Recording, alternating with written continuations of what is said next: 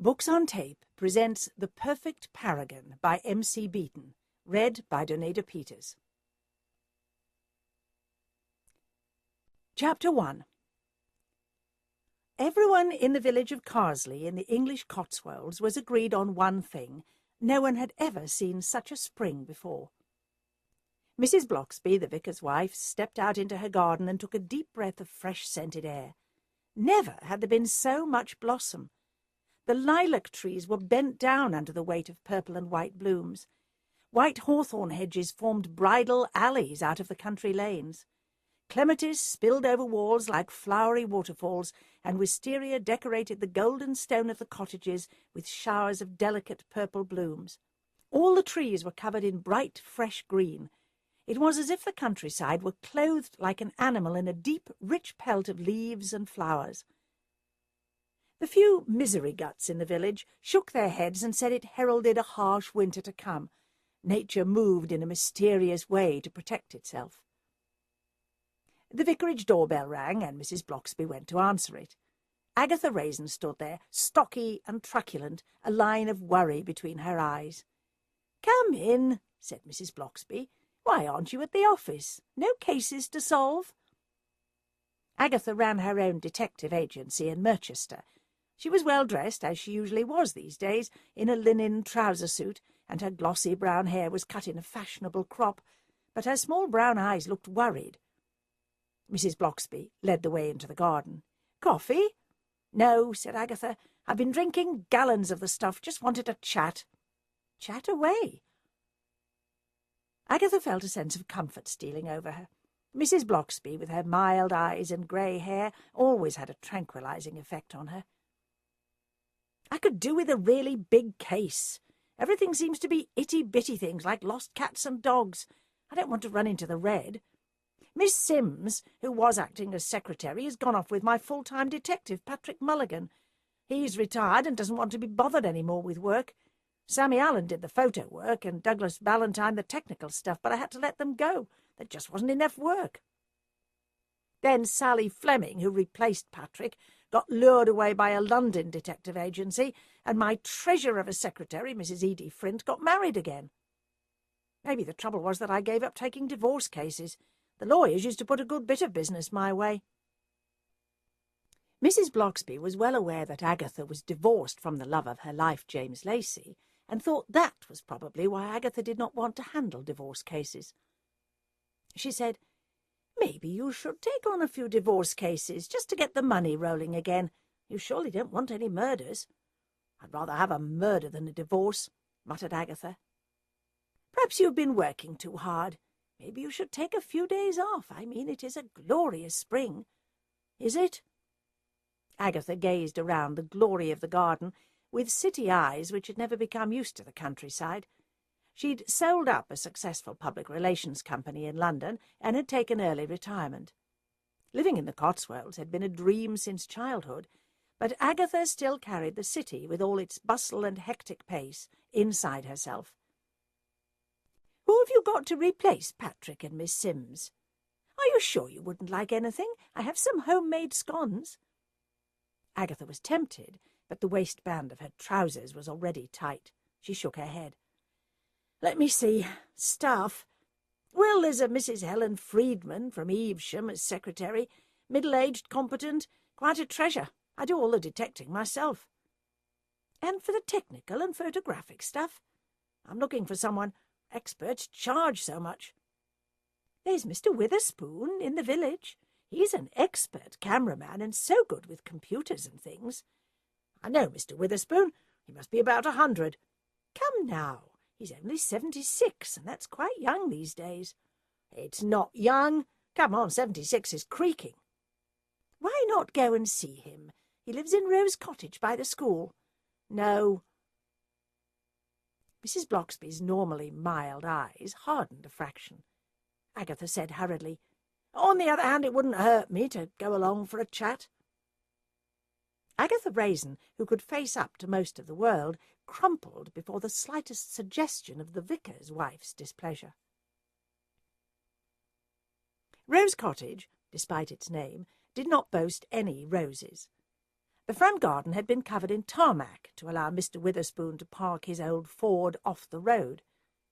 His cottage was one of the few modern ones in Carsley, an ugly red-brick two-storied affair. Agatha, who knew Mr. Witherspoon only by sight, was prepared to dislike someone who appeared to have so little taste. She raised her hand to ring the doorbell, but it was opened, and Mr. Witherspoon stood there. "Come to offer me a job?" he said cheerfully. Much as she loved Mrs. Bloxby, in that moment Agatha felt she could have strangled her. She hated being manipulated, and Mrs. Bloxby appeared to have done just that. "I don't know," said Agatha gruffly. "Can I come in?" "By all means. I've just made coffee." She telephoned him as soon as I left. That's it, thought Agatha. She followed him into a room made into an office. It was impeccably clean and ordered. A computer desk stood at the window, flanked on either side with shelves of files. A small round table and 2 chairs dominated the centre of the room. On the wall opposite the window were ranks of shelves containing a collection of cameras and lenses. "Sit down, please," said Mr. Witherspoon. "I'll bring coffee." He was an average-sized man with thick grey hair. His face was not so much lined as crumpled, as if one only had to take a hot iron to it to restore it to its former youth. He was slim. "No paunch," thought Agatha. "At least he can't be a boozer." He came back in a short time, carrying a tray with the coffee things and a plate of scones. "Black, please," said Agatha. "May I smoke?" "Go ahead." "Well, one good mark so far," thought Agatha. "I'll get you an ashtray," he said. "Have a scone." When he was out of the room, Agatha stared at the plate of scones in sudden suspicion. She picked up one and bit into it. Mrs. Bloxby's scones! She would swear to it. Once again she felt manipulated, and then experienced a surge of malicious glee at the thought of turning him down. He came back and placed a large glass ashtray next to Agatha. He sat down opposite her and said, "What can I do for you?" "Just a social call," said Agatha. A flicker of disappointment crossed his faded green eyes. "How nice. How's the detective business?" "Not much work at the moment." "That's odd. There's so much infidelity in the Cotswolds, I would have thought you would have enough to keep you busy." "I don't do divorce cases any more." "Pity. That's where the money is. Now take Robert Smedley over in Ancombe. He's very rich. Electronics company. Madly jealous. Thinks his wife is cheating on him. Pay anything to find out." They studied each other for a long moment. "I really need the money," thought Agatha. "But he hasn't approached me," she said at last. "I could get him to." Agatha had a sizable bank balance and stocks and shares, but she did not want to become one of those sad people whose lifetime savings were eaten up by trying to run an unsuccessful business. She said tentatively, "I need someone to do bugging and camera work." "I could do that." "It sometimes means long hours." "I'm fit." "Let me see, this is Sunday. If you could have a word with this Mr. Smedley and bring him along to the office tomorrow, I'll get my Mrs. Friedman to draw you up a contract. Shall we say a month's trial?" "Very well. You won't be disappointed." Agatha rose to her feet, and as a parting shot said, "Don't forget to thank Mrs. Bloxby for the scones." Outside, realizing she had forgotten to smoke, she lit up a cigarette. That was the trouble with all these anti-smoking people around these days. It was almost as if their disapproval polluted the very air and forced one to light up when one didn't want to. Because of the traditions of the Carsley Ladies' Society, women in the village called each other by their second names. So Mrs. Friedman was Mrs. Friedman even in the office, but Mr. Witherspoon volunteered his name was Phil. Agatha was irritated when Phil turned up alone, but he said that Robert Smedley would be along later. After he didn't protest at the modest wages Agatha was offering him, she felt guilty and promised him more if his work should prove satisfactory. The office consisted of one low-beamed room above a shop in the old part of Merchiston near the Abbey. Agatha and Mrs. Friedman both had desks at the window. Phil was given Patrick's old desk against the wall. There was a chintz-covered sofa and a low coffee table, flanked by 2 armchairs for visitors. Filing cabinets and a kettle on a tray, with a packet of tea and a jar of instant coffee, milk and sugar cubes, made up the rest of the furnishings. Mr. Robert Smedley arrived at last, and Agatha's heart sank. He looked the sort of man she heartily despised. First of all, he was crammed into a tight suit. It had originally been an expensive one, and Mr. Smedley was obviously of the type who would not admit to putting on weight or to spending money to have the suit altered. He had small black eyes in a doughy face, shadowed by bushy black eyebrows. His flat head of hair was jet black. Hair dyes are getting better these days, thought Agatha.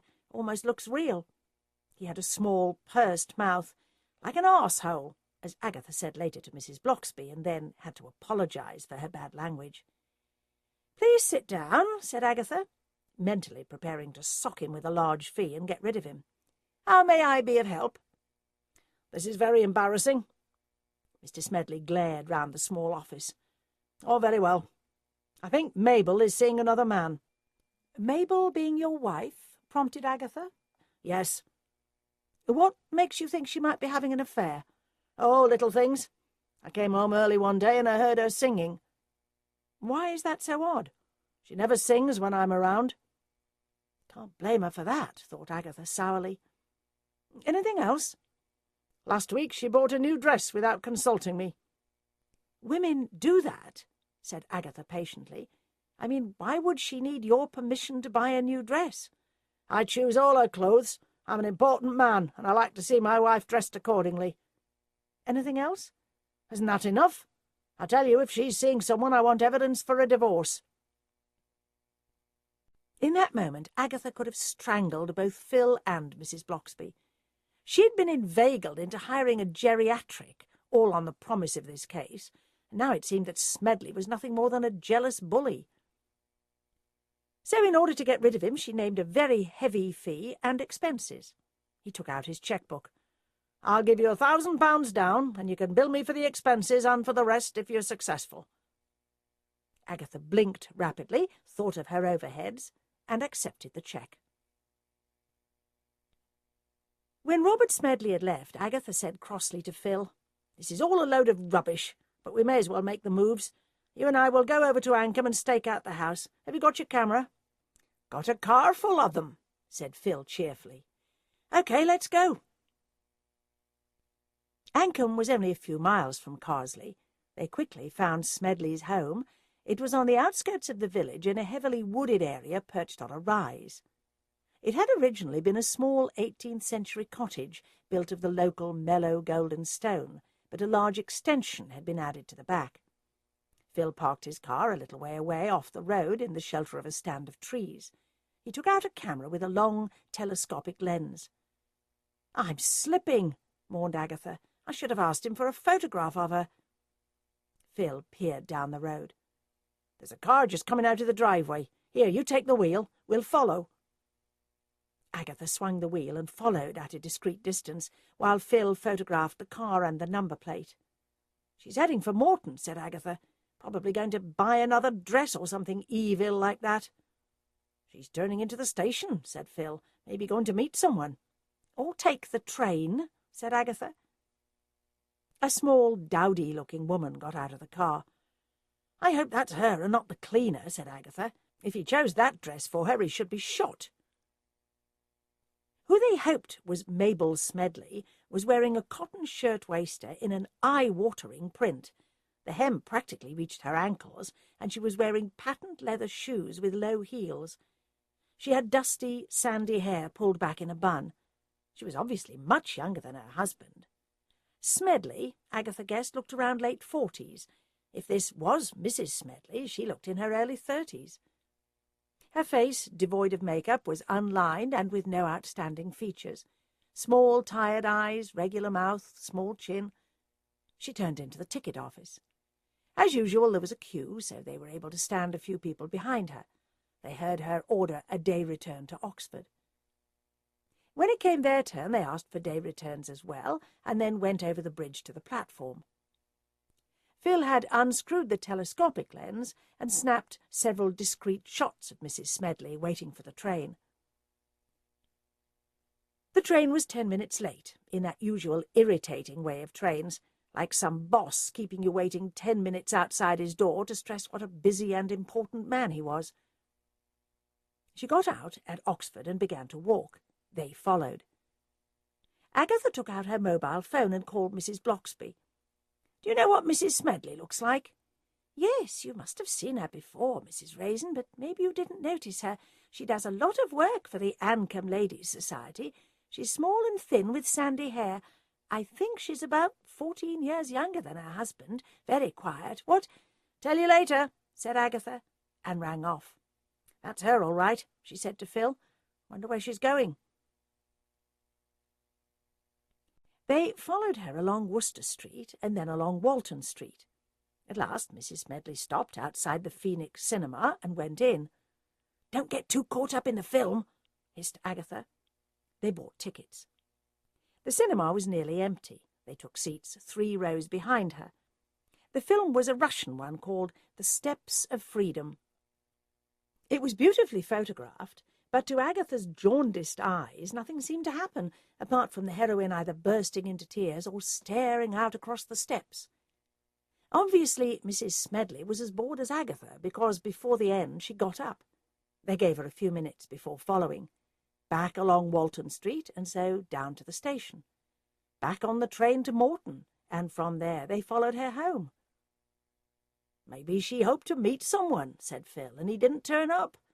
I mean, it seems odd to go all that way to sit through a dreary film." "You got photos of her going into the cinema?"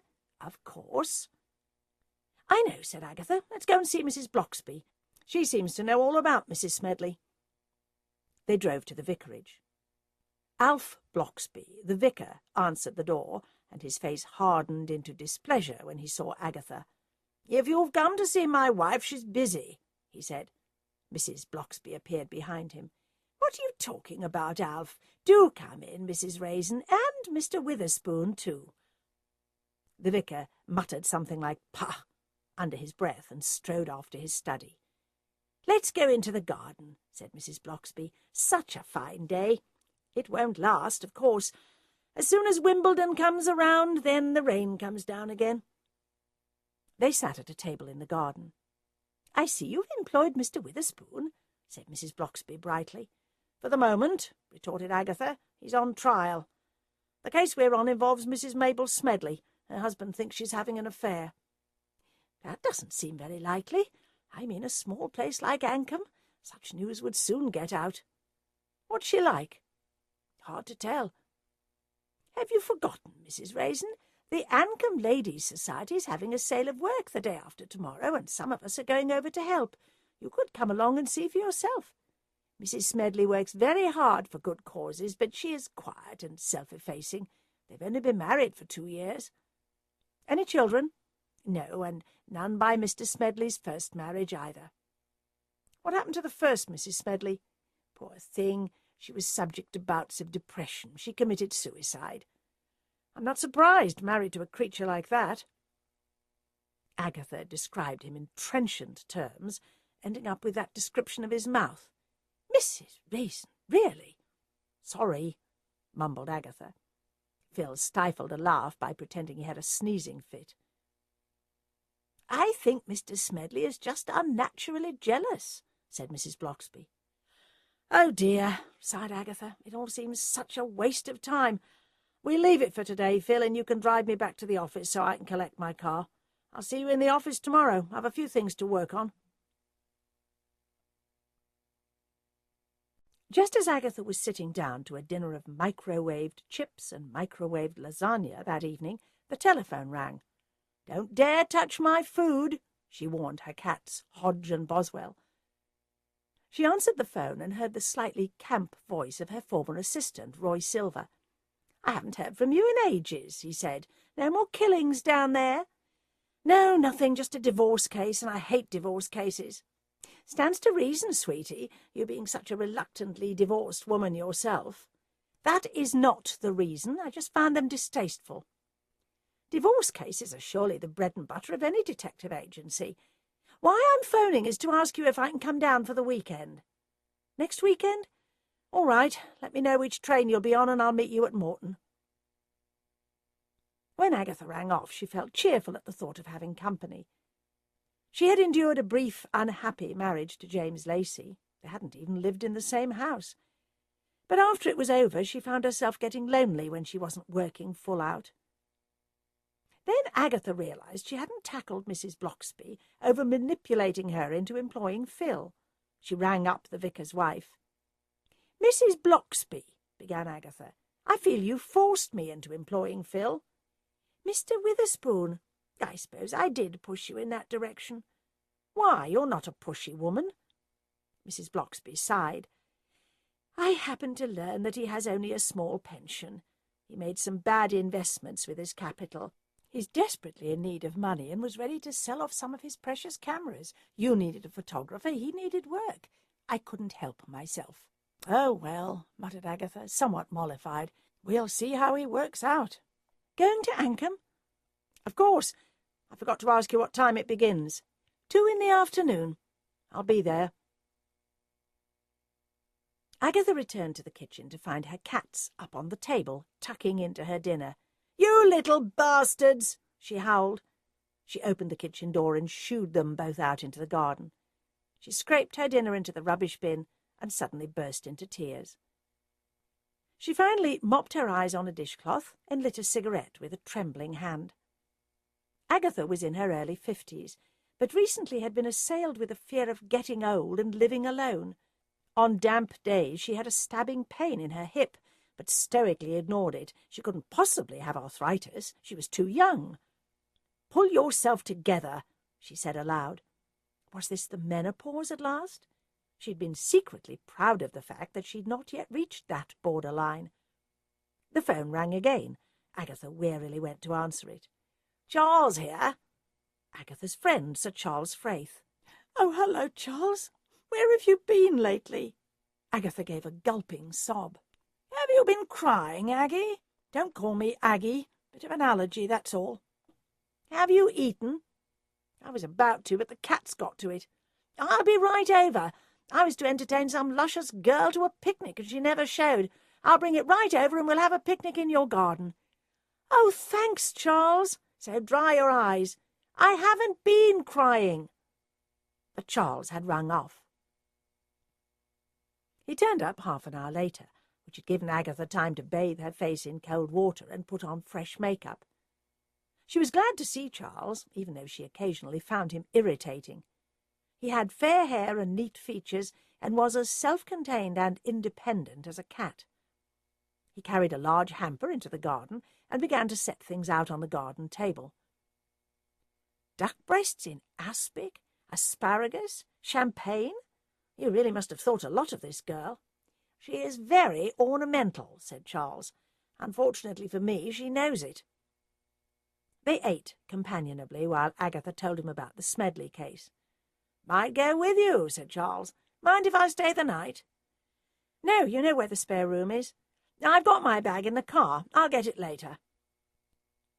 The sun slowly set behind the trees at the bottom of the garden. Agatha thought uneasily about her burst of tears. It all seemed like madness now. Chapter 2. Charles was still in bed the following morning when Agatha set out for the office, fortified with a breakfast of 2 cigarettes and a cup of black coffee. "What have we got today?" she asked Mrs. Friedman. "Still got that missing teenager case, 1 missing dog and 1 missing cat." "Peanuts," said Agatha gloomily. "I've got the morning free, so I may as well get back out there looking for them. We'll leave Mabel Smedley for now." "I'll come with you," volunteered Phil. "Oh, all right," said Agatha. "We'll start with the teenager, Jessica Bradley." "That's been in all the papers," said Phil. "Left the Happy Night Club at 1 in the morning and just disappeared. The police haven't been able to find a trace of her." "I've interviewed the people who run the club," said Agatha, "and her friends. She left alone. Doesn't seem to have a boyfriend. I don't know what we can find out that the police can't." "Perhaps," suggested Phil, "we could walk from the club to her home, just to get a feel of the area." "I've done that," snapped Agatha. "The police have even had a look-alike on television doing that. "Sometimes people try so hard they're not really looking," said Phil. "Wouldn't hurt, just to take the walk again." "Oh, well," sighed Agatha, "it's better than sitting here. Give me her photo and those cat and dog photos, Mrs. Friedman. Who knows, we might get lucky and find one of them in the street." They made their way to the Happy nightclub. It was in a dingy back street. "It's quite a walk," said Agatha. "As far as I remember," said Phil, "she lives in Old Brewery Road out by the bypass." "Right. I don't know what you hope to achieve by this walk, but I'm prepared to try anything." The day was becoming quite hot. Agatha had put on a pair of high-heeled sandals that morning, and her feet were beginning to ache. The houses began to thin out as they approached the bypass. "We take the bridge over the bypass," said Agatha. As they reached the centre of the bridge, Phil said, "Stop." "What?" "Just want to look. How long's she been missing?" 3 days. "How old is she?" 16.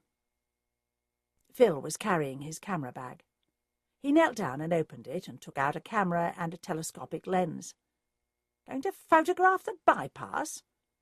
Sometimes I can see things with this that other people miss."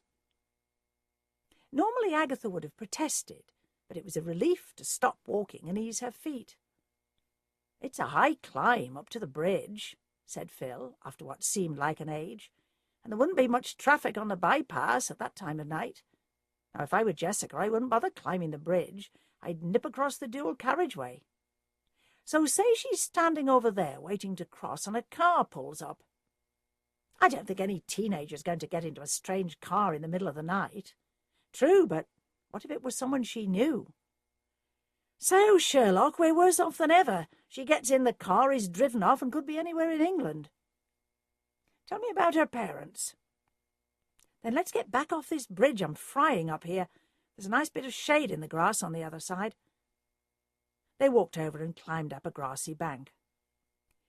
"Father, Frank Bradley, works in an ice cream factory, 40s, cut up about his daughter. Wife about the same age, tired-looking, cries the whole time." "What were they about, letting Jessica stay out so late? I mean, she's only 16. They'd told her to be home by 11. When she didn't show, the father went out looking for her." "What if the father did find her? What if she got in the car and he lost his temper and she cheeked him and he thumped her too hard? Have the police looked closely at the family?" "Yes, first thing they thought of." "OK." Phil's eyes looked oddly young in his wrinkled face, but they wouldn't make any particular push, grieving parents and all that. "I thought of the father right off as well as the police," said Agatha, "but I'd swear to God the man is genuine." "What about uncles? Neighbours?" "I don't know," said Agatha crossly. "You know, we could go back and get the car and pretend that she was picked up and drive along the dual carriageway and see if there's anywhere to dump a body. The police can't search everywhere." "I'm the detective, not you," snapped Agatha. Phil looked at her mournfully. "It's the heat," said Agatha by way of apology. "Look, my feet hurt. Be an angel and get the car and I'll wait here." "Right-o," said Phil cheerfully. "Watch my cameras and I'll be back in a tick." He strode off. "I think he's fitter than me," thought Agatha. Her hip gave a nasty little twinge and she rubbed it fiercely. Phil was soon back. Agatha crossed back over the bridge and got into his car. "No air conditioning," she moaned. "If you open the window, you'll get a nice breeze," said Phil. Agatha opened the window, and a hot, dry wind sent her hair whipping about her face. She shut it partly. "How far are we going?" Phil was cruising along slowly, looking carefully to left and right. "I'm thinking. You think too, Mrs. Raisin? I am an uncle, say, or neighbour. Jessica starts to complain this isn't the road home. You can't go on much further without making some sort of attack. 10 miles, I'd say." Agatha closed her eyes and tried to imagine the scene. If it were someone Jessica knew well, she'd be chattering happily. They would be on the wrong side of the dual carriageway for home, so at first she wouldn't notice anything until he came to the first roundabout and realised he hadn't turned round to go back. She opened her eyes. "Try 3 miles after the first roundabout." Phil went across the first roundabout, and slowed down to a crawl as other cars passed him at speed. At last he pulled over into a lay-by and said, "About here?" He switched off the engine and they sat looking about them. "There's a deep ditch down there," said Agatha, looking to her left. "He wouldn't want to drag a body into the woods over there because he might be seen from the road. My guess is that he'd simply have rolled her down the bank. Let's search. In these heels? I got Mrs. Friedman to give me the flat pair you keep in the office. They're in the bag I brought back with me. I brought a flask of coffee and some sandwiches." For the first time, Agatha really warmed to him as she slipped off her high heels and put on her comfortable shoes. They left the car and slid down the bank and began searching among the bushes at the bottom. They'd gone at least a mile away from the car when Agatha panted, "It's no good. This is mad. Let's sit down. I've got the coffee." Restored by 2 cups of black coffee, a chicken sandwich and a cigarette, Agatha looked around. Behind her, up on the dual carriageway, the traffic whizzed past. Round about them the ground was dotted with litter thrown from cars. She looked idly to left and right and then exclaimed, "Knickers!" "Yes, it is very hot," said Phil amiably. "No, I think that's a pair of knickers over there." She got to her feet and went a little way to her left and stooped down. A brief, torn pair of lace knickers was hanging on the twig of a stunted bush. "Could be anyone's," she muttered. "Let's look around here." "Here's a shoe," said Phil. "What was she wearing when she disappeared?" "Let me think.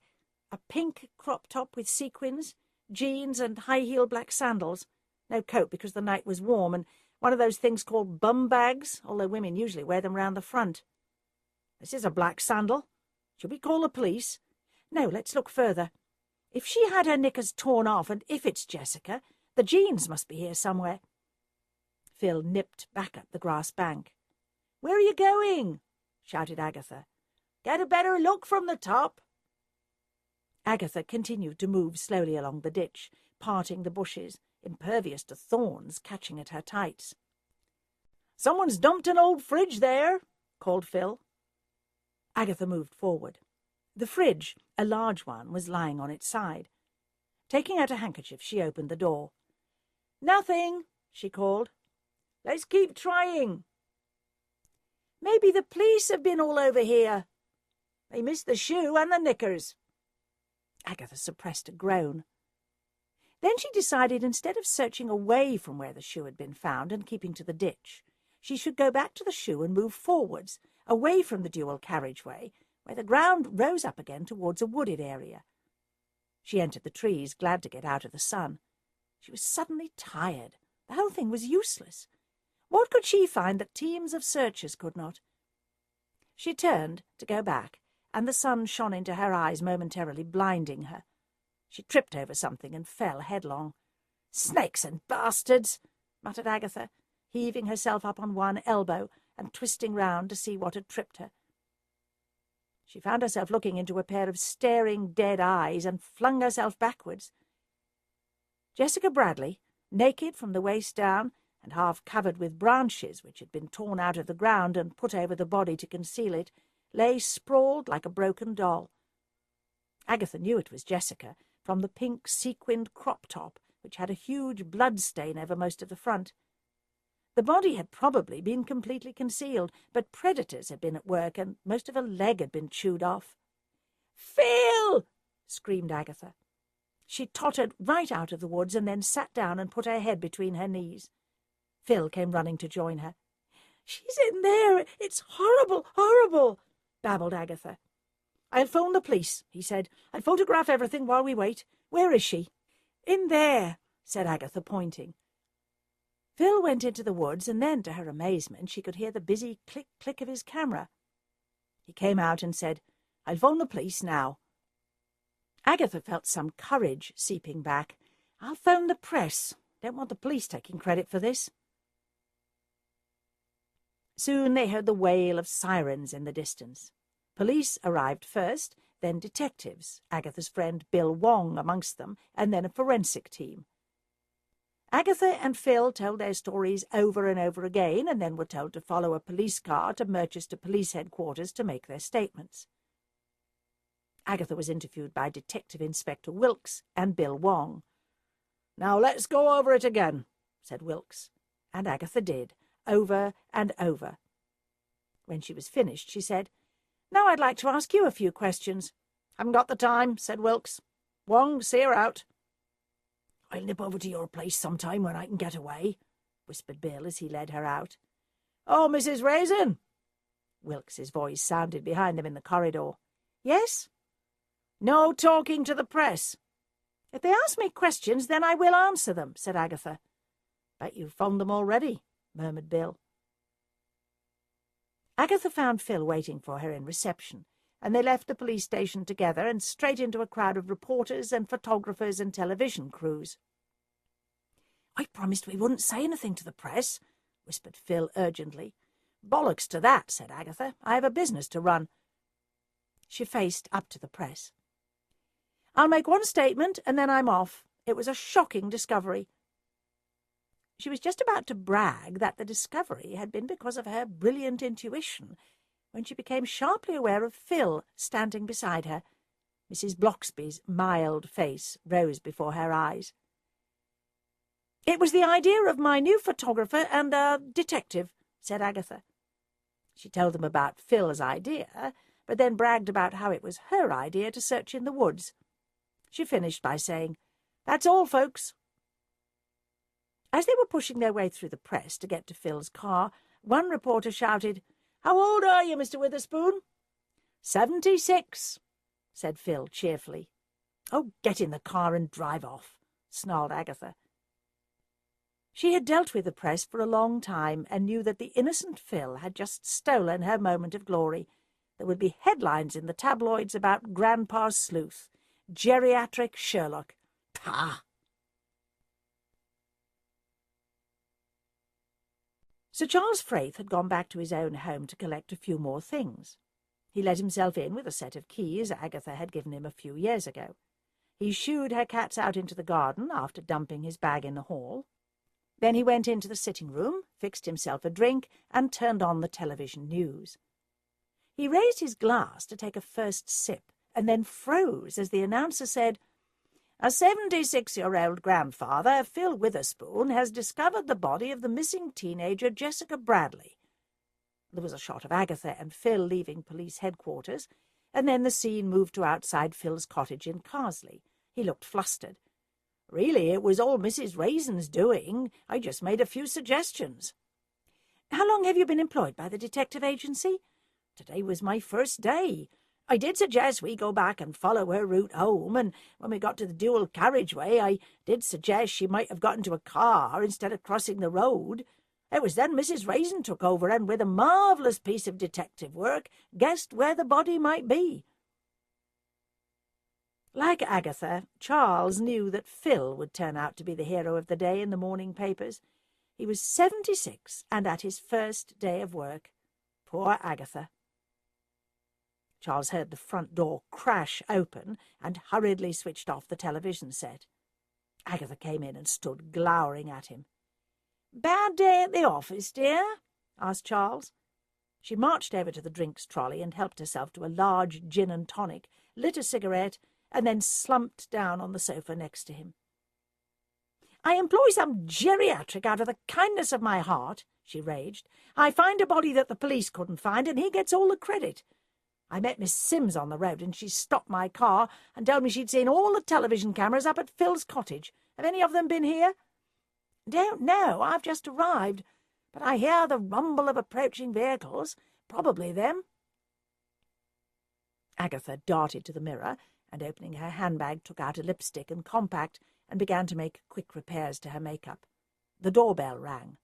"I'll put them straight," she muttered. "Aggie, if you do Phil down and contradict his story, you'll look ungracious and mean. Mind your own business." The doorbell rang. But Agatha was a shrewd operator. Charles heard her praising Phil and saying how lucky she was to have him. "I'm tired of ageism," he heard Agatha say. "People should be employed because of their brains and talents, irrespective of age." She then went on to credit Phil with the idea of retracing Jessica's journey home, and then carefully went on to explain how her own brilliance and intuition had been instrumental in finding the body. When she'd finished, she came back in and sat down again on the sofa beside Charles. "Look at it this way," said Charles, "and be fair. If it hadn't been for Phil's idea, you wouldn't have found the body." "Oh, I suppose so. I suppose that case is over. I was charging the parents a modest fee. They don't have much, so I'd better leave the rest to the police." "What's happened to your wits? You volunteer to find out who killed their daughter for nothing. Good publicity. And down under that hard shell of yours there must be a decent human being who wants to find out who murdered a young girl." A picture of Jessica's dead body rose up in Agatha's mind. "Excuse me," she gasped. She darted up to the bathroom and was violently sick. After she'd bathed her face and reapplied her makeup, she went shakily back downstairs. "You're right," she said. "Publicity or not, I'll do it." "Good. Let's walk up to Phil's cottage. The fresh air will do you good." On the road there they met Patrick Mulligan, a retired detective who had left Agatha's employ to live with Miss Sims.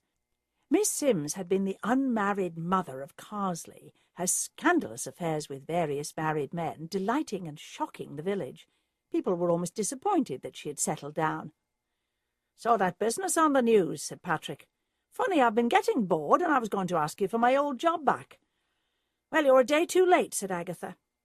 But she stopped short, thinking that all the publicity would surely bring in new cases, and Patrick still had ties to the police and was efficient at getting information out of them. "Oh, you can start again tomorrow, Patrick. Come with us to Phil's and we'll have a council of war."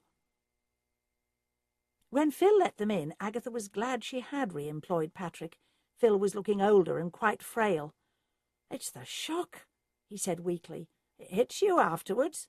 For years I ran my own photographic shop in Evesham, nice quiet existence, chatting to the customers, and then this."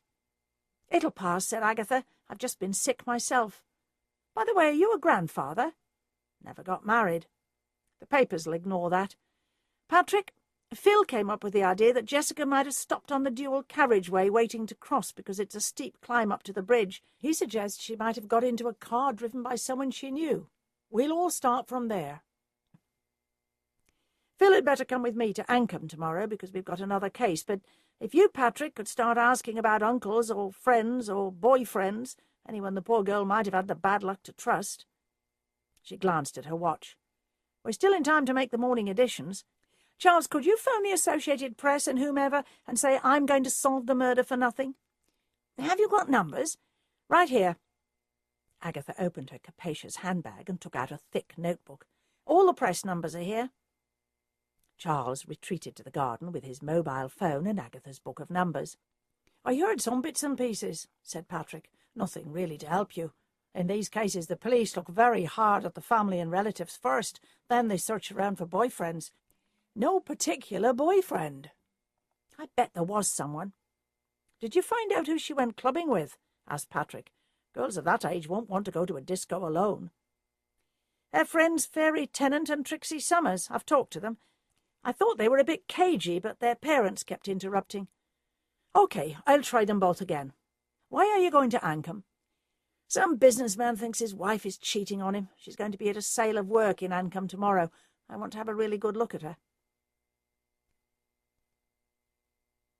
Agatha went to the office late in the morning after buying all the newspapers. As she had expected, Phil was prominently featured, but there was a paragraph in each newspaper saying that she was determined to solve the case and would not be charging the parents a fee. "More cases, Mrs. Raisin," said Mrs. Friedman.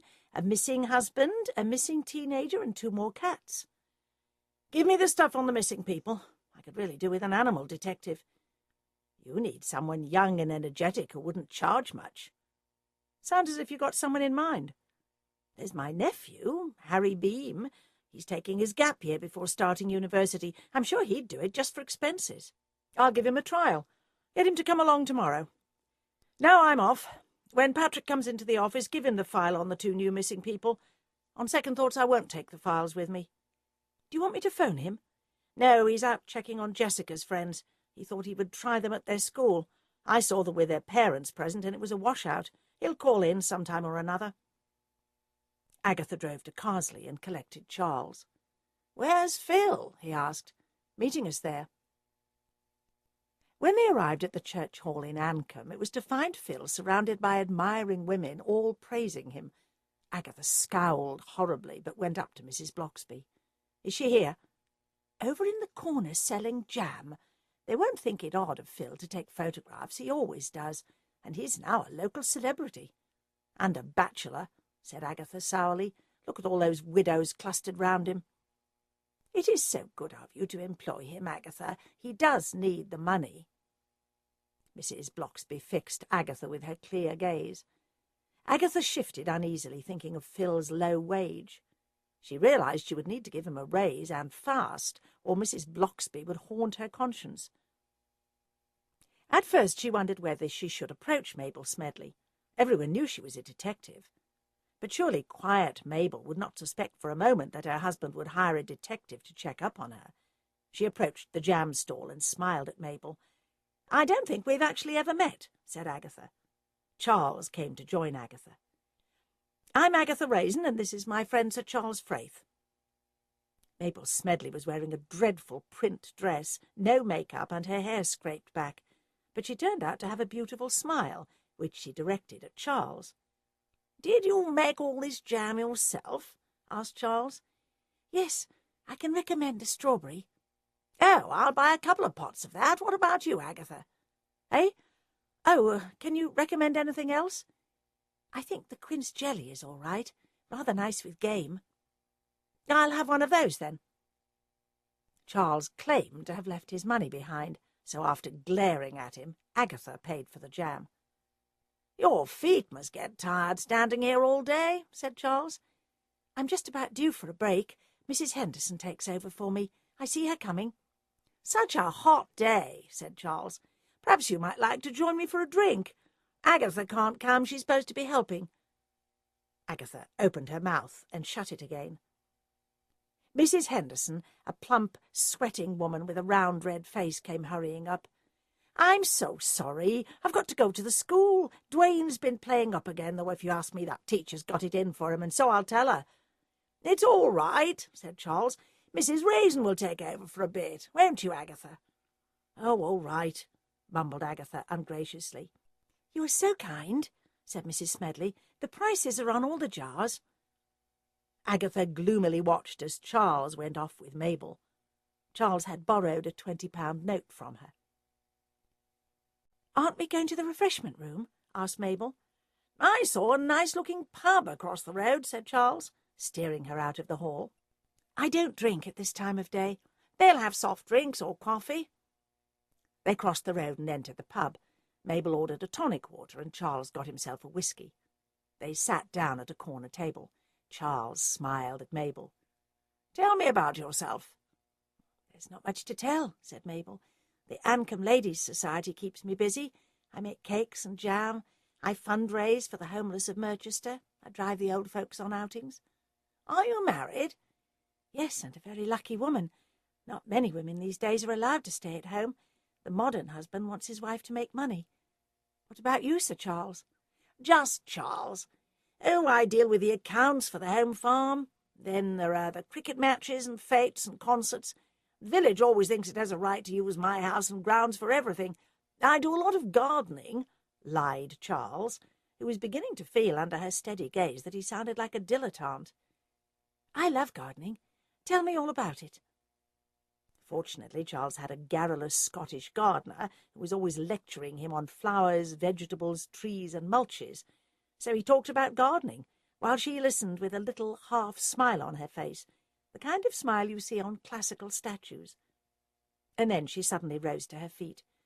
"I must get back. Do stay and finish your drink." She gathered up her handbag and headed for the door. Then she turned and said sweetly, "Do tell your friend Mrs. Raisin that I didn't enjoy the film either. Pity. Such good reviews." Chapter 3. Agatha was horrified when Charles told her of Mabel's parting comment. "I should never have employed an amateur like Phil," she raged. "That's not fair, Agatha. Amateur yourself. it hadn't been for Phil, you'd never have found Jessica's body, and both of you were tailing her. And Mrs. Bloxby is trying to get your attention." Agatha was aware of Mabel back once more behind her jams, smiling that little smile. "Oh, Mrs. Raisin, bad news," said Mrs. Bloxby. "Mabel's just confided in me that she knows you are following her. She thinks it's rather sweet." "Sweet?" "Yes. She says her husband is so jealous, and it's very flattering." "How did she know we were well behind her?" "Perhaps she took out her compact or something to powder her nose in the cinema and spotted you. She doesn't wear makeup. Now what do I do?" "Haven't you anyone else you could put on the case?" "I've re-employed Patrick Mulligan. She doesn't know him. He's working on the Jessica Bradley case. We could switch." "So you've re-employed Patrick? I thought you were cutting back on expenses." "I'd forgotten the golden rule of business, and that's to put money in to get money out. It looks, however, as if Mabel Smedley is a lot sharper than we thought." Charles's mobile rang. He muttered an excuse and hurried outside. Phil came up, and Agatha told him about Mabel spotting them. "I don't know how she did it," he said. "I mean, she's not the suspicious type, and all the ladies here think she's a perfect paragon. Works so hard for good causes." "And never was heard a discouraging word," said Agatha. "Let's get back to the office, Phil. We'd better put Patrick on it." "But what about photographs?" "We'll go on to the Jessica case. If Patrick digs up anything worth photographing, he can let us know." Charles came back. "I've got to go," he said. "Remember my date who didn't show up? She's phoned to apologise. Her dog died, and she was too distraught to get in touch with me." "I'll drop you back at the cottage," said Agatha, "and you can collect your car." She felt like snapping at Charles on the road back to Carsley. It was not as if she were jealous of this girl, she told herself. It was just annoying, the way he dropped in and out of her life, using her cottage as a sort of hotel. After Charles had collected his bags and left, Agatha felt the old wave of loneliness descend on her. Then she remembered Roy would be coming at the weekend, and set out for the office feeling slightly more cheerful. Before she left her cottage, she'd phoned Patrick about the new arrangement. He was waiting for her when she arrived and listened intently as she outlined the case. "Nobody's that perfect," he said. "I think she found out that her husband had employed you. I think I know how she found out." His eyes slid to where Mrs. Friedman was tapping away at the keys on the computer. Agatha stared in amazement. "Mrs. Friedman, stop work for a moment. Did you tell anyone that Robert Smedley had hired us to spy on his wife?" Mrs. Friedman was a plump, placid lady with tightly curled grey hair, a pleasant face, and thick glasses. A tide of red went up from her neck and covered her face. "Do you remember the Boggles?" "Can I ever forget them?" said Agatha. The Boggles were an elderly couple who had lived in Carsley and had demanded outings and treats from the members of the Ladies' Society with ruthless energy. Agatha had heaved a sigh of relief when they'd relocated to a nursing home in Broadway. "Paid them a little visit, and they were asking about things. I didn't think there would be any harm in telling them." "Harm?" raged Agatha. "They'd be on the phone as soon as you'd left. You must never discuss anything that goes on here with anyone." "Oh, I am so sorry. They looked so old and frail. I never believed for a moment they would phone anyone or tell anyone. I mean, they said that no one ever visited them." "That's that," said Patrick. "She's not going to do anything now that she knows we're on to her. Better tell Smedley." "No, not yet," said Agatha slowly. "If there's anything to find out about her, it happened before, and that's what you've got to dig up." "Do you want me to leave?" asked Mrs. Friedman in a quavering voice. "Oh, go on with what you're doing," said Agatha. The door opened, and a young man slouched in. He had a shaven head, a nose stud, earrings, and was dressed all in black T-shirt under a black leather jacket and black leather trousers. His face was set in a truculent sneer. He had blue eyes, a sharp nose, and a long mouth. "Hi," he said, and slumped down on the sofa. "My nephew, Harry Beam," said Mrs. Friedman. For a moment Agatha was lost for words. She had imagined the nephew would turn out to be a bright, clean-cut young man. "So, this is your gap year?" Agatha finally demanded. "Yep," What are you going to study? Physics. Where? Imperial College. How on earth did he get in there, wondered Agatha. Threatened to break their legs? Oh, well, one day should be enough to get rid of him. Mrs. Friedman, give Harry the files on the lost animals and let him get on with it. Patrick, did you manage to interview either Fairy, Tennant or Trixie Summers? Not yet. I've been trying the neighbours. I was going to get them after school. OK, Phil and I will go now. I know them, said Harry, looking up. Pair of slags. How do you know them? Year below me in school. And what about Jessica Bradley? Nah, she was one of the quiet ones. Agatha hesitated. The sensible thing would be to take Harry with her, but she balked at the thought of losing face by being seen with such an oaf. Come along, Phil. Harry, if you find one animal, you're hired. He grunted, staring at the photographs of the missing pets. Agatha sighed and went out, followed by Phil. When they were driving off, she said, I begin to wonder about Mrs. Friedman. First she gossips, and then she saddles me with that monster of a nephew. He may be all right, said Phil. They all look weird these days. They drove to Merchester High School and parked outside. Some parents were already waiting in their cars because a lot of pupils came in from outlying villages, some not served by a school bus. At 4 o'clock the pupils began to stream out. Agatha reflected that most seemed to have done everything they could to alter their school uniforms. A lot of the girls were wearing high heels and tiny skirts. The boys went in for the sloppy look, trousers drooping over their ankles and shirt-tails hanging out. Agatha recognized Trixie and Fairy and walked towards them. Harry Beam turned into a store where he knew there was a machine for printing business cards. He typed in his name, put Private Detective under it, the name of the agency, and the phone numbers and email of the agency. Then he got into an old white Ford van he had hired and headed out to the outskirts, where the animal rescue shelter was located. It had just started up a month before. He went into the reception desk. The receptionist looked him up and down and demanded, "What do you want?" And Harry smiled at her. The smile transformed him, and Agatha would not have recognized his voice as he presented his business card and said meekly, "I wonder if I could look at your cats and dogs. You see, the owners are so distressed, and we would like to do everything we can to help them find their pets."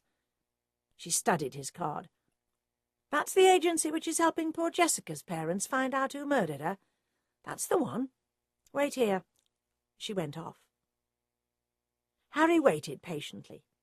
After a short time she returned with a man whom she introduced as Mr. Blenkinsop.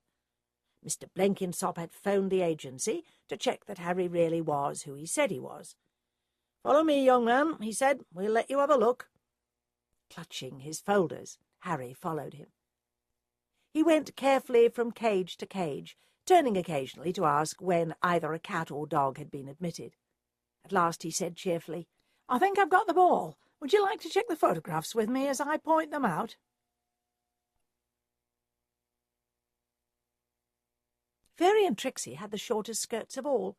They'd both loosened their ties and unbuttoned their shirts to where an edge of brassiere would peep through. Both had very long legs, ending in high heels. The school would have stopped short at allowing them to wear stilettos, so they'd compromised by wearing black shoes with a heavy sole and large, clumpy heel. They both had masses of brown, unruly hair, streaked blonde. "Jailbait," muttered Phil. "How can their parents let them go around like that?" Agatha walked forward. "Fairy and Trixie, remember me?" "That's us," said Fairy. "Who wants to know? Don't remember you." "I'm a private detective investigating the death of Jessica Bradley." "Luke," said Trixie, "we've talked to the police. We don't need to talk to you. You don't look like a detective anyway. You're old." "Cut the crap," said Agatha savagely. "I find it damned suspicious that you have no interest in finding out who murdered your friend." They stared at her mulishly. Both were chewing gum. Then Trixie shrugged and said to Fairy, "Let's split." They sauntered off, leaving Agatha glaring after them.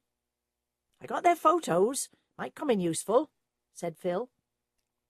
"Let's try the school," said Agatha. So much bureaucracy and paperwork these days, the teachers are probably all still chained to their desks. I took notes from reports in the local papers. Her English teacher is a Miss Rook. They entered the school and walked along corridors until they found a teacher who told them Miss Rook was in the staff room and directed them there. There were 5 teachers in the staff room. "Miss Rook?" asked Agatha. "That's me." A small woman got to her feet. Agatha introduced herself and Phil. "Is it about Jessica?" "Yes." "We'll leave you to it, Alice," said one of the 4 other teachers, and then they left. "Sit down," said Alice Rook. "Would you like some staff coffee? I warn you it's pretty terrible." "No, we're all right. Tell us about Jessica." "Up till 6 months ago she was a very good pupil, not like some of the others who shout Parky at me, even though I'm half Indian." "That explains the English name." "Yes." Alice Rook was a pretty woman with a smooth, coffee-coloured skin, large dark eyes and thick black hair. "So what caused the change in Jessica?" "Fairy Tennant and Trixie Summers. Bad influence. Jessica was quite shy, you know, and like all shy girls she wanted to be popular with the boys. She started to hang out with that precious pair. I told her work was slipping and that if she didn't get good grades she'd never make it to university. She just stared at me and said nothing. You know what I think? I think she had a crush on someone. I think she had decided to do anything to attract that someone. Any idea who that someone was?" She shook her head. "I would swear it was no one in her class or in her year. I know the boys the girls fancy, and it wasn't any of them. I think it was someone outside of the school." "What makes you say that?"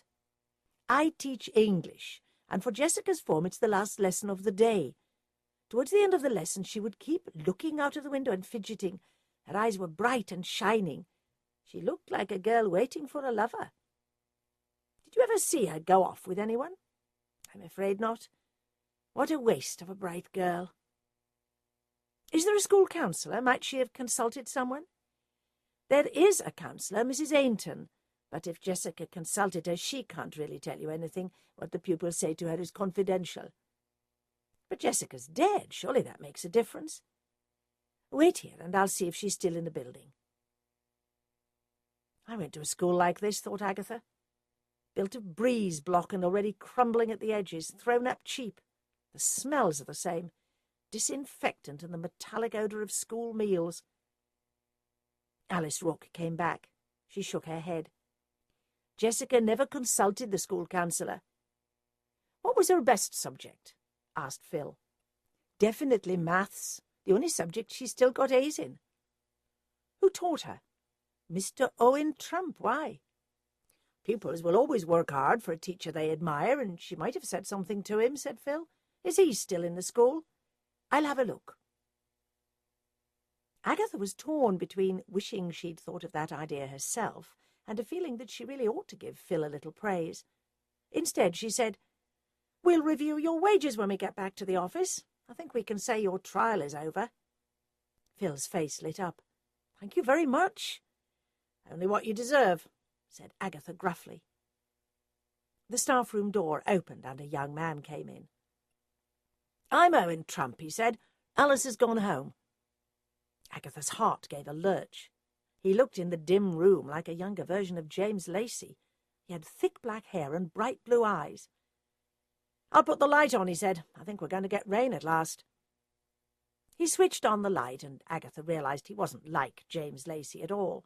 His face was handsome, but not as strong, and he was wearing blue contact lenses.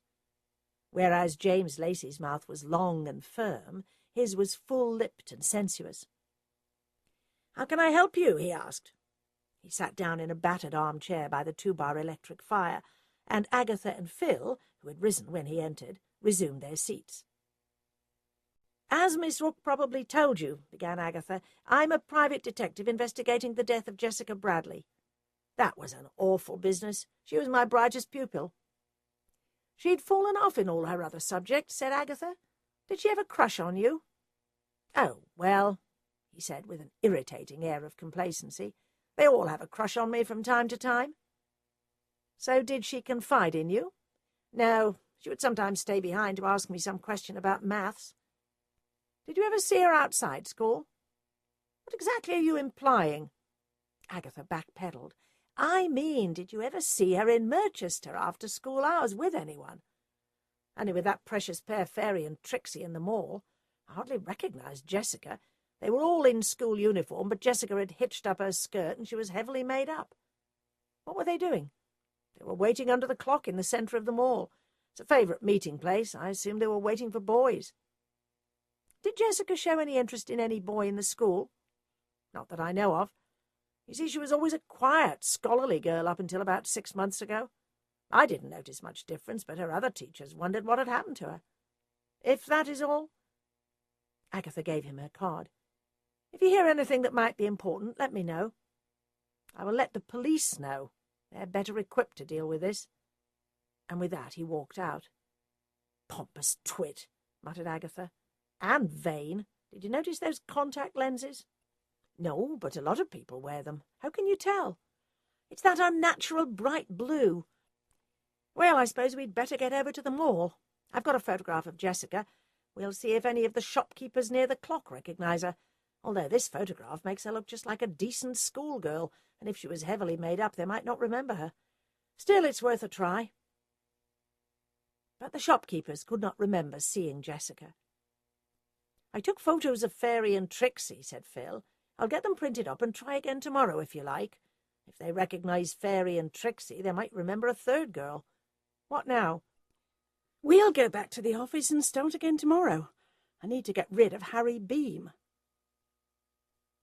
Harry Beam was slouched on the sofa.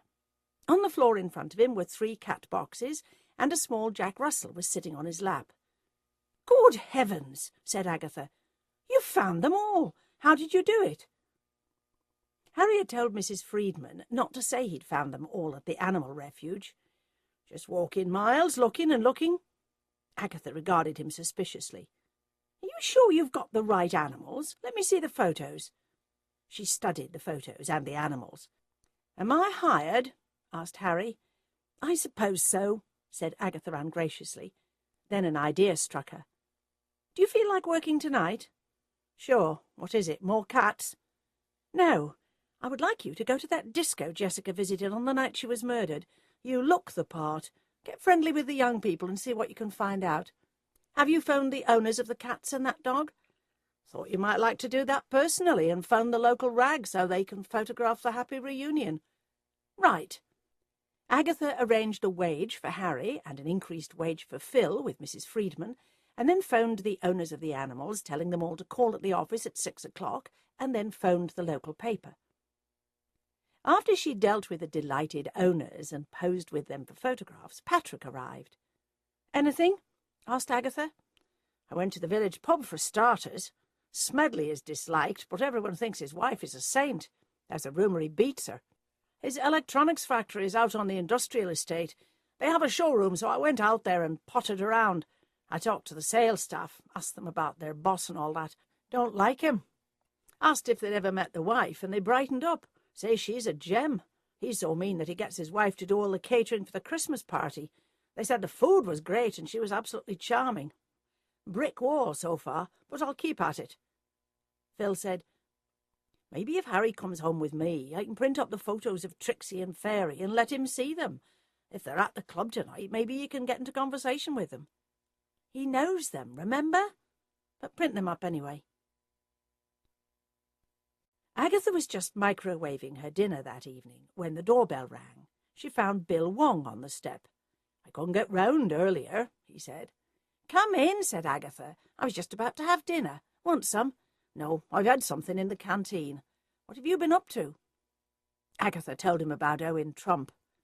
Clever work, said Bill. I never thought of a schoolteacher. Agatha felt a little guilty twinge. It had been Phil's idea. What about your end? She asked. Her English teacher thinks Jessica may have been in love. English was last period, and she said Jessica kept looking out of the window. That doesn't sound like one of the schoolboys. She also said her work had deteriorated in the last 6 months, apart from maths. We'll have a look at this maths teacher. So how are you? Heard from James Lacey? No, said Agatha curtly. No new interesting neighbours? The house is up for sale again. probably be the middle-aged or elderly who'll buy it. Young people can't afford the prices around here. So how's the agency doing? Work's picking up.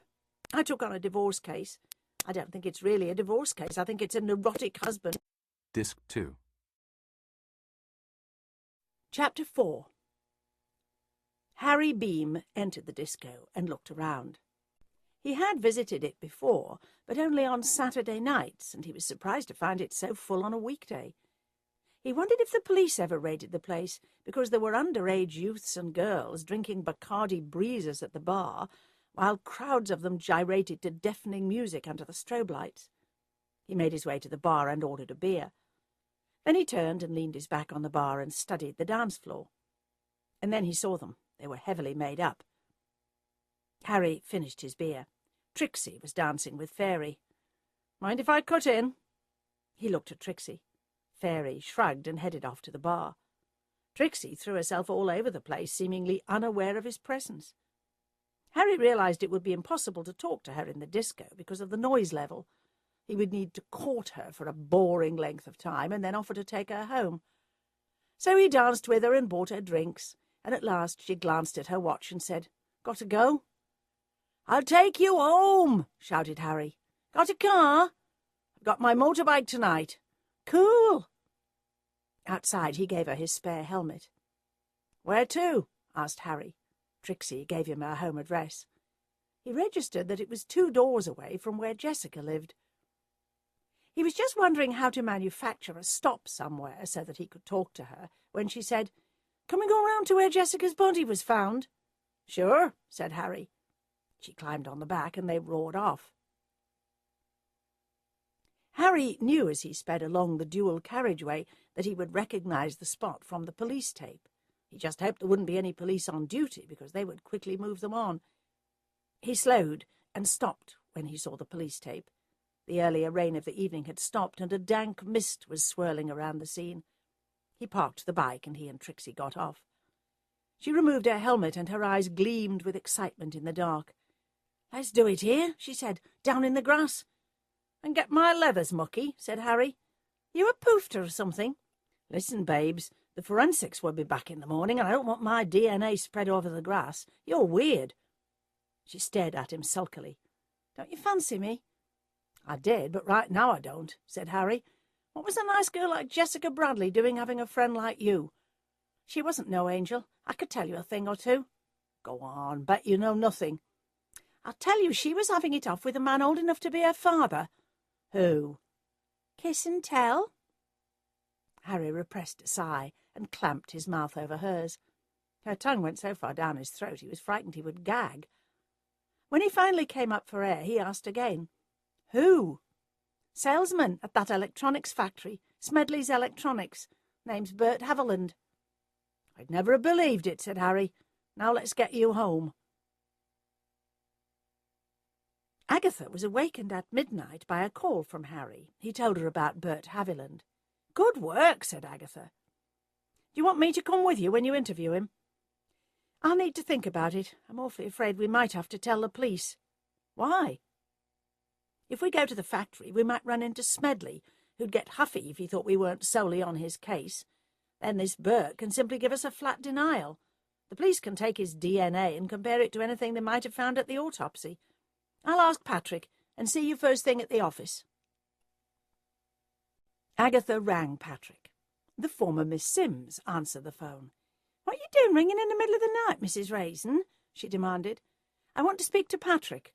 I wish you'd left him alone. He's never here, and I've got to look after the kids myself. What fun's that? I think he's too old for me. I mean, old is all right in gentlemen friends, if you get my meaning. Besides, he's only got his pension, and I've had to take a part-time at the supermarket." "I never thought you were mercenary," said Agatha, momentarily diverted. "Like them men who go up to wars?" "No, after money. Who isn't these days? It's all right for you. I'll get him." Agatha heard her say, "Wake up, it's Mrs. Raisin on the line." "What does she want?" grumbled Patrick. "Ask her and find out. I'm going back to sleep." When Patrick came on the line, Agatha told him what Harry had found out, ending with, "Should I tell the police?" "I think you'd better." "Any results from the autopsy?" Was she raped? Too early to say. I'll phone Bill Wong. Agatha found Bill's mobile phone number, praying the phone would be switched on. Otherwise she would have to call his home number and maybe get one of his frightening parents. To her relief, Bill answered his mobile. She told him what Harry had found out. "Oh, good work," said Bill. "We'll pull him in first thing tomorrow." "You owe me," said Agatha. "I want you to come round here when you can and let me know the result."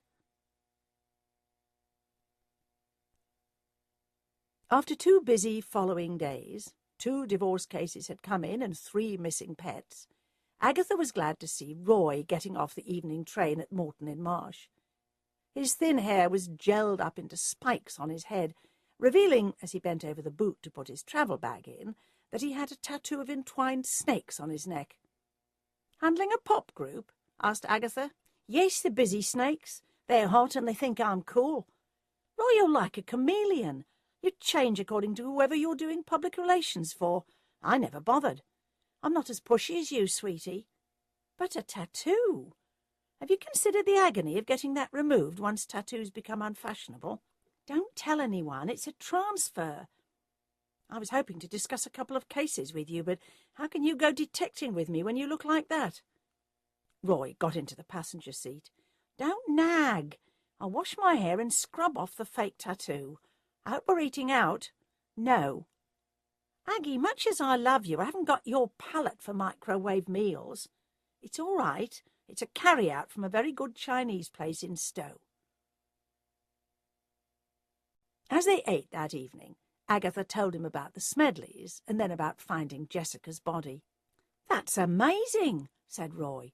"Imagine you finding her when the police couldn't." Agatha's conscience gave a twinge. "Well, it was Phil's idea, really." "Who's Phil?" "He's a 76-year-old photographer who lives in the village." "There you are. Age does bring wisdom." "Not really," said Agatha. "I found that stupid young people grow up to be stupid old people." "You haven't really softened up after all. Sometimes I wonder why you don't just chuck it all in and retire gracefully. I would." "What? You? Out of all the trendy excitement of London?" "You know what it's like. Public relations can be wearing, being nice to some truly awful people. The busy snakes have 1 hit record and already they're all prima donnas. They were lucky, that's all. By next year no one will have heard of them, and they won't have any money for their drugs, and they'll be out mugging old ladies for a fix." "You are gloomy." "I'll tell you, a month ago I was driving down one of the motorways. It was a windy day and I saw them erecting a circus tent in a field by the road. I had this sudden fantasy that the wind would blow the tent away right across my car. I'd make an emergency stop. The circus people would come running and pull the canvas off my car and ask if I was all right. They'd invite me back for tea, and I would join the circus, and I would never see another pop star again." There was a silence. Then Agatha said, "I suppose you imagined the circus people in full costume?" "Of course. The horse riders had their scarlet coats and plumed hats, and the trapeze artist, she was in sequins. She had long dark hair, and it brushed across my face as I sat at the wheel when she leaned in the window." "When did you last have a holiday, Roy?" "Can't quite remember. I just begin to plan and something else turns up." "When you go back," said Agatha bracingly, "book a holiday right away. Go somewhere where you can lie on the beach and think of nothing." "Can't. The busy snakes are booked for Wembley." "Didn't know they were that important." "They aren't. They're warming up for Elton John." "Well, after that. Maybe. So are we detecting this weekend?" "After having listened to you, I think we both need time off." "I know. We'll motor to Bath on Sunday and have an enormous cream tea, and then sit in the gardens and listen to the brass band." "That sounds great. Give murder and mayhem a rest." The following day was perfect weather, with castles of white clouds piled up over a large blue sky. Anaesthetised by the largest cream tea they had ever eaten, Roy had insisted on 2 lots of scones, strawberry jam and Cornish cream. They slumped down in deck chairs in the garden and listened to the band, surrounded by the amiable chatter of families with their children. Roy had bought a Panama hat, and it was now tilted across his eyes. Agatha did not have a hat, but she had edged her deck chair under the shade of a tree. After a few minutes, Roy let out a faint snore. Maybe he was right, thought Agatha. Maybe she should give up the whole business of detecting. But she knew all at once that if she spent too much time alone, she would start thinking of James Lacey again. Still, at least, she actually cared about poor Jessica and was determined to find out who murdered the girl. Robert Smedley was another matter. And then she blinked rapidly. At first she thought her mind had conjured up an image of him. Then she realized it really was Robert Smedley. He had risen from a deck chair near the bandstand and was helping a young woman to her feet.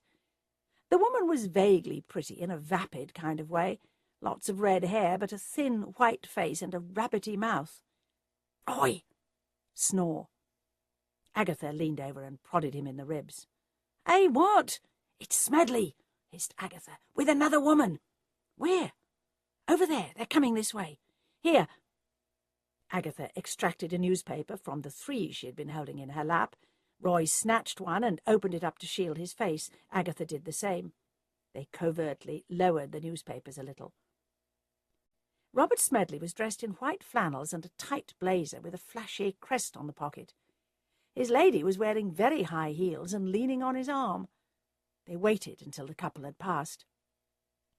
"Right," hissed Agatha. "We follow them." But too many junk meals had taken their toll, and Agatha's hips were wedged firmly into the deck chair. She stood up with the chair sticking to her backside. "Help me, Roy!" He wrenched her free. There was a ripple of laughter from the other people in deck chairs. Agatha looked wildly round. Smedley and his companion had disappeared. "You need to lose weight," said Roy. "I've only put on a little. It was that cream tea. They were heading up the hill." They hurried up to Pierpoint Street. "No sign," panted Agatha.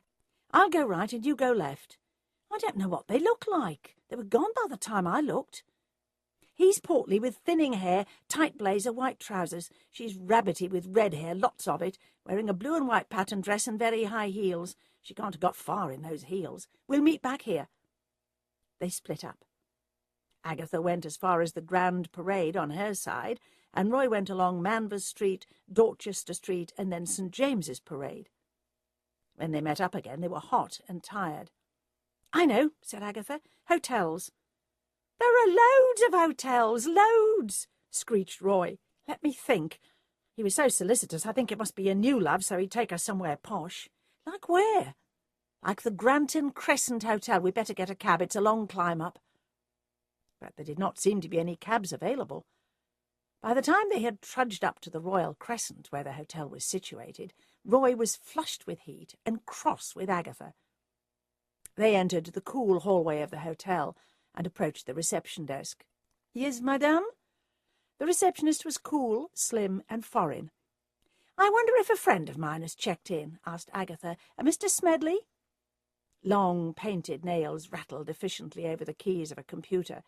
The receptionist raised her head. "I'm afraid we have no one of that name." "May I just see the book? Such a rogue. He may have signed in under another name."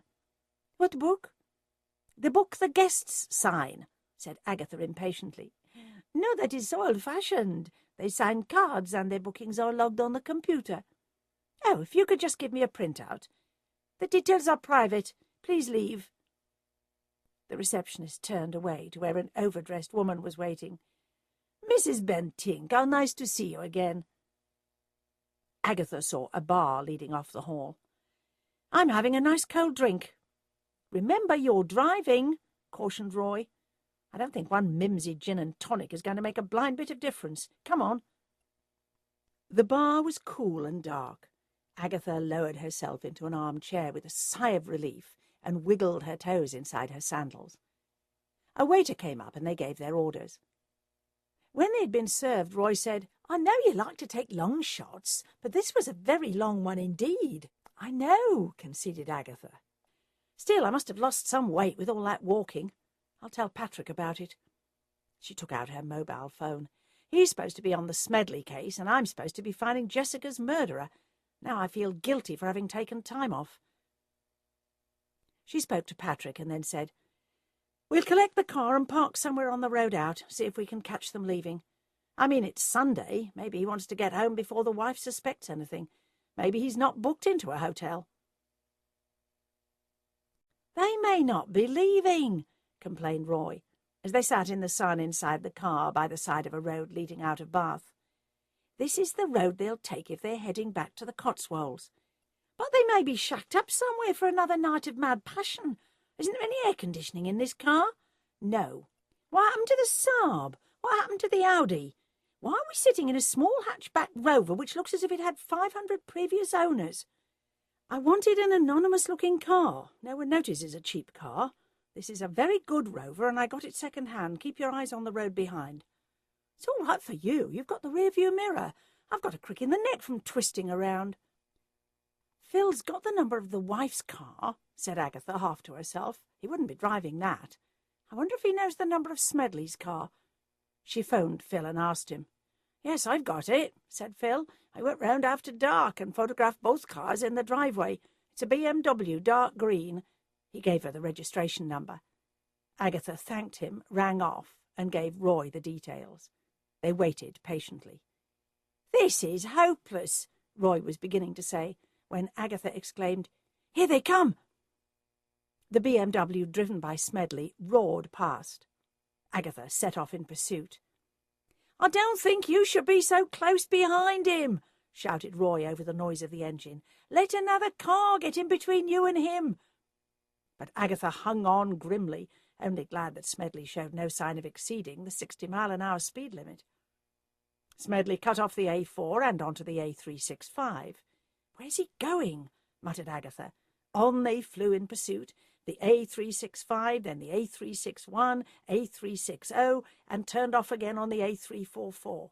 "Is he going to Amesbury?" wondered Agatha. "I think he's going to Stonehenge," said Roy. Sure enough, that turned out to be where Smedley was headed. A car park attendant directed Smedley to a parking place on the right, and then guided Agatha down to one on the far left. "Quick!" said Agatha, turning off the engine. "We don't want to lose him now."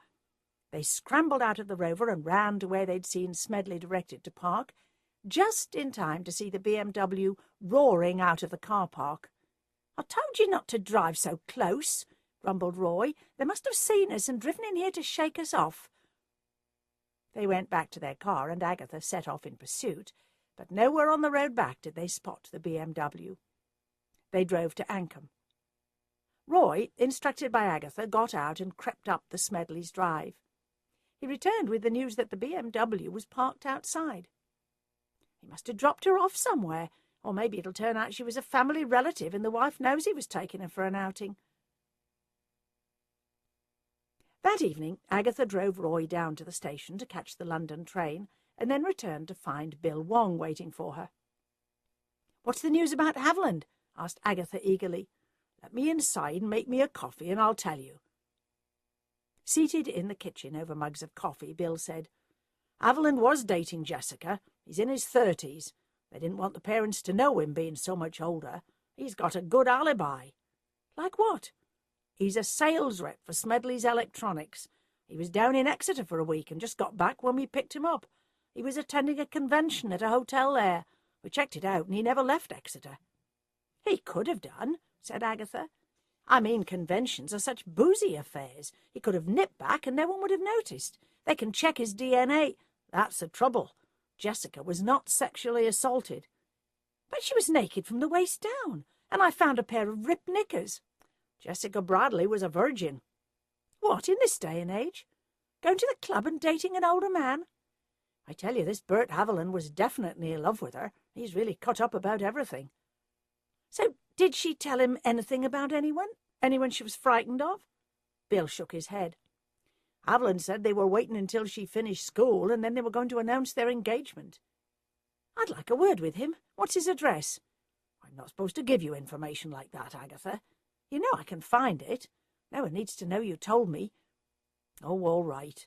He lives at number 10 Bascombe Way in Merchester, out on that council estate." "All roads seem to lead to Smedley's Electronics," said Agatha. She told Bill about spotting Smedley with a woman in Bath, and ended by saying, "Maybe all that stuff about his wife is guff. Maybe he wanted his wife to find out to throw her off the scent. If Smedley spotted you following him, he'll be in the office tomorrow to cancel your investigation. Not only Robert Smedley turned up in Agatha's office the following morning, but his wife Mabel as well. Chapter 5. They came in, holding hands and beaming all around. Agatha wished in that moment that Harry Beam was out. The young man was slumped on the sofa with a can of Diet Coke in his hand. He was wearing a denim jacket and jeans torn at the knees. "I have happy news," said Smedley. "I no longer need your services. It was all a mistake. I'm afraid I'm so in love with Mabel that I'm inclined to be stupidly jealous."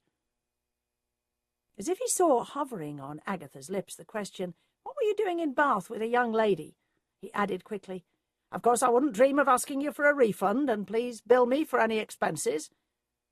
"Thank you," said Agatha, wondering whether to bill him for expenses for a trip to Bath, and then rejecting the idea. He had already paid a great deal of money. She was supposed to have been spying on Mrs. Smedley, not Mr. Then she wondered why he was not asking for any of his money back. "I'm very pleased that things have worked out for you, Mr. and Mrs. Smedley. May I offer you some coffee?" "No, we must be off," he said jovially. Harry Beam appeared to rouse himself from some sort of torpor. "That's a nasty bruise you've got on your arm, Mrs. Smedley." She was carrying a light jacket and immediately put it on. For one moment something unpleasant flicked at the back of Smedley's eyes as he surveyed Harry.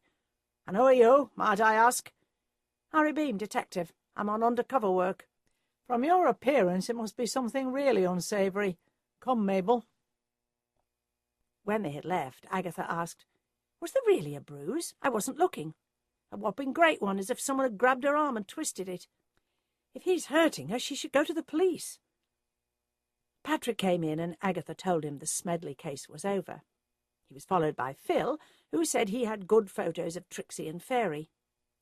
"Right, Phil," said Agatha. "We'll get down to the mall. Patrick, the latest is that Jessica was not raped, but it was made to look that way. This boyfriend appears to have a clear alibi, but go and see if you can talk to him. He might have something interesting to say about Jessica that he's forgotten." "This murder looks like the work of an amateur," said Patrick.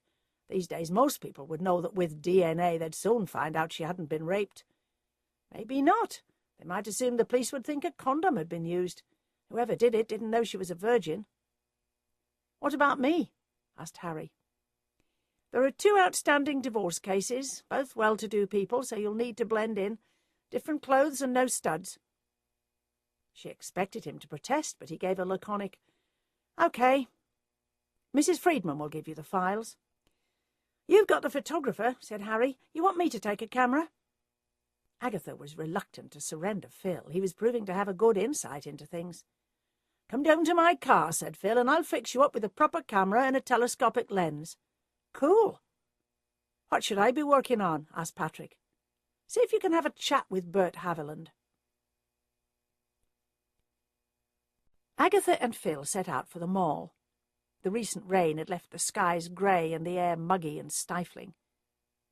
They went back to the clock and, armed with the pictures of Trixie, Fairy and Jessica, began to quiz the shopkeepers round about. But although 4 of them recognised the girls, it was always the same story. They had seen them waiting, but after that had not noticed anything else. "I think it's time we went back and saw the parents," said Agatha. "The body won't have been released for burial yet, so they'll probably just be sitting around. I'd like to ask them about Bert Haviland. That sounds like a name out of a romance. Be interesting to find out if he changed his name at any time." Mrs. Bradley opened the door to them, looking like a zombie. Agatha guessed she'd probably been prescribed tranquilizers. "Oh, Mrs. Raisin, so kind of you to still offer to find Jessica's murderer. Do come in." Her voice had a soft Gloucestershire burr. They went into a pleasant living room. There was a large photograph of Jessica on the sideboard, looking every inch the correct English schoolgirl.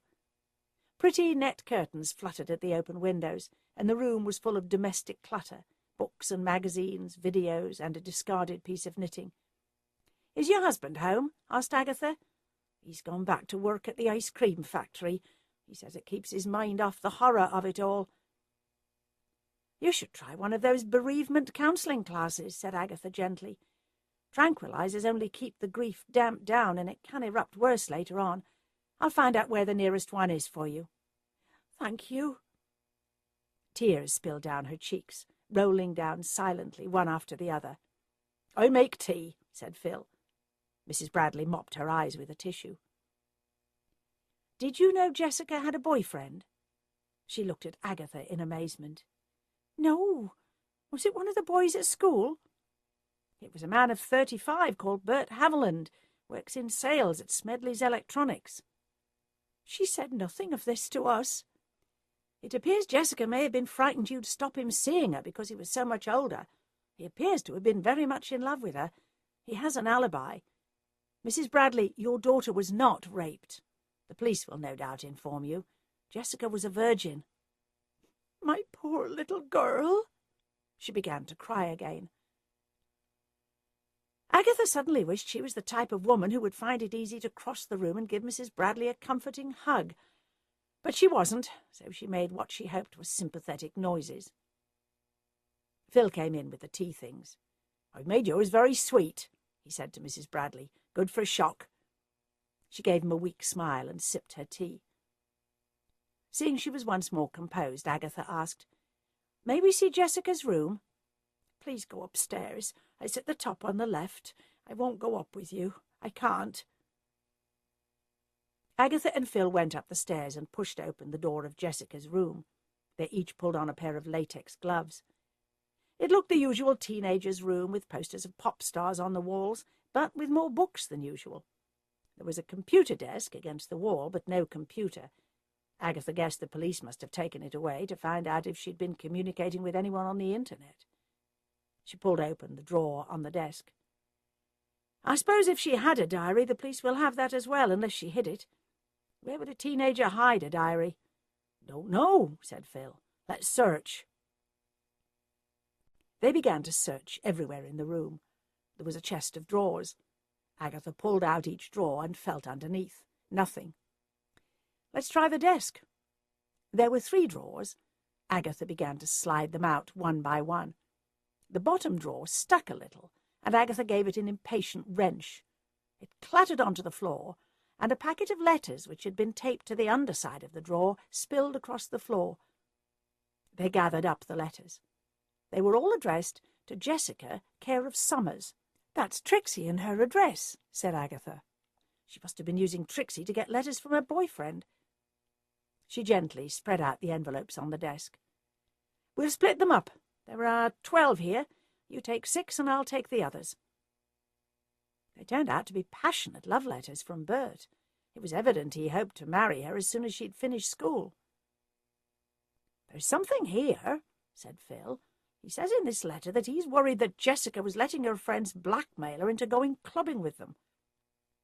If Trixie and Fairy are threatening to tell your teachers, then let them. I don't like you going around with that precious pair. The other thing with them is just a laugh, just work." "That's interesting. What other thing? It's time we had a talk with those girls after school." "What do we do with the letters? Hand them over to the police?" "No, there's nothing there that can really help them." "Yes, there is," said Phil. "It sheds a new light on why she was seen with Trixie and Fairy. And I wonder as well about that other thing he refers to." "Let's leave poor Jessica a bit of privacy. We'll put them back. I mean, it's awfully romantic to send letters in this day and age instead of texting and emailing." They went downstairs, and Agatha asked Mrs. Bradley, "Weren't you worried about Jessica going out clubbing?" "Yes, I was. But she'd changed. She said all the girls did it. She was always home on time until the last night." "Did the police take away her computer?" "They wanted to check if she'd been in contact with anyone on the internet, but I told them my husband was always afraid of girls getting into one of those chat rooms and meeting a pervert, and he used to check all her emails." The Bradleys were turning out to be stricter than Agatha had imagined. "Did Jessica have a mobile phone?" "Frank, that's my husband, wouldn't let her have one. She begged for one, but he said that perverts were texting schoolgirls. I suppose that's why we let her go clubbing, but just the once a week. We didn't want to put too many restrictions on her, and they do grow up so fast these days." They promised to let Mrs. Bradley know as soon as they found anything, and left. Why, asked Agatha, as she got into the passenger seat of Phil's old Ford, would Trixie and Fairy blackmail her into going out with them? Jealousy, said Phil. Good scholar, probably wanted to make her as low as they are. I'm starving, said Agatha. Let's have something to eat. Agatha's mobile phone rang just as they were finishing lunch. It was Bill Wong. Where are you? He asked. Just left Mrs. Bradley's house. Why? The Smedleys came to see you this morning, didn't they?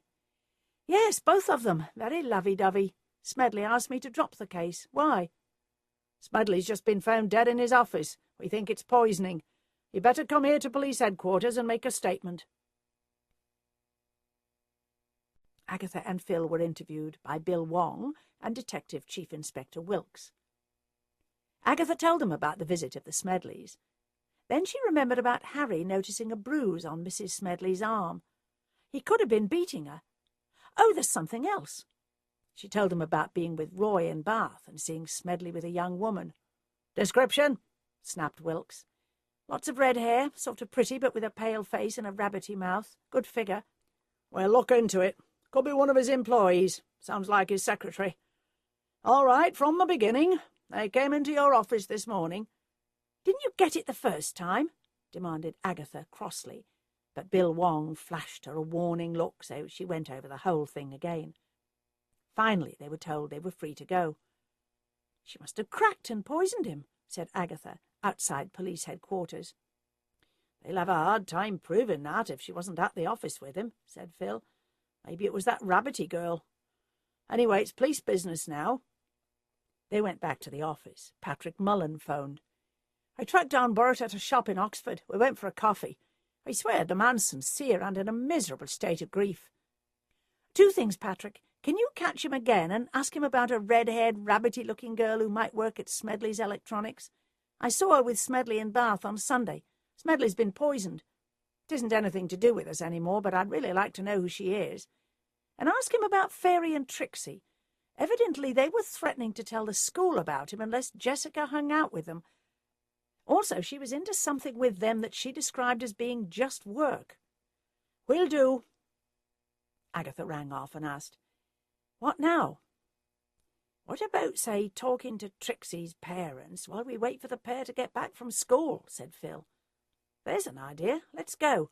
Mrs. Friedman, could you find out about a bereavement class and phone the information to Mrs. Bradley? And is there any news from Harry?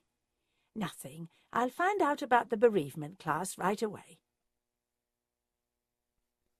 Agatha had expected Mrs. Summers would prove to be a hard-faced, blousy woman. But it transpired she was small and meek and harassed-looking, with pale blue eyes and neat hair. We're investigating the death of Jessica, began Agatha, and wondered if we might ask you a few questions. Come in, that poor girl. The living room was almost a mirror image of the Bradleys, three-piece suite, coffee table, but no books. When they were seated, Mrs. Summers asked anxiously, How can I help? Jessica had a boyfriend, a much older boyfriend, said Agatha. In a letter Jessica received from this boyfriend, it appears that Trixie and Fairy had told Jessica that if she didn't hang out with them, they would tell her teachers that she was going out with this man. Agatha expected a hot denial, something on the lines of, My daughter would never do a thing like that. But Mrs. Summers looked sad. I don't know what to do with my daughter, and that's the truth. My husband won't hear a word against her. He gives her too much pocket money and just laughs when I protest at her clubbing and wearing makeup. You're in the dark ages, he says. Let her have her fun when she's young. So you think Trixie might have been blackmailing Jessica? That's too strong. She might have teased her about it. The front door crashed open. Trixie, called her mother. Trixie and Fairy sauntered in and stopped short at the sight of Agatha and Phil. What you doing home from school so early? Asked Mrs. Summers. Sports. We don't do sports, said Trixie. Is it true you threatened to tell Jessica's teachers that she was seeing an older man if she didn't hang out with you? Asked Agatha. Nah. Well, maybe we might have teased her a bit. We was friends, wasn't we, Fairy? Fairy moved a wad of gum to the other side of her mouth and volunteered. Yeah. Were you doing any sort of work with Jessica after school?" They stared at her with flat eyes. "Do you know of anyone who might have wanted to harm her?" pursued Agatha. "Maybe a boyfriend. He has a cast-iron alibi. Anyone else? Boy at school?" "No, she was crazy about her fella. Said he was going to get married." "Can we go to my room, Mum? This is boring." "They're old, so old," thought Agatha, with their flat, dead eyes.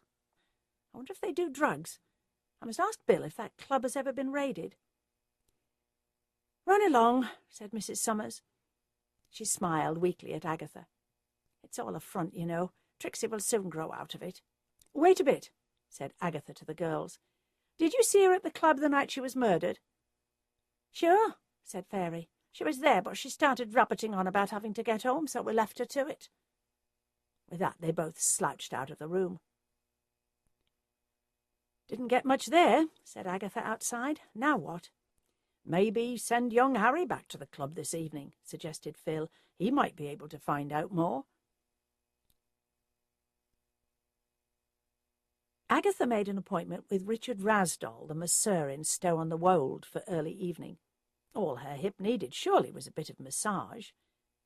The massage room was in the bathroom above a sweet shop called the Honey Pot. Lynn Rasdall, Richard's pretty wife, looked up from serving chocolates and said, "You know the way, he's waiting for you." Agatha climbed up the steep stairs at the back of the shop where Richard was standing on the landing. He retreated while she stripped down to her knickers, covered herself with a large bath towel, and climbed on the table.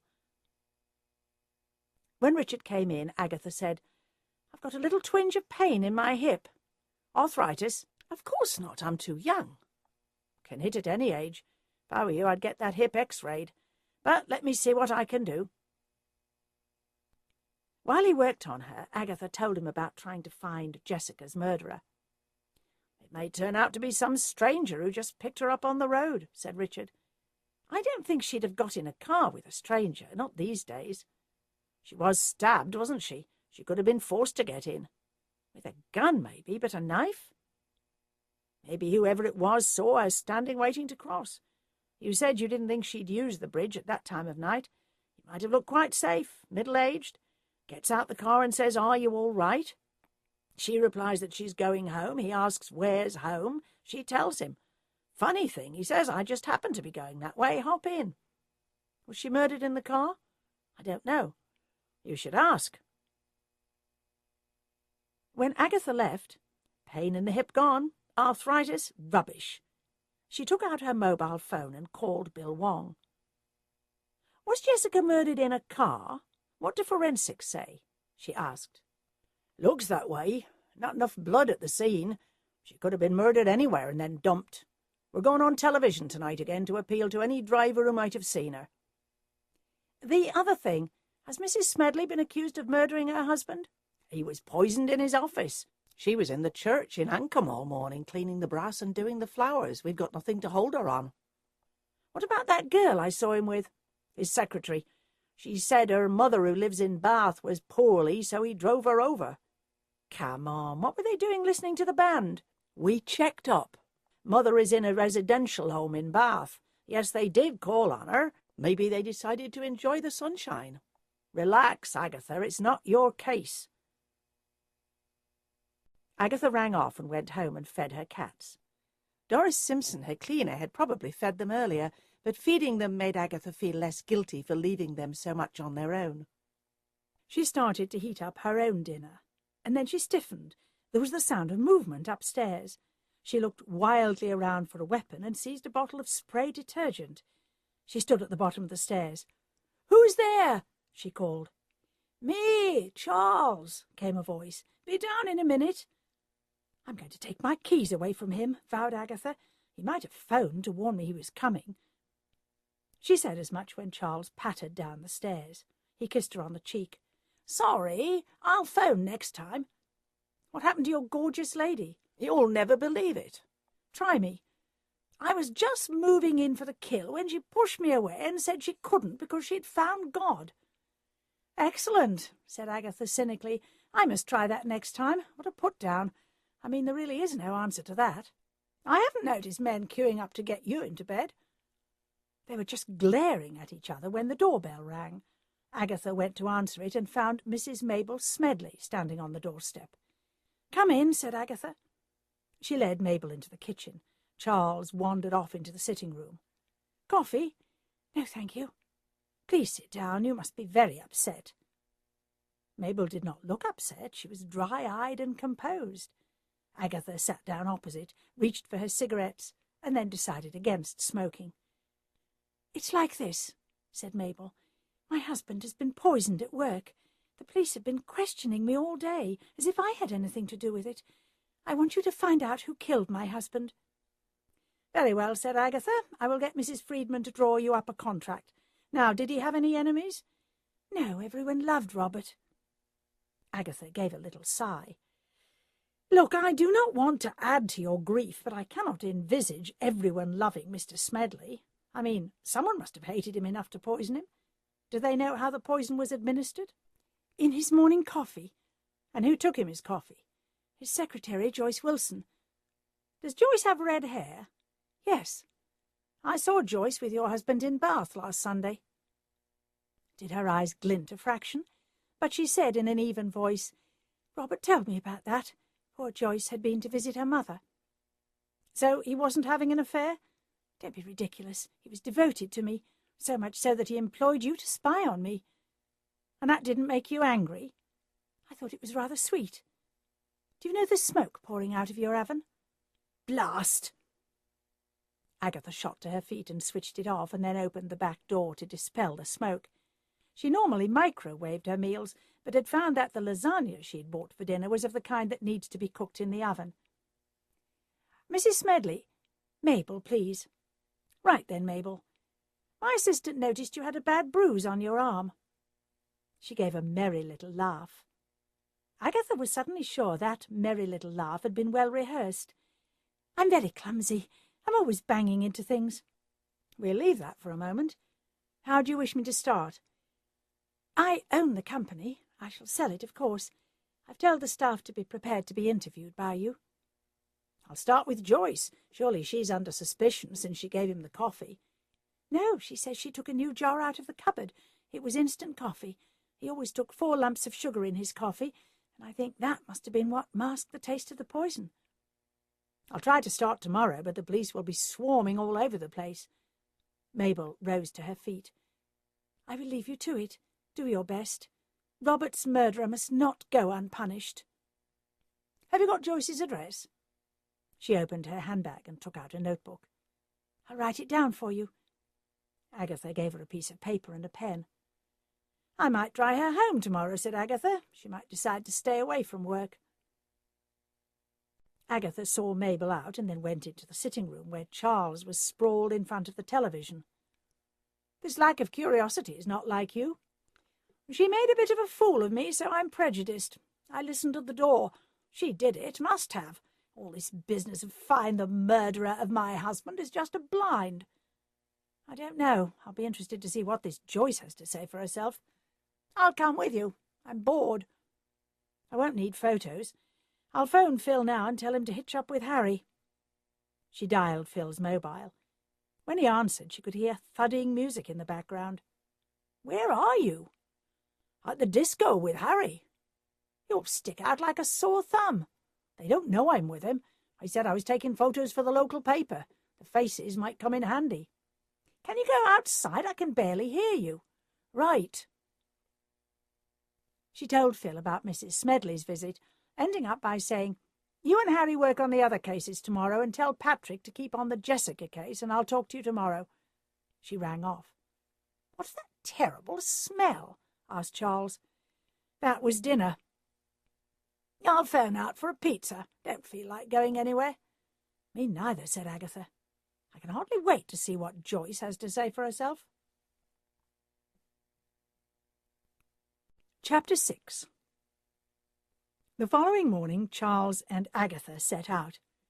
"What kind of car is this?" grumbled Charles. "Here we are in the middle of global warming, and you've bought a heap without air conditioning." "It's a sturdy little car. Nobody's going to steal it or scratch it. It doesn't even have a CD, so they won't smash the windows to pinch the radio." I wonder if Joyce lives alone or with her parents, mused Agatha. Easier if she's on her own. Is she that young? No, maybe getting on for 30. That old, said Charles, with a sideways, malicious look at Agatha. He felt she was letting herself go these days, and although they did not have a romantic involvement, he thought she might have spruced herself up a bit. Her waistline had thickened, and she'd forgotten to put on any makeup. He couldn't remember Agatha ever forgetting to put on makeup before. "Here we are," said Agatha at last. "Cherry Road, quite near Jessica's home. I can't see a secretary affording a house even in this modest neighbourhood.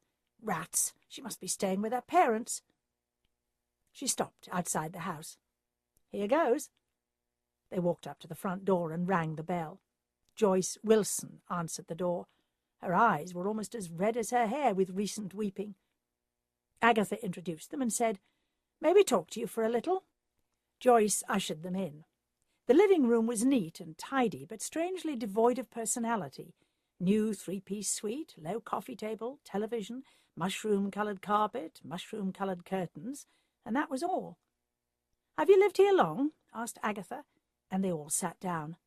"Not long," said Joyce, clasping and unclasping her thin fingers. "I rent it." Wonder if the horrible Smedley paid the rent, thought Agatha. "We were interested to know if you had any idea how the poison got into Mr. Smedley's coffee," asked Charles. She shook her head. "I opened a new jar and tore off the foil at the top." "Did he take it black?" "No, milk and a lot of sugar."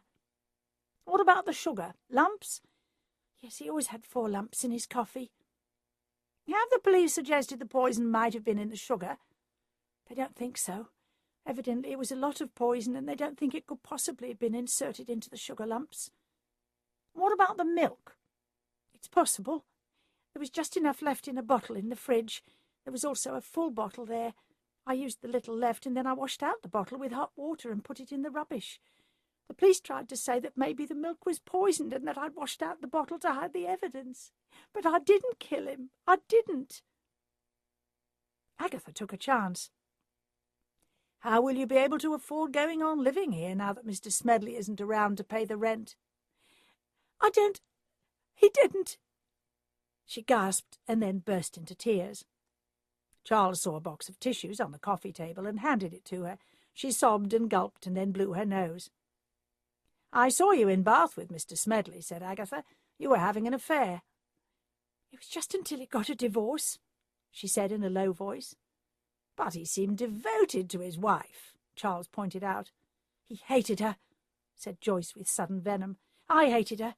She was always turning up at the office and making catty little remarks in that sugary voice of hers. 'Not married yet, Joyce. We'll need to find you a husband, won't we, Robert?' That sort of thing. Everyone thinks she's so perfect, but she's rotten underneath." "How long had you been having an affair with him?" asked Agatha. 6 months. "But why?" asked Agatha. "He was a pompous, middle-aged man." "He was sweet to me. He took care of me."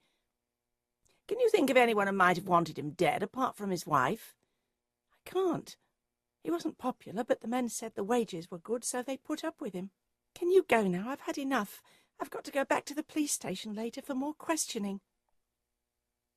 Agatha gave Joyce her card and asked her to phone if she remembered anything significant. When they returned to Carsley, it was to find Bill Wong waiting for them. "I've just heard from Mrs. Smedley that she's employed you to find out who murdered her husband. I warn you, Agatha, not to keep things from the police. You've done that in the past and nearly got yourself killed." "Oh, come in and stop complaining," said Agatha. "It's too hot. I've ordered one of those mobile air-conditioning units. Should be here this afternoon." "That'll set you back a bit," commented Bill, following her into the kitchen, where the cats leapt on him in welcome. "Let's sit in the garden," said Agatha. When they were seated over cups of coffee, Agatha said, "What sort of poison was it?" "Weed killer. He vomited most of it up and might have survived, but he had a weak heart. He hadn't drunk all the coffee, just 1 gulp, but that was enough. Must have tasted bitter." "Was there anything on his computer?" asked Charles. "I mean, there might be emails." "Now that's the weird thing," said Bill. "There was nothing but business affairs on the office computer, but his home computer had been wiped clean." So we took out the hard drive and ran it through that machine forensics has, which can print stuff off the hard drive, and it had been overwritten. You can buy a program that overwrites everything. That points to the wife, said Agatha. Mrs. Smedley appears to know nothing about computers, and the disk with the overwrite program had only Smedley's fingerprints on it. He might have indulged himself by watching porn, maybe kiddie porn, and decided to wipe it out. Does Mrs. Smedley have any weed killer? None at all. I thought everyone had weed killer. Not her. She goes in for organic methods. No chemicals. She's just what she seems, Agatha. She's a thoroughly nice woman. She even baked a batch of fairy cakes for us at police headquarters. She said that baking took her mind off her grief. You're a trusting lot, jeered Agatha. She could have poisoned every single one of you. We're trying to find out more about Joyce Wilson, said Bill, but I can't see how it could have been her. I mean, she gave him the coffee. Surely a murderer would not make things look so obvious. We've just spoken to her, said Agatha. She'd been having an affair with Smedley for 6 months, and he was paying the rent of the house she's living in. She says he promised to marry her. Could be a bluff. He may have told her it was over. What about the factory? We're currently interviewing all the staff. Then there's this Jessica murder. The press are hounding us for a result. I'd better go. Now don't hide any clues. He was about to leave when he hesitated on the doorstep. Are you all right, Agatha? Fine. Why? You don't look your usual self. What's that mean? Not as groomed as usual, and you aren't wearing makeup. I've never known you not to wear makeup before. Oh, just giving my skin a rest. See you. Bye. As soon as he had left, Agatha nipped upstairs to the bathroom and stared in the magnifying mirror. She let out a squawk. Her hair was limp, her skin was shiny, and she had a spot on her nose. Worse, she could see the shadow of an incipient moustache on her upper lip. She went downstairs and out into the garden, where Charles was lying on the grass playing with the cats. "I've got to go into Evesham," she said. "Could you be an angel and wait here and let the air-conditioning man in?" "Why Evesham?" "Hairdresser." Agatha spent a whole afternoon getting a facial, a seaweed wrap, and then her hair styled. As she drove back to Carsley, she hoped the air-conditioner had arrived. The air was like soup. When she walked into her sitting room, she was greeted by a blast of cold air. "Great, isn't it?" said Charles from the depth of the sofa. He twisted up and looked at her. "Now that's an improvement. What if James came back into your life and found you'd let yourself go?" "Stop making personal remarks. I've an idea. Why don't we try to see Bert Haviland tomorrow?" "Who he? Remind me." "Jessica's boyfriend. I'm clutching at straws, but he may just want to help us." "I thought Patrick and the others were following that case." "Yes, but he might know someone at the factory who had it in for Smedley." Agatha and Charles carried the mobile air-conditioner up to Agatha's bedroom that night. "I'll leave my door open and you'll get the benefit too," said Agatha. Agatha undressed and got into bed. She fell asleep immediately and was awakened in the middle of the night by a crack of thunder. She fell asleep again and dreamed of Robert Smedley pursuing her across the icy wastes of the Antarctic. In her dream she slipped and fell and awoke with a cry. Rain was lashing down outside and the room was like an icebox. Rain was drumming on the thatch and falling onto the garden in a series of waterfalls. She switched off the air-conditioner, climbed back into bed, and pulled the duvet over her head. When she awoke again, it was to find the house was still cold. "Sodding British weather," muttered Agatha, turning on the central heating. "I should never have bought that air-conditioner." They set out to interview Bert Haviland after Agatha had called Patrick and found Bert was at home, having taken several days' leave. The rain had become a thin drizzle, and the day was cold. "It's at times like this," said Agatha, "that I wish I'd never started a detective agency. I want to go somewhere warm and lie on the beach." "I thought you'd have had enough of heat." "Heat on the beach is different from heat inland." They drove on in silence until they reached Bert's address. "Here we go again," sighed Agatha. Bert Haviland was a very handsome man with thick black curly hair and a light tan. He must be well paid, thought Agatha, who had noticed the expensive motorbike outside, and now saw that his living room contained a huge flat-screen television and a fancy computer. Agatha explained that they were looking into the murder of Robert Smedley, and asked him if he knew anyone at the factory who might have disliked him. "Everyone hated him," said Bert, "but he paid good wages." "Why did they hate him?" "He was a bully. He liked finding out about people, finding their vulnerable spot and pressing it." "And yet they all stayed on?" "All that I know of. I've only been with them 2 years. Oh, I think Eddie Gibbs left." "Why?"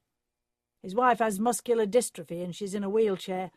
Smedley said to him with a sort of fake jollity, 'Must be hard on you not getting your leg over.' Eddie smacked him on the mouth." "When was this?" "About 2 months ago." "Do you know where he lives?"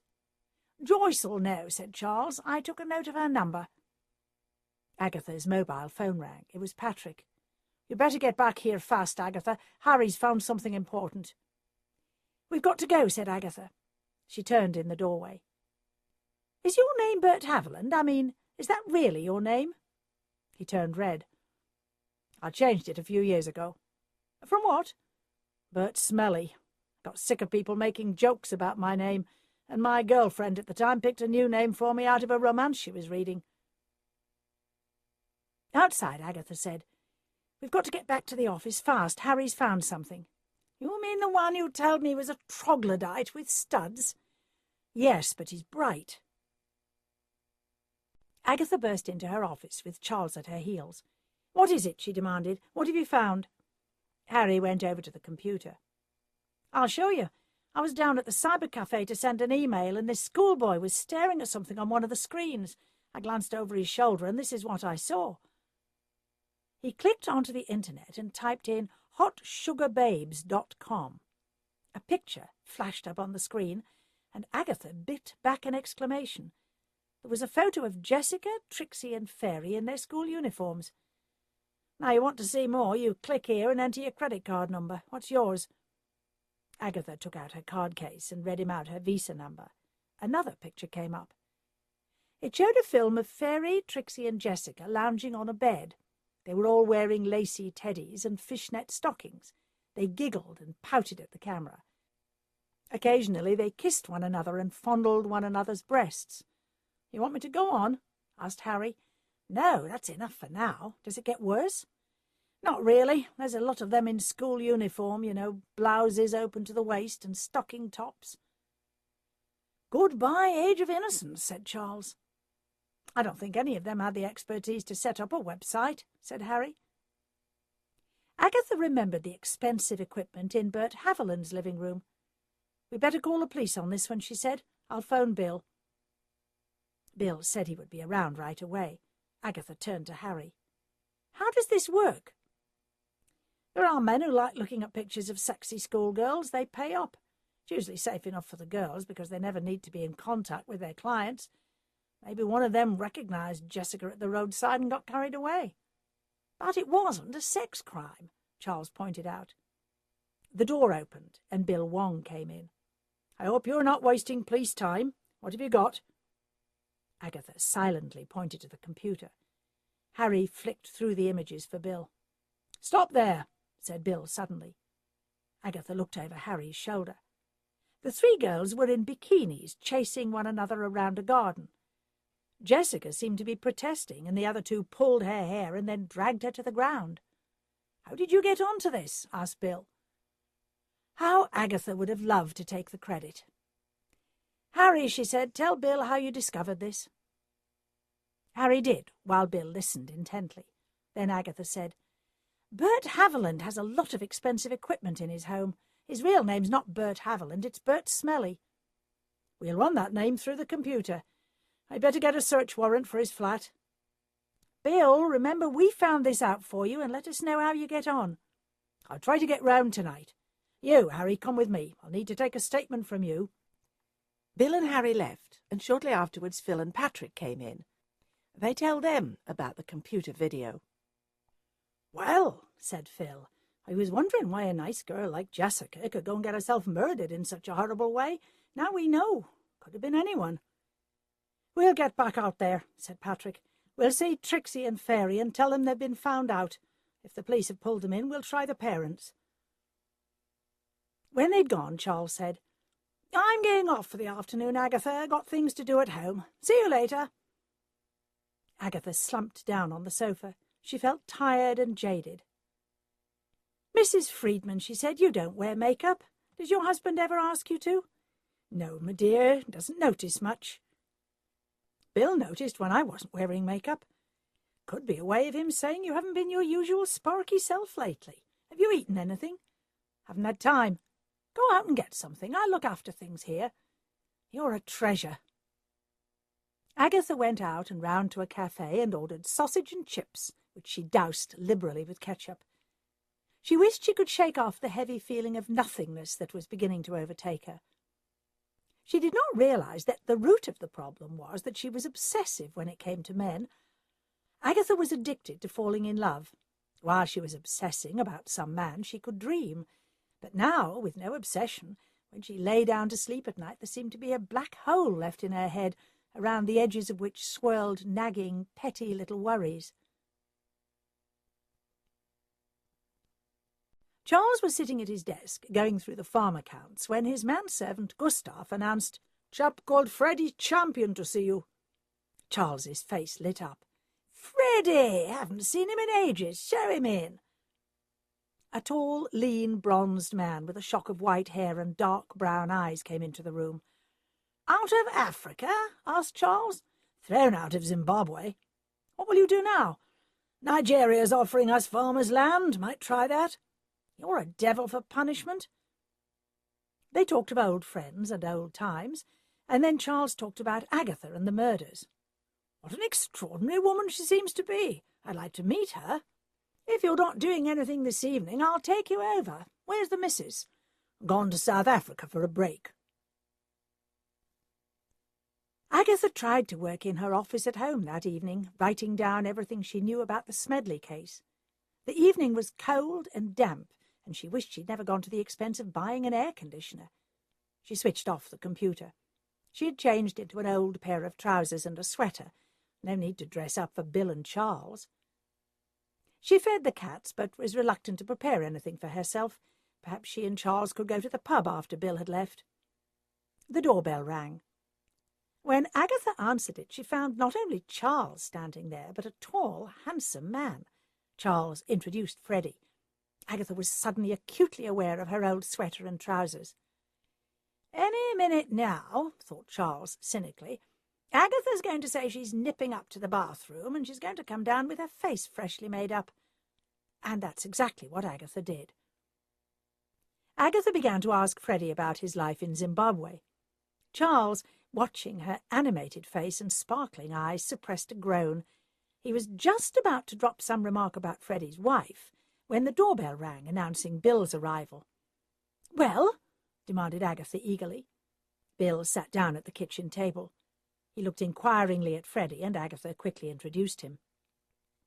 "We ran the name Bert, or Albert Smelly, through the police computer. I'm amazed he gave you his real name. How did you get on to that?" "Think of it," said Agatha. "Bert Haviland is like one of those names in romance books." "Anyway, he's got a record for armed robbery. In prison, took his A-levels. Left prison and took a degree in electronics engineering. Bright lad. His probation officer was so proud of him. We raided his house. We found a video set up hidden in a shed in the garden, but we recognised his bedroom and the garden from the video. He blustered and protested that it was just a bit of fun. The girls weren't doing anything pornographic, and it was an easy way to make money out of dirty old men. We're keeping him in overnight for more questioning, and while we double-check his alibi for the night Jessica was killed." "Did the parents know about this?" "They were genuinely horrified," said Bill. "Where did three schoolgirls get the time to do all this?" "Weekends, evenings, school holidays. We're tracking down all the men who paid for a viewing." "I've an idea," said Agatha, suddenly excited. "Maybe these two murders were tied up in some way. Robert Smedley's computer at home had been overwritten to conceal what he'd been logging into." "It's an idea. We'll check his credit card details. I don't suppose we'll need a search warrant. Mrs. Smedley is very helpful. In fact, she's one of the most charming ladies I've come across in a long time." Muttered Agatha. "But what about Bert? Is he still claiming he was madly in love with Jessica?" "Yes, he is. He said the video thing was a bit of fun. He was saving up to give Jessica a super wedding. Can you believe him?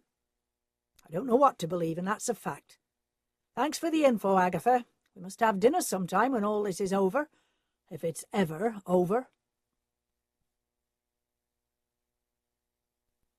After Bill had left, Charles suggested they all go out for dinner. End of Disc 2. Disc 3. After Bill had left, Charles suggested they all go out for dinner. He watched uneasily as Agatha sparkled and told highly embroidered stories of her cases. He felt he should throw in some remark about Freddie's wife, but it was so grand to see Agatha once more back on form. Let Freddie tell her. Freddie didn't, so Charles consoled himself with the thought that after this evening Agatha would probably never see him again. But when Charles, predictably, went to the toilet as soon as the bill arrived, Freddie said, as he paid for it, "I have enjoyed this evening. I'm a bit at a loose end at the moment. What about dinner, just the two of us, on Saturday?" Agatha glowed. "That would be lovely." "Good, I'll pick you up at 8. Freddie did not tell Charles of the arrangement he had made with Agatha, and Agatha did not tell him in case he volunteered to join them. She went to bed that night wrapped in rosy dreams.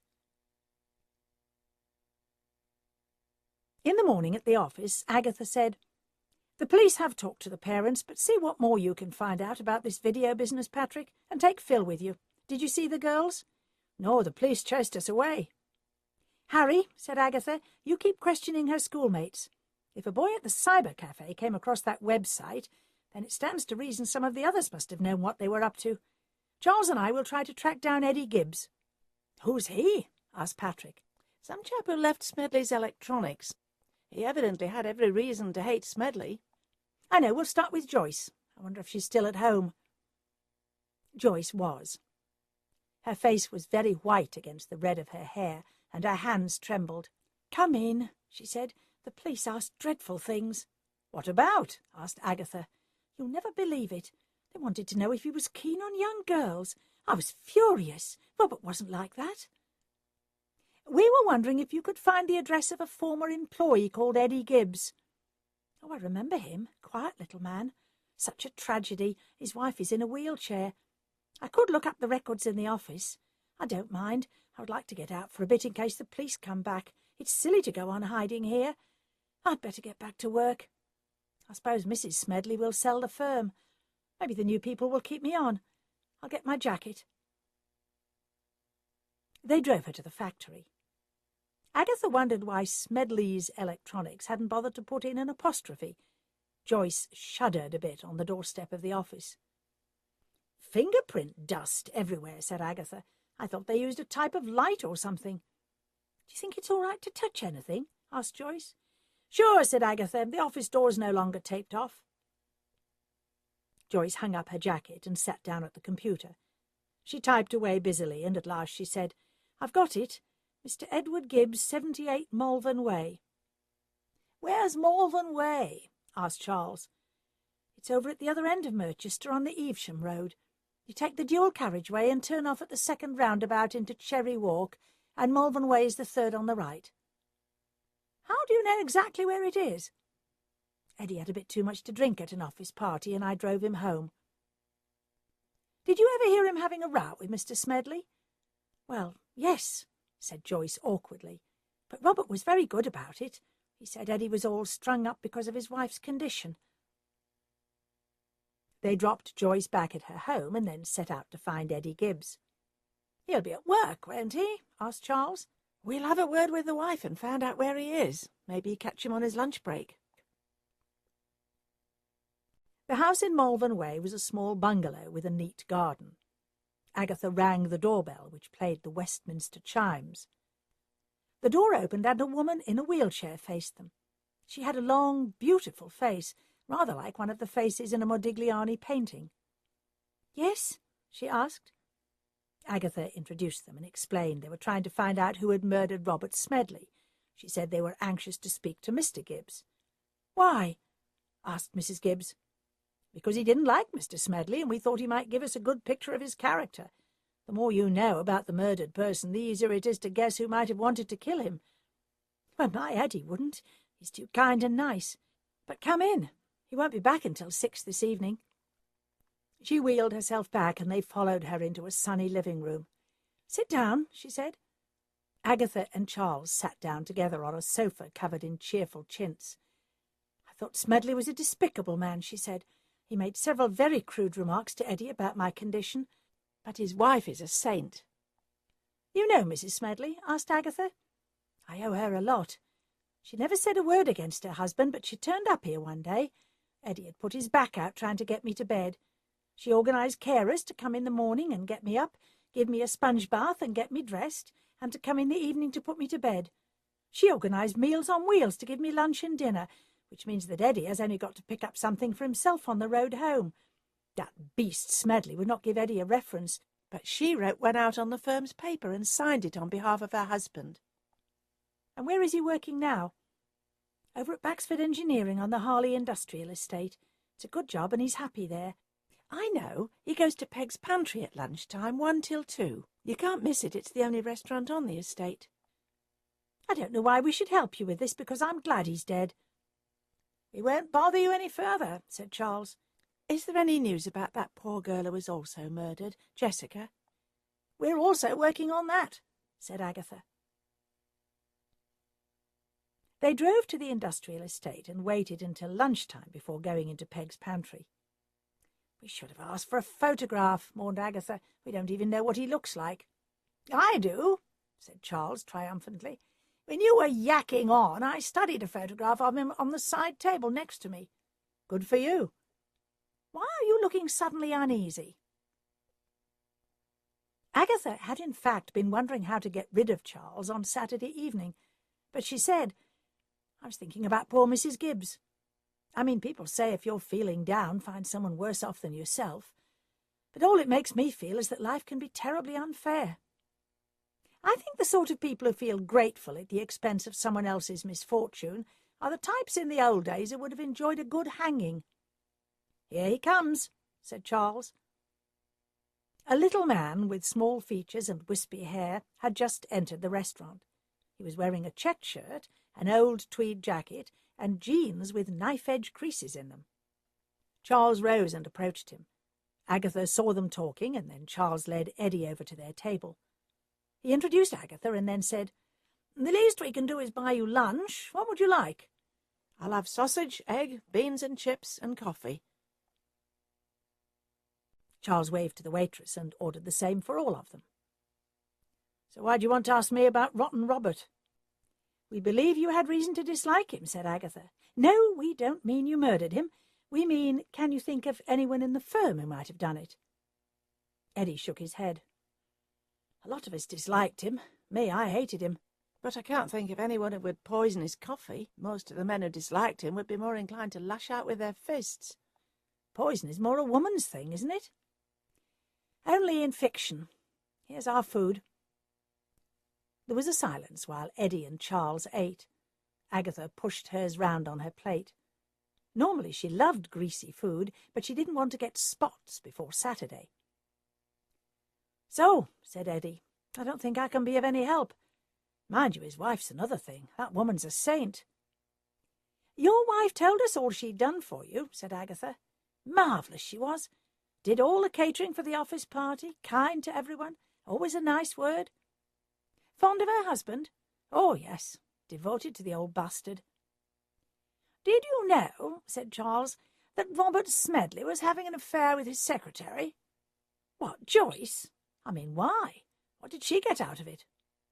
"Her rent paid and probably a few presents. Besides, evidently Smedley told her he was going to get a divorce and marry her." "So Joyce might have poisoned him." "I mean, who else had the opportunity?" "And that's what we're trying to find out." Agatha paid the bill and they thanked Eddie and left. "Maybe we're being naive here," said Agatha as they drove off. "I mean, Joyce is the obvious suspect. Maybe she found out he didn't mean to marry her after all." "And maybe," said Charles, "Mabel Smedley called on her and told her that." "Good point. Let's go back and ask her." Joyce was dusting the office when they arrived. "The factory's very quiet," said Agatha. "Mrs. Smedley's told everyone to go home on full pay." "When?" "She called just after you left." "Joyce, did Mrs. Smedley know about you and Mr. Smedley?" "No. I was going to tell her after our weekend in Bath." Charles said, "Say someone came during the night and got into the building and poisoned that bit of milk in the fridge. You've got CCTV cameras, haven't you?" "Yes, that would be the job of Mr. Berry in security." "Where does he live?" She switched on the computer. "I'll find his address for you. Here we are. He actually lives in Evesham, 4 Terry Road, near the tax office. Do you know where the tax office is?"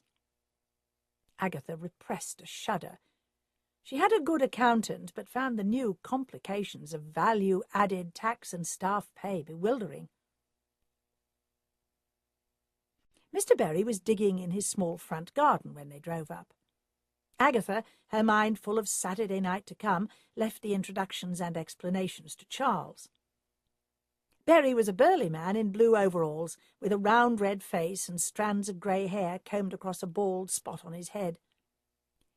"We were wondering," began Charles, "whether the police found anything on the CCTV footage."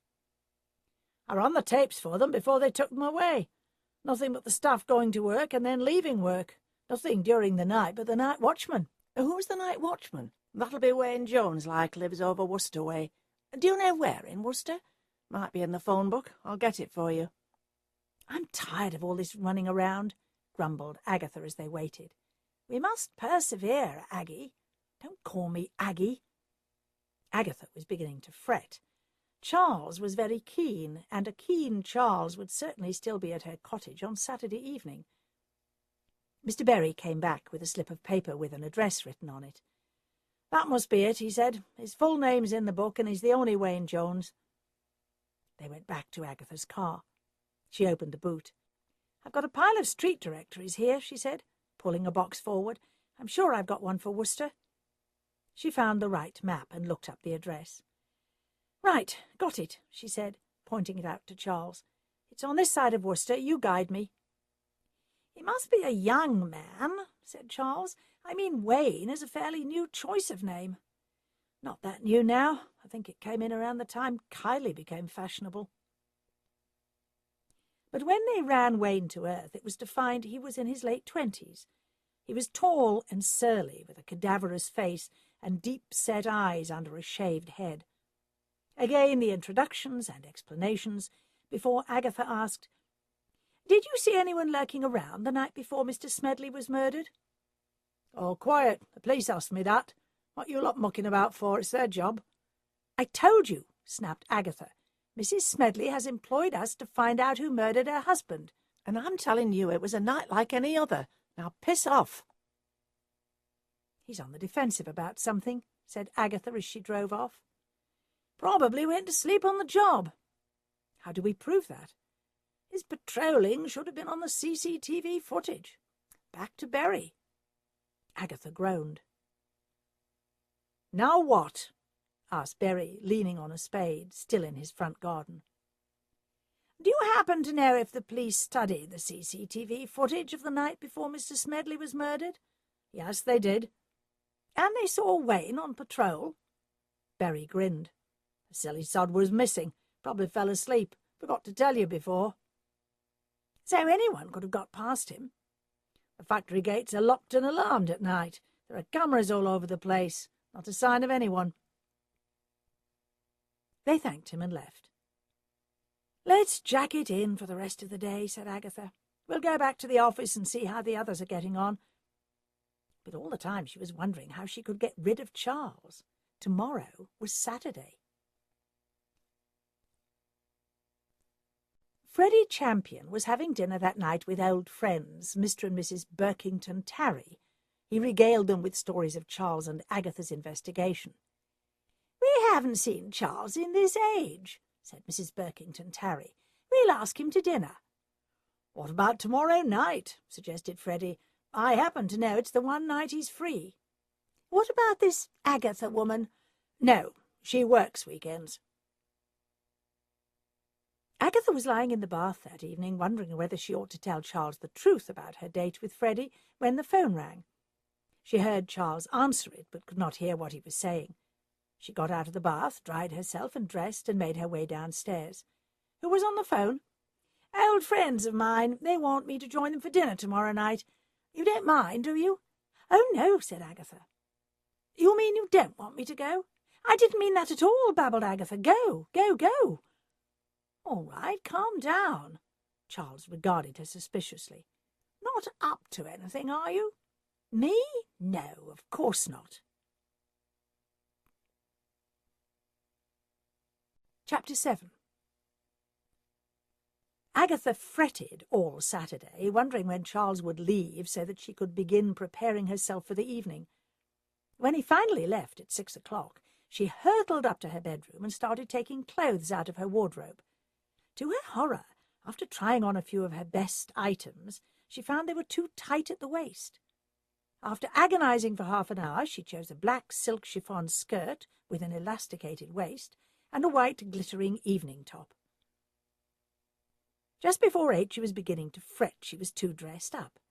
But when Freddie arrived promptly at 8, he was formally dressed in a dark lounge suit, silk shirt and striped tie. "Would you like a drink before we go?" asked Agatha. "Yes, please. Whiskey and soda, no ice." They went into the sitting room.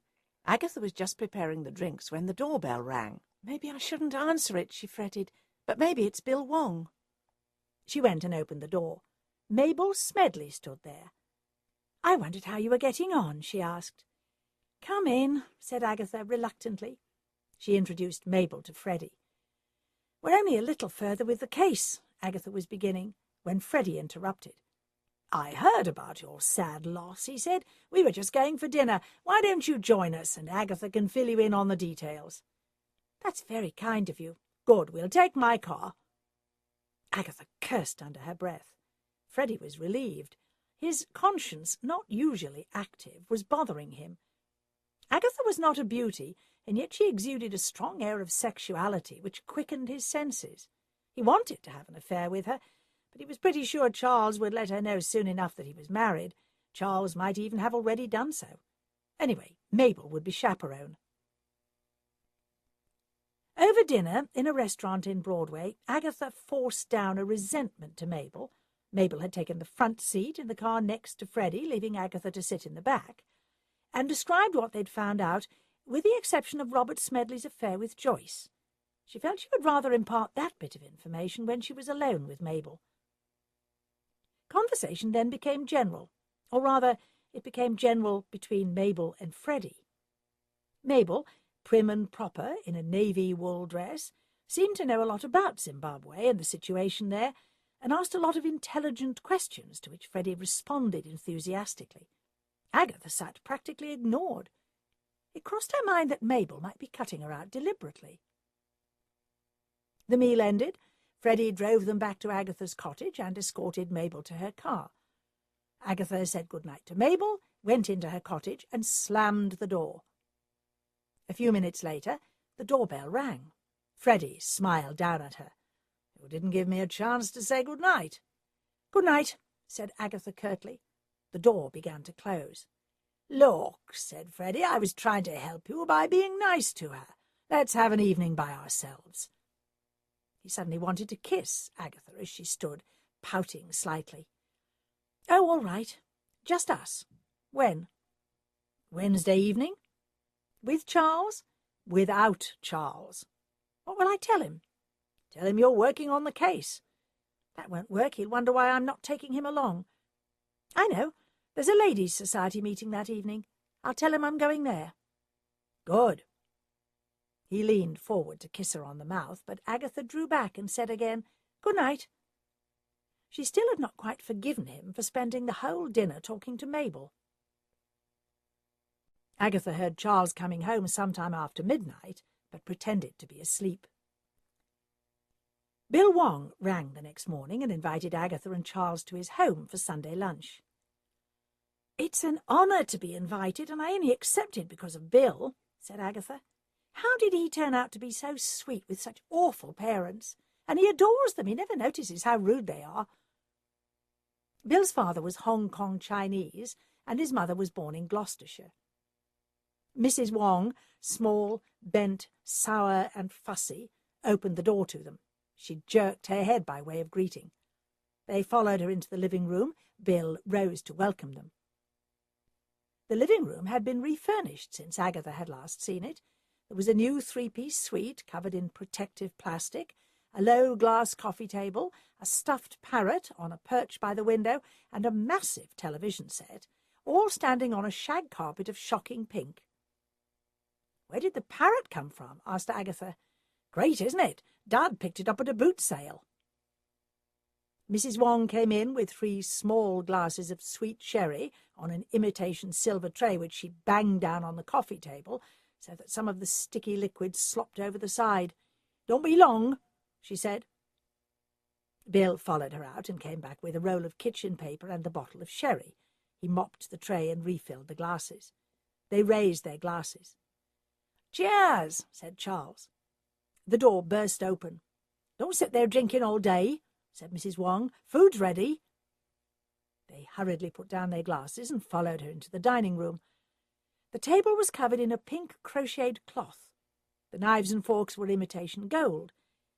Mr. Wong sat at the head of the table dressed in his usual old ratty grey cardigan. He grunted by way of greeting. His face was greyish-yellow and he had a drooping moustache.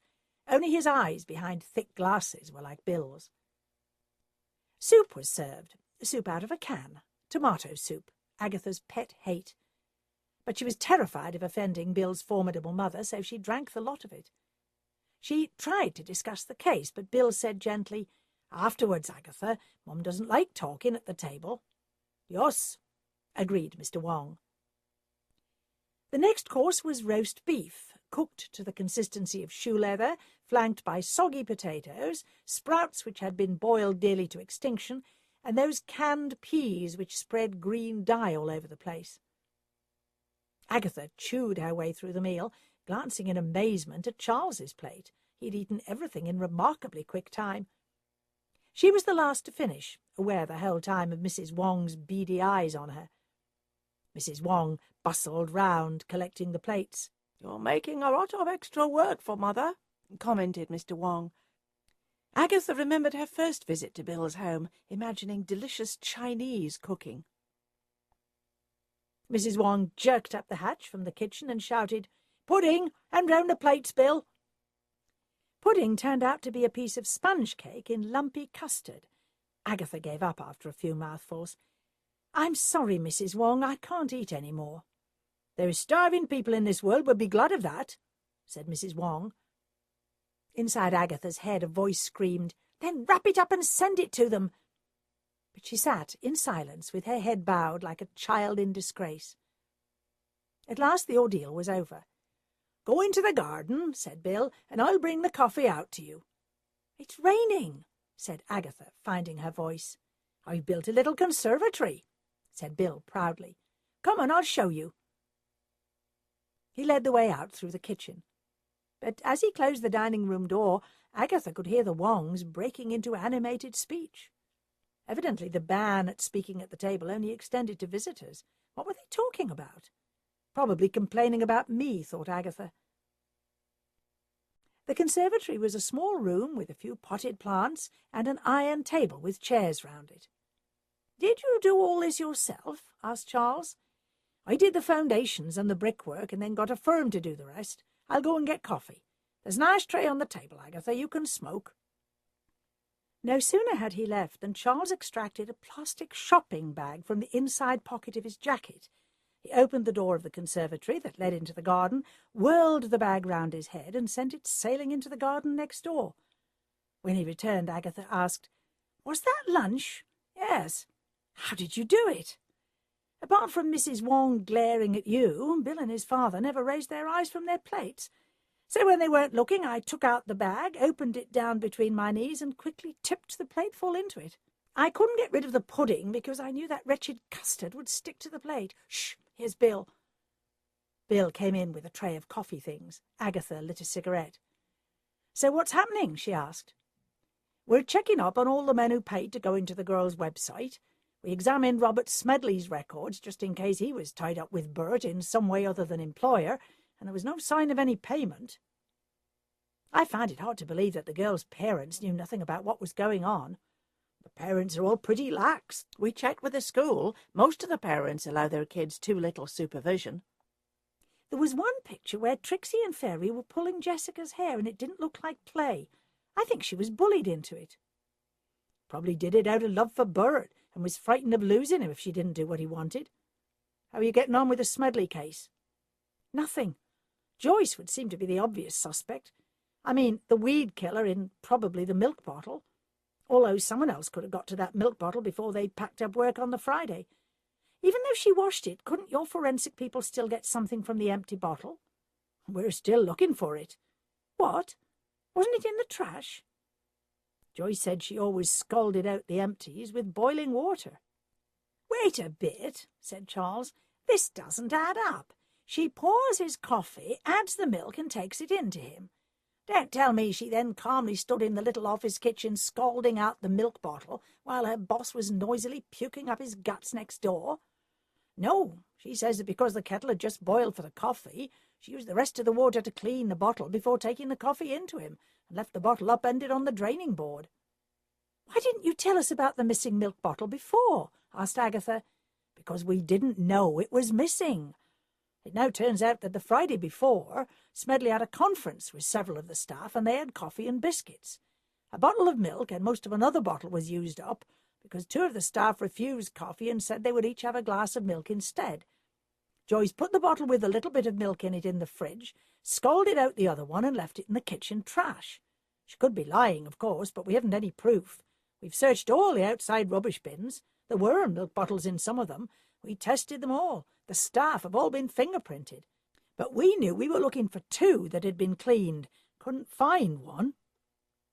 But who else could have had a chance to take the bottle away? Joyce said when she heard Smedley dying, she screamed and screamed, and everyone came running. It would be the one place that still has their milk delivered in bottles. The milk comes from an old-fashioned dairy in Gloucester. Did you tell Mrs. Smedley that her husband was having an affair with Joyce? Yeah, she says she knew nothing about it.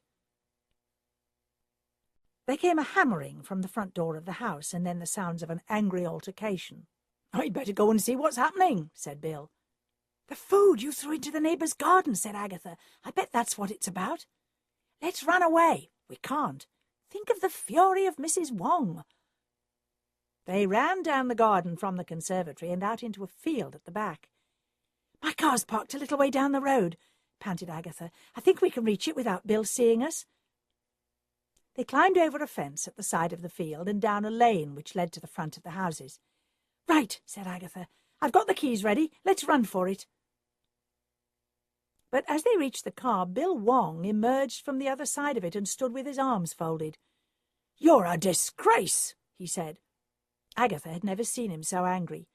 "It's my fault," said Charles. "I think I've got an ulcer. I didn't want to hurt your mother's feelings." "You've not only hurt her, you've humiliated her." "We'll go back and apologise," said Agatha. "No, go on your way. I'm sick of the sight of you." Agatha drove off. A tear began to roll down her cheek, followed by another. "Hey," said Charles, "stop the car. I'll drive." They changed places, and Charles drove off. "He was my first friend," sobbed Agatha. "We'll stop in Merchester and send the old bat some flowers and a note of apology." "Won't work." Agatha suddenly brightened. "But I know what might. Stop in the main square outside police headquarters. There's something in a shop down the Shambles which has something that might do the trick. Surely it won't be open on Sunday. Some of the shops are open. I think this one will be." "You mean that?" asked Charles, 15 minutes later, as they both stood looking in a shop window. "She'll love it," said Agatha. "Trust me." What so horrified Charles was a cylindrical plastic floor lamp in which golden bubbles rose and fell along with tiny plastic seahorses in jewelled colours. They went into the shop, and Agatha explained she wanted to buy it and have it delivered immediately. "I haven't anyone to deliver it today," said the sales assistant. "I tell you what, just wrap it up and give me a gift card. I'll send it out in a taxi." Agatha paid, while Charles wrote a card of apology. They carried the box with the lamp in it over to the taxi rank and paid a driver to take it to Bill's home. "I hope you know what you're doing," said Charles. "That lamp might turn out to be adding insult to injury. Let's go and visit Mrs. Bloxby. Haven't seen her in a while." They saw Mrs. Bloxby walking along the main street, stopped the car, and hailed her. "How are you getting on?" asked the vicar's wife. "I was just going home for a cup of tea. Care to join me?" "Get in the car," said Charles cheerfully, "and we'll all go together." In the vicarage sitting-room, while Mrs. Bloxby went to fetch tea, Agatha relaxed and looked around her. She could never quite understand why Mrs. Bloxby's shabby sitting-room should have such peaceful charm compared to her own. Everything was worn, and parts of the silk cushions on the sofa were showing signs of splitting. There was a small round table by the window, holding a blue jug of wild flowers, and bits of chipped antique furniture in corners of the room, but somehow it created a harmonious whole. Mrs. Bloxby came back with the tea things and a plate of shortbread. "How is this business about Mr. Smedley's murder going?" she asked. Agatha proceeded to tell her everything they'd found out. When she'd finished, Mrs. Bloxby said, "I don't somehow think it could have been this secretary." "Why?" "I cannot think anyone would have made themselves such an obvious suspect." "We're going round and round in circles. Aren't you shocked about the schoolgirls' video games?" "I don't think anything shocks me any more," said Mrs. Bloxby sadly. "The last time I went to the hairdresser I'd forgotten to take a book. There was a pile of magazines meant for girls in their early teens. They were all about sex. Quite disgusting. I think this Bert put them up to it, and they thought it a bit of a lark." "If Joyce isn't the culprit, surely Mrs. Smedley might be. She says she didn't know Robert was having an affair with Joyce, but I'm sure she must have known there was something going on." "Not necessarily. And how is your detective friend?" Agatha let out a strangled sob. "I don't think he's a friend any more." "Why? What happened?" "It was Charles's fault." Agatha plunged into a description of what had happened at the dreadful lunch. When Agatha had finished, Mrs. Bloxby put a handkerchief to her mouth. "Excuse me." She fled out of the room. They heard muffled sounds coming along the corridor. "Is she ill?" asked Agatha. "Should I go to her?" "I think she's laughing." "Laughing? I've just lost my one best friend, and she's laughing." Mrs. Bloxby came back into the room. Agatha did not notice that Charles's eyes had become suddenly cold. "I am sorry," said Mrs. Bloxby, "but it really was so funny." Agatha stared at her and then slowly began to giggle. "I suppose it is." Charles rose to his feet. "If you ladies will excuse me, I've just realized, Agatha, that I have been neglecting things at home. No, don't get up. I'll walk back." He went out, slamming the door. "What's the matter with him?" asked Agatha. "Did you say anything when I was out of the room?" "Let me see. I could hear sounds, and I asked Charles if I should go to you. He said he thought you were laughing. I couldn't see the funny side of it just then, that's all. Maybe he's just remembered something urgent. I'm tired of murder. Tell me the parish news." "Miss Sims, I think she will always be Miss Sims to me, is getting a divorce from Patrick. They said nothing to me. Probably didn't want any fuss. It's by mutual agreement. Both of them thought they wanted to settle down. Patrick found it didn't suit him. I think our Miss Sims missed her casual affairs." Agatha felt she should phone Charles that evening and ask him why he'd decided to leave so suddenly. But an absent Charles meant a Charles who would hopefully not be around on Wednesday evening. She fed her cats and then switched on her computer and began to look up everything she could on Zimbabwe. She was just printing off some pages when the phone rang. She answered it, expecting it to be Charles, but it was Bill Wong. "You're a bad girl, Agatha. But really Mum is over the moon about that magnificent present. She and Dad just sit there looking at it." "I can only repeat how sorry I am." "It was really Charles's fault. I've got this girlfriend, Harriet, a policewoman. I phoned her up and told her what Charles had done and how the pair of you had run away. She laughed and laughed, and then she said my mum's cooking was awful. I never noticed. Is it? It's a bit of an acquired taste. Oh, Bill, I'm so glad we're friends again. Well, keep safe, and if you find a murderer, don't go tackling him on your own. Agatha found it hard to get to sleep that night. Instead of concentrating on alibis for the morning of the murder, everyone should have been concentrating on the period from Friday until Monday. Anyone could have got in and poisoned the milk. But how would anyone get in unobserved, with cameras all over the place and the gates locked? Bert Haviland. Now, he was the one with a criminal record. She resolved to go and see him the following day and take Phil with her. There might just be a connection between the two murders.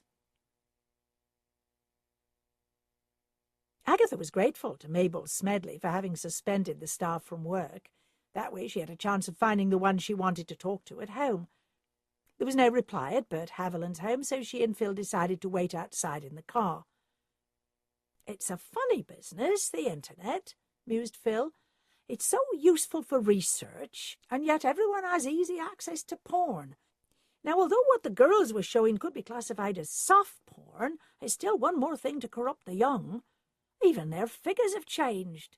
In my youth they stayed very slim and nearly flat-chested right up until they started work. But now they've got busts and backsides starting around the age of 11 years. Then they either start dieting ferociously or become as fat as anything, not to mention the terrific rise in sexually transmitted diseases." Agatha winced. She was mentally planning to start an affair with Freddie. But these were difficult days.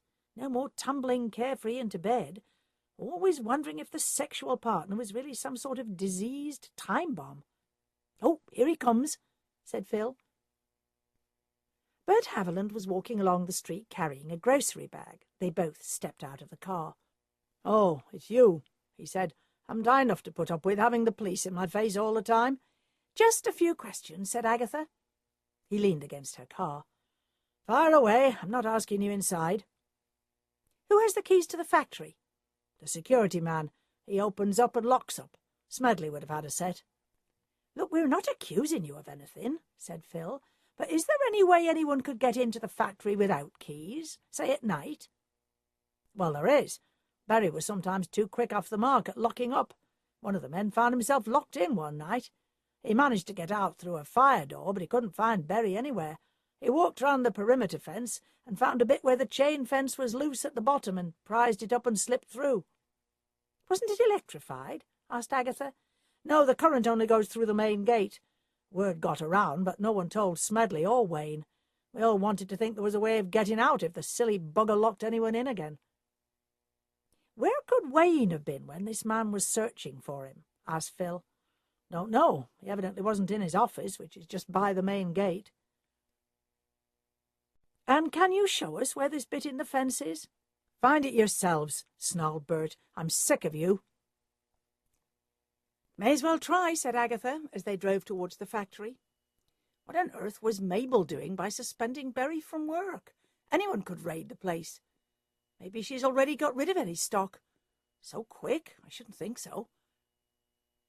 They reached the factory and parked, and then began to walk around the perimeter fence. Agatha would have walked right past the spot because she was dreaming about Freddie, but Phil suddenly cried, "Here it is! Look down! You can see where the grass has been flattened." He bent down and tugged hard at the bottom of the fence and bent the chain link upwards. "There! That's how it could have been done. Let's go inside and have a look." "Must we?" pleaded Agatha. She was wearing a yellow linen suit and the grass was wet. "We've come this far. I would like a look at the office door to see if it's got the sort of lock that could be easily picked." He got down on the ground and rolled through to the other side. "Come on, Agatha, it's easy." Agatha tried but got stuck halfway, and Phil had to force the fence up even higher. She stood up and tried to brush herself down. Her suit was wet and smeared with green grass stains. They had just got halfway towards the buildings when an alarm went off, and 2 security men with Alsatian dogs straining at the leash came running towards them. "Stop!" called one, "or we'll let the dogs loose." They both stood, frozen to the spot. "You'll come with us," said one of them, "while we phone the police." "We're employed by Mrs. Smedley to investigate the murder of her husband," said Agatha. She fished in her handbag and brought out her business card. "Phone her!" He studied the card and then took out a mobile phone. He was wearing a black uniform with a badge on the front which said Merchester Security. While the other man stood guard, he walked a little away and began to talk into the phone. At last he came back to join them.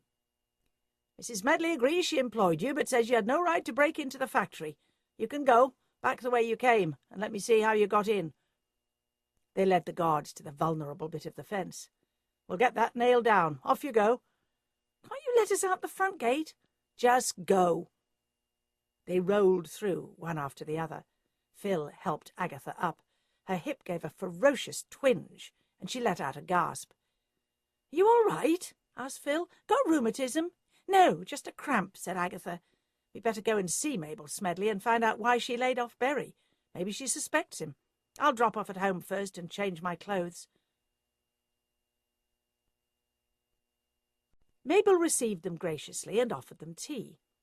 Agatha looked around the living room for clues, but all she could see was a pleasant room with tasteful furniture and some very good paintings on the walls. When Mabel had poured them excellent cups of coffee and offered homemade biscuits, she said, "All you had to do was tell me you were going to the factory. We found there was a way of getting through the fence. Bert Haviland told us. We wanted to see if the lock on the office door would be easy to pick. Because you laid your security man off, we didn't expect anyone to be there. I hired a private security firm. Why? I never quite trusted Berry. I think he drinks. I thought it safer to suspend everyone, and if the new owners want to keep them on, that's their business. Have you found a buyer? My lawyers are working on it. It's only a small factory, but profitable. It should not be on the market for long. I shall of course tell the new owners about Bert Haviland and those schoolgirls. The police told me about that. I was shocked. Pity. Bert was a very good salesman. I'm sure you won't be giving Joyce Wilson a reference. I find it hard to believe that Robert should have had an affair with that silly girl. The police told me about it. More coffee? It must make you very angry. Robert is dead, she said with quiet dignity. I'm grieving. Getting angry doesn't help. Of course, said Phil with quick sympathy. These biscuits are amazingly good. Have some more, do. Would you say the office lock could have been easily picked? Asked Agatha. It's just a Yale.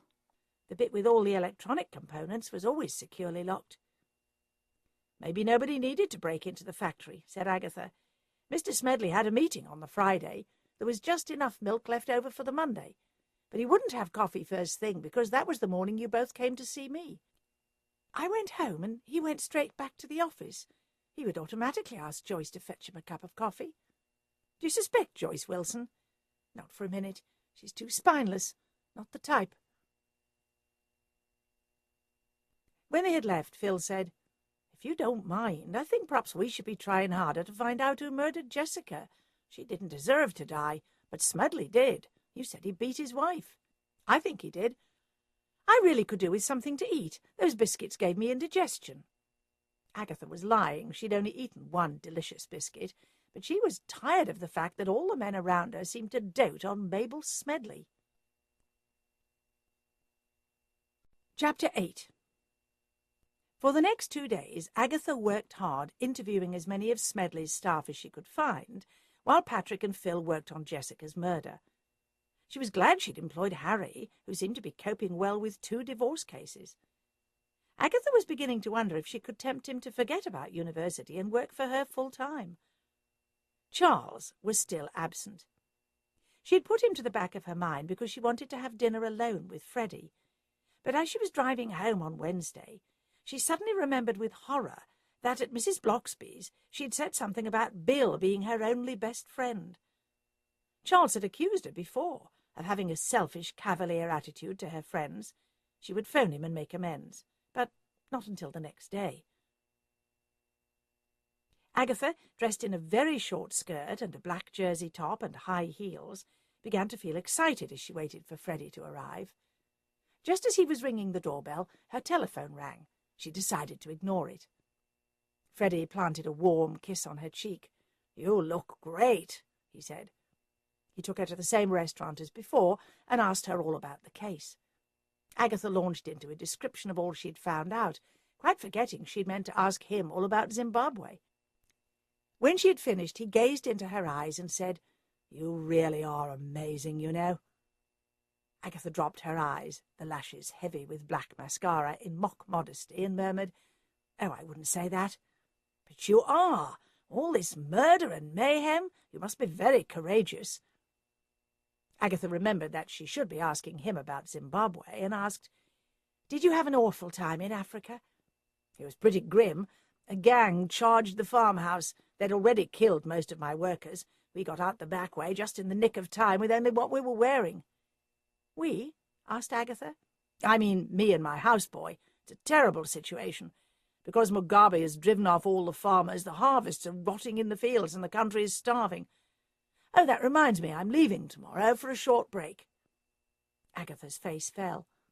"For how long?" "Just a couple of weeks." "Let's hope I have these cases cleared up before you get back. Where are you going? Not back to Zimbabwe, I hope." "No, I'm going to see, friends in South Africa. But I'll see you as soon as I get back. Anyway, let's make the most of our evening together." His eyes looked long and steadily into hers, and Agatha got the unsaid message, the night as well. That was when a little twinge of panic assailed Agatha. She had shaved her legs the day before, but she really should have gone for a wax.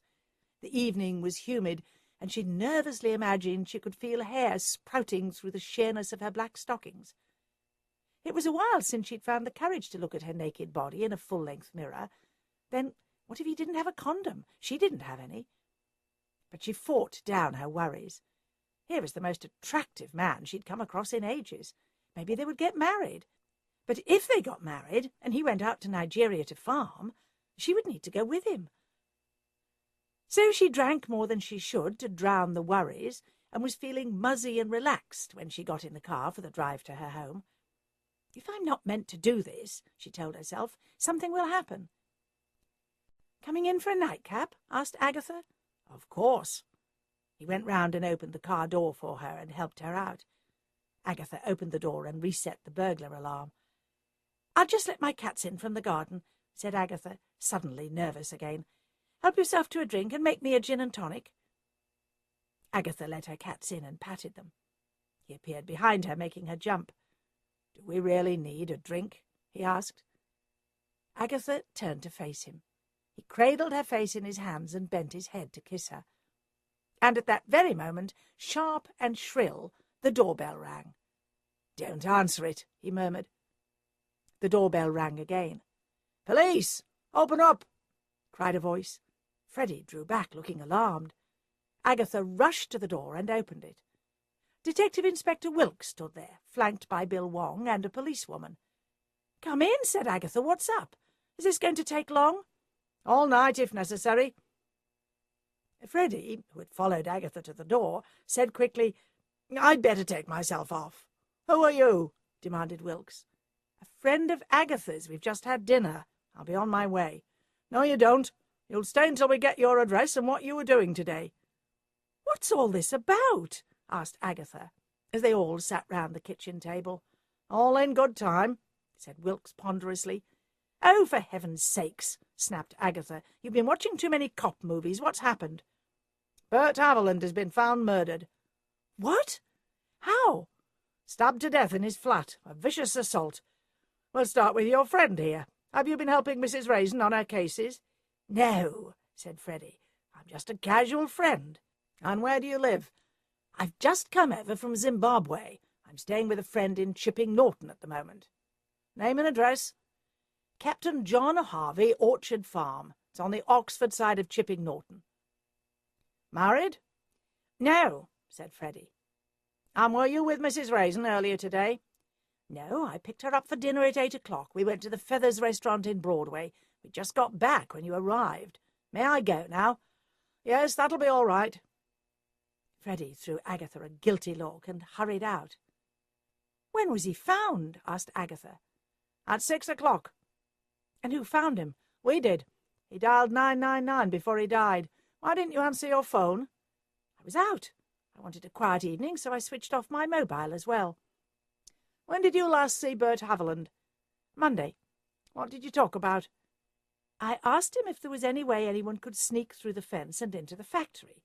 He said there was a loose bit in the chain-link fence. So me and Mr. Witherspoon found it and slid through. We were heading for the office to study the lock and see if it was an easy one to pick. Mrs. Smedley had hired a firm of security guards, and we were caught and sent off. That was the last time I talked to Bert, and it was about the fence. You don't suspect me, surely? I was still in the office at 6 o'clock, finishing up business. I suspect you of withholding information. That's not true, said Agatha hotly. I was the one who told you about the girl's website. Didn't the neighbours see or hear anything? It's a small block of flats. They were all still out, apart from an old lady on the top-floor flat who's stone-deaf. Well, I'm not withholding a damned thing, and you've buggered up my date. Not a very gallant date, murmured Bill Wong, rushing off like that and leaving you to face the music. Right, said Wilkes.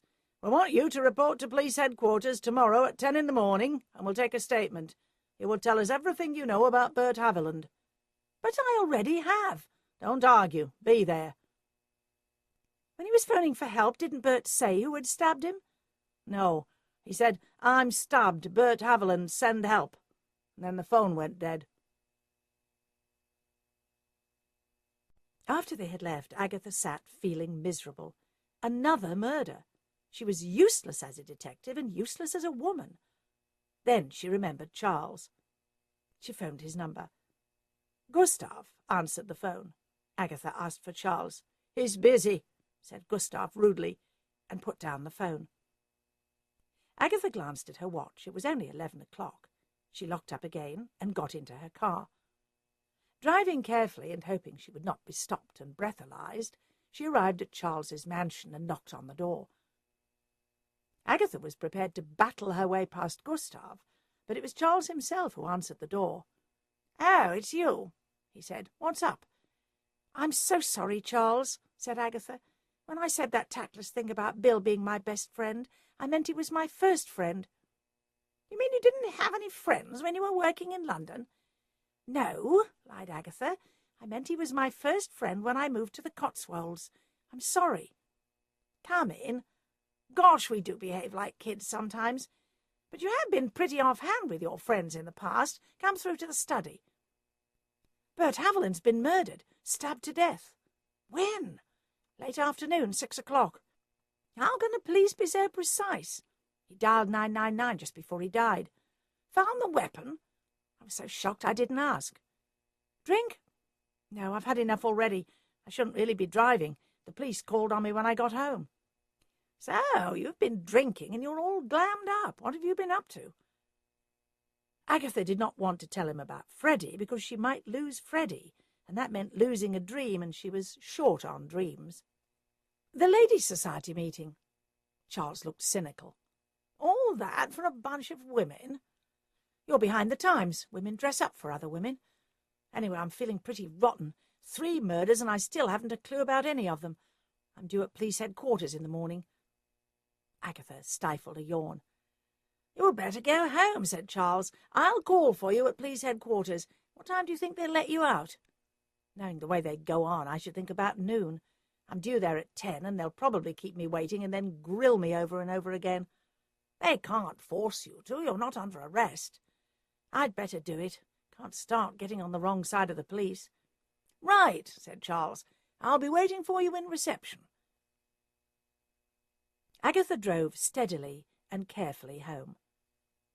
When she got out of the car and stood fishing her house keys out of her handbag, she suddenly stiffened. She had a feeling of being watched. She slowly turned round. The cobbled lane was deserted.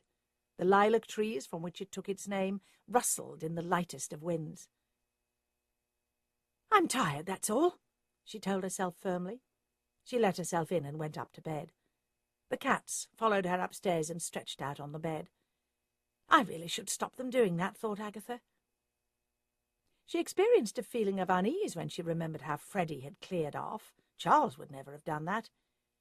But she needed her dreams, and by the time she fell asleep, Freddie had once more been restored in her mind to the status of future husband. The questioning was every bit as wearying as Agatha had expected it to be.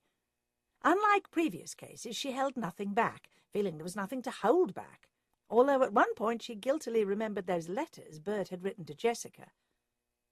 It was with a feeling of relief that she found Charles waiting for her. Dear Charles, always so loyal, thought Agatha, quite forgetting that Charles had happily dropped her in the past whenever a pretty girl came into his life. "I'll phone everyone and get them all into the office," said Agatha. She took out her phone and, while Charles waited, told everyone to head for the office. She rang off after the last call and said, "We need to plan some sort of strategy. Where's your car?" "Off to the garage with Gustav. Something up with it." "I've been thinking of something," said Charles. "What?" "Phil, despite his age, is a likeable and attractive man." "I hadn't noticed," said Agatha huffily, wondering if Charles was trying to set her up with this geriatric. "Well, he is. And has Joyce Wilson ever met young Harry?" "No. Where's this going?"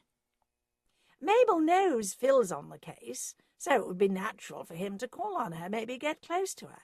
She may know more about her husband's enemies than she's told us." "Joyce hasn't met Harry, has she?" "No, I don't think so. If he could shed some of his studs and smarten up a bit, he could maybe ask her out. Now that one, I'm sure, knows something.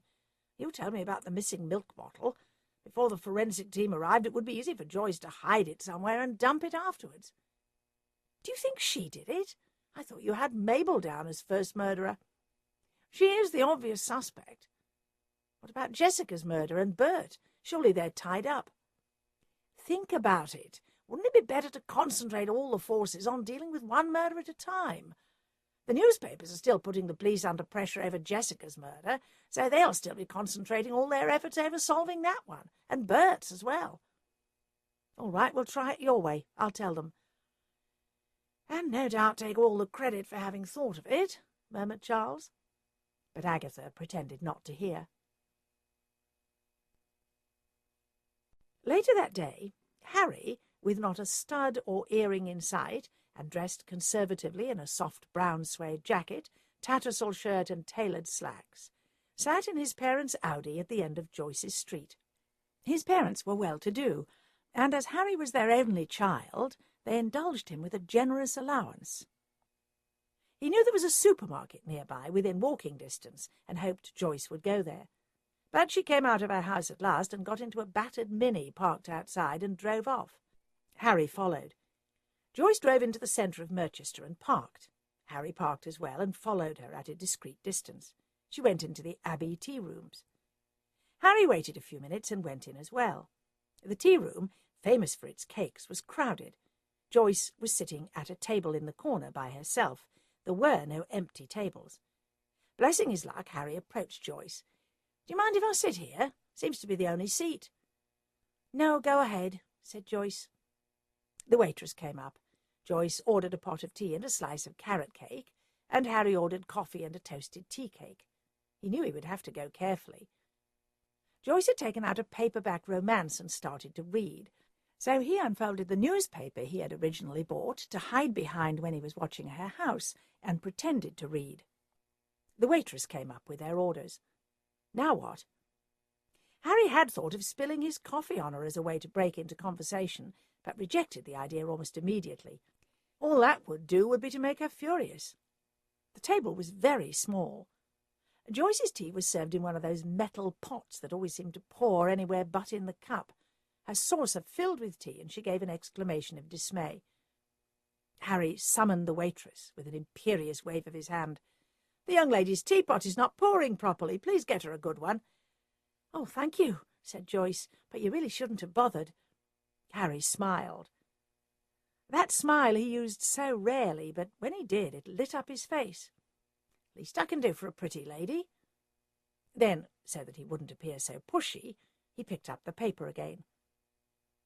When her new pot of tea and clean cup and saucer arrived, he lowered his paper and said, "Allow me." He reached over and deftly poured a cup. "Thank you," said Joyce. Harry began to drink his coffee and eat his toasted tea cake. Let her make the first move, he told himself. Then Joyce spoke. "Are you new to Merchester?" "No, I live with my parents out on Bewdley Road." Joyce was impressed. She knew Bewdley Road. That was where the most expensive villas in the town could be found. Her eyes took in the expensive suede jacket.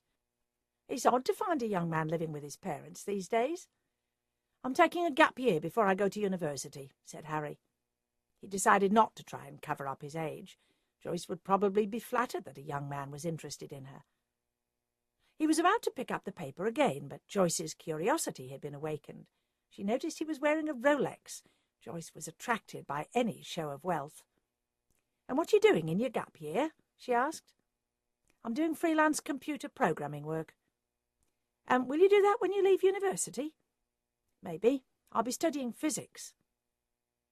Joyce let out a sigh. "I wish I'd gone to university instead of being just a secretary." "Where'd you work?" "Smedley's Electronics." Harry let his eyes widen.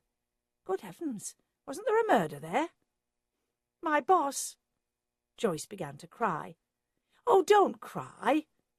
Harry edged his chair round next to hers and handed her a large white handkerchief. He put an arm lightly round her shoulders until she gave a final gulp. "I'm so sorry," she whispered. "It's all been such a strain." She tried to hand him back his handkerchief, now liberally smeared with makeup. "Keep it," said Harry. Seeing she had recovered, he moved his chair back.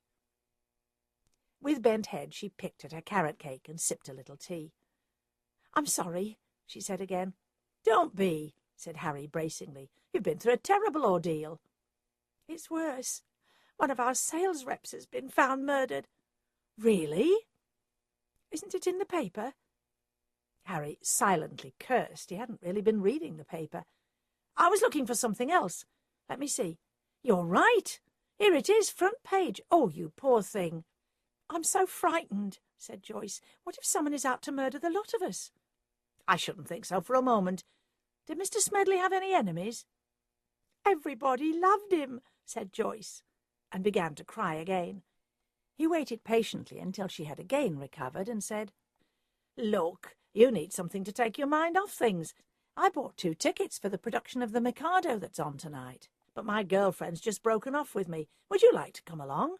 Cheer you up. No strings." She gave him a watery smile. "I'd like that. I hate being in the house on my own." "There you are, then. That's all set. Let me get the bill." "No, I insist." Harry called over the waitress and paid, extracting a note from a wallet stuffed with money. He left a generous tip on the table. "I'll pick you up at 7. "You don't know where I live, or my name. I'm Joyce Wilson." "And I'm James Henderson." Harry leaned across the table. "Fact is, I feel I've known you for ages. What's the address?" "More tea, Mr. Witherspoon?" "Yes, please. Do call me Phil. I must say these sponge cakes of yours are as light as a feather. I like a man with a good appetite." Phil had found a particularly flattering photograph of Mabel he had taken at the Ancombe sale of work. It showed Mabel behind the jam counter, standing in a shaft of sunlight from the high window above her. The light had cast an aureole around her head. He had used that as an excuse to call on her. He felt so relaxed and at ease that he did not want to talk about murder. Her sitting room was so pleasant and her baking superb. She was everything he thought a woman should be. He sometimes had to confess to himself that Agatha Raisin could be very intimidating. But mindful of duty, he asked, "Have you any idea who could have murdered Bert?" "I've been thinking and thinking about it. The only thing is those dreadful videos the police told me about. People who look at things like that on the internet are sick and dangerous. I think one of his weird customers found out where he was and killed him in a rage." "The police are interviewing all the men who checked into the website. Maybe they'll come up with something." "Of course, I heard at one of the staff parties that he had a bit of a reputation as a philanderer. Maybe some jilted female. I thought he was deeply in love with Jessica." "My dear Phil, if you really love someone, you don't have them cavorting on some dirty website." "I thought at first that Bert might have killed Jessica, but he had a cast-iron alibi." "I really don't believe in cast-iron alibis. But let's talk about something else. Tell me about yourself." After half an hour, Phil reddened and said apologetically, "You must forgive me. I usually don't talk about myself much. You're such a good listener." "And you're such an interesting man. Do you like Gilbert and Sullivan?" "Very much." "I'm on the board of the Merchester Operatic Society. They're putting on the Mikado. Would you like to see it?" Very much. If you call here for me at, say, 6:30, I'll take you along. I always have tickets left for me at the box office. Agatha and Charles had spent an exhausting day interviewing all the neighbours in Burt Street. She called all the staff into the office for 5:30.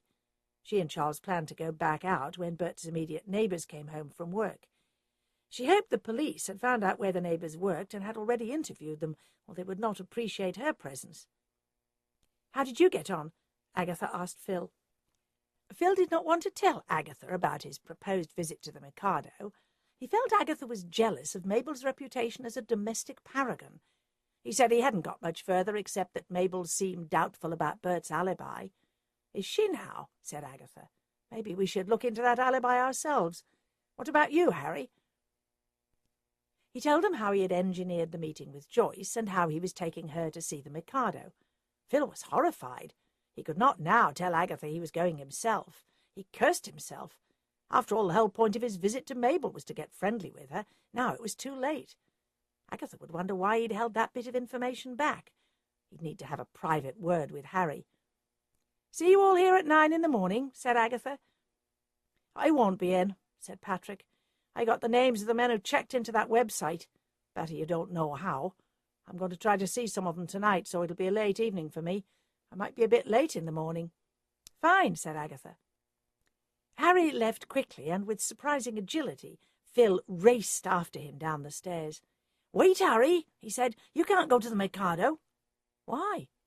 "Mabel's taking me there, and she knows what you look like, and of course she knows Joyce." "Why didn't you say something upstairs?" "Don't know," mumbled Phil. "Damn, I'll think of somewhere else to take her." End of Disc 3. Disc 4. Chapter 9. Harry rang Joyce's doorbell.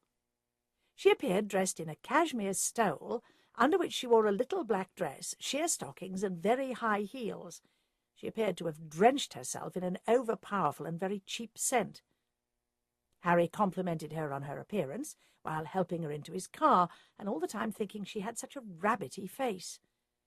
"I hope you won't be too disappointed," said Harry, "but the Mikado is off." "Oh, why?" "Well, I like the traditional stuff, and someone told me this production is set in a modern-day factory with the whole chorus dressed in denim overalls. So what I thought instead is the classic cinema. They're showing Brief Encounter. Did you ever see it?" "No." "I thought we'd go there and then have dinner at the Royal afterwards." Joyce's protuberant eyes widened. The Royal was Manchester's best hotel, and the restaurant was very expensive. She'd tried several times to get Robert Smedley to take her there, but he'd always refused. "Sounds lovely," she said. Harry had taken the precaution of bringing 2 large handkerchiefs with him. Joyce cried her way through the whole black-and-white film.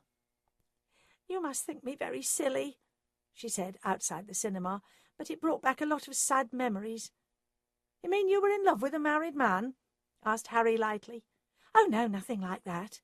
When we get to the hotel, I'll just go to the ladies and repair my makeup." So she wasn't going to admit to having an affair with Smedley, thought Harry. Joyce came back. She picked up the large menu. "I always like fish," she said. She ordered avocado stuffed with prawns to start, and then a whole grilled lobster. Harry had a feeling she was choosing by price rather than taste. Perhaps Smedley's attraction for her had been nothing more than money. He ordered pâté, followed by bœuf bourguignon, and also a half bottle of red wine for himself and a half bottle of white for Joyce. She said coyly that she always liked to have a dry martini before eating. "Could you make it a large one?" she asked. "I'm quite nervous." Harry expected the meal to be a fairly silent one. Joyce obviously did not want to talk about Smedley, and he wanted to tell as few lies about his background as possible. But Joyce turned out to be loquacious enough for both of them. She prattled on about her parents, father now dead and her mother in care in Bath. She talked about a previous job as secretary to a supermarket manager. "I didn't even get a discount on my groceries." And Harry tried not to let his eyes glaze over with boredom. He kept trying to turn the conversation back to the murder, and Joyce always kept on talking about something else. She finished her meal with crêpe Suzette, then brandy and coffee. Harry paid the bill with cash.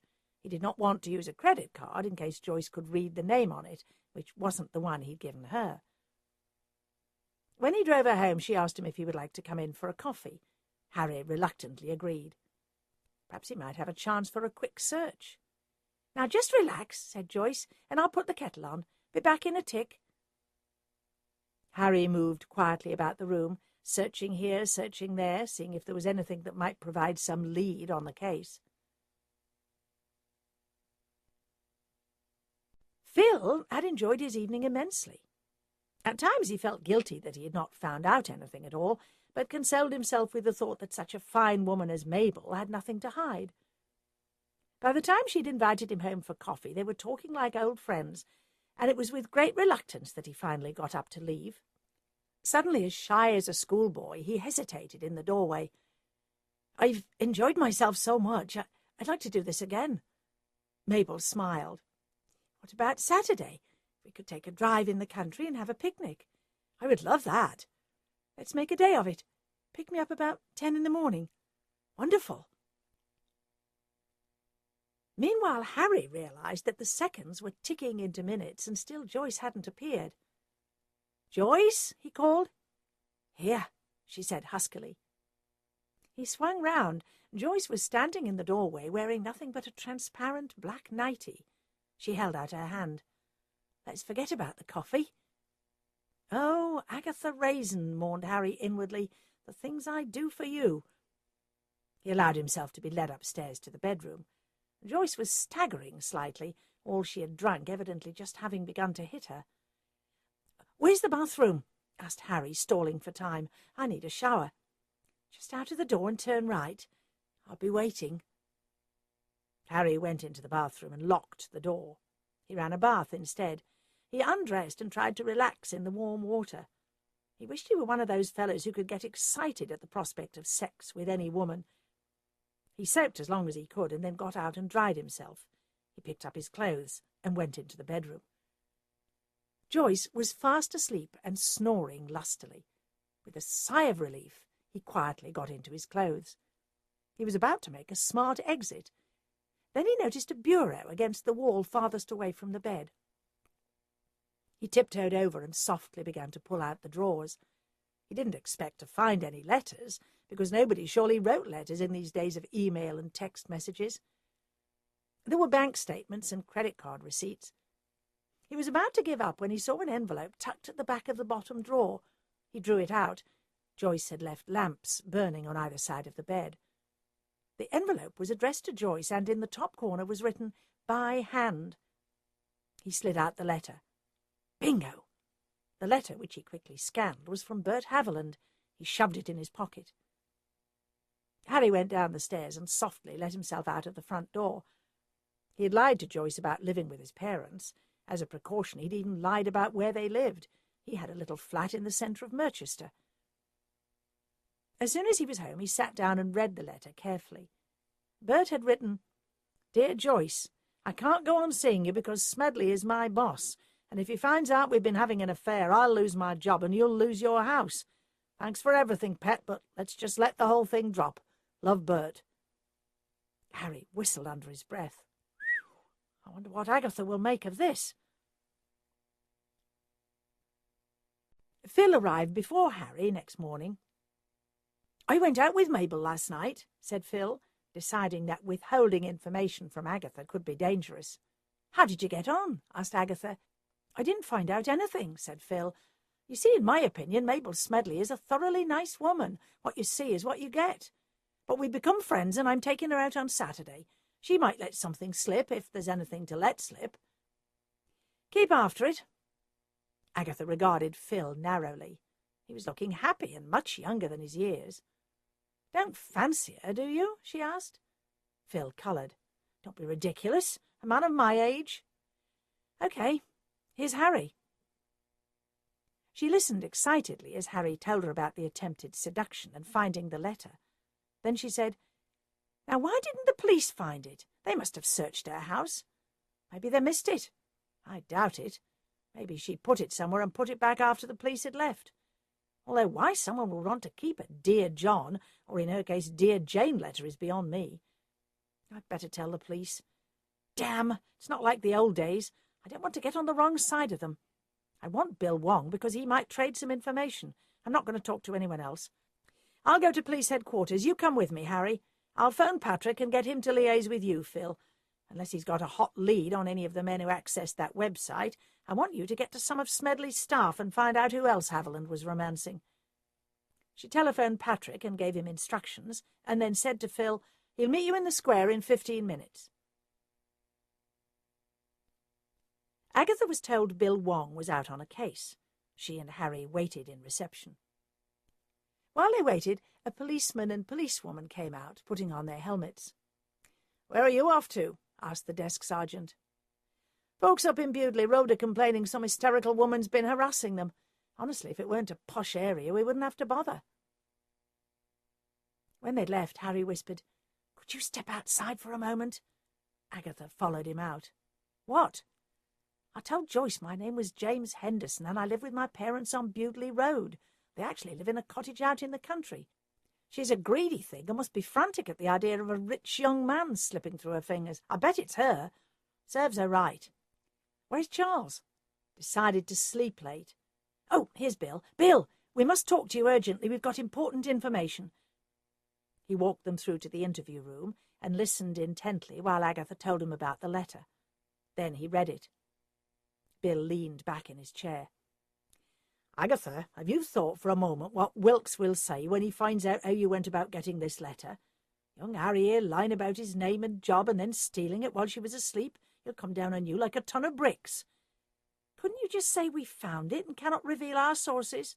"You're not a journalist." "Say it was delivered to our office anonymously this morning," said Harry. "Come on, Bill," urged Agatha. "It's too important a piece of information to hold back. If you tell the truth and get us into trouble, what'll happen to Harry?" "I know," said Harry. "There's nothing wrong with part of the truth.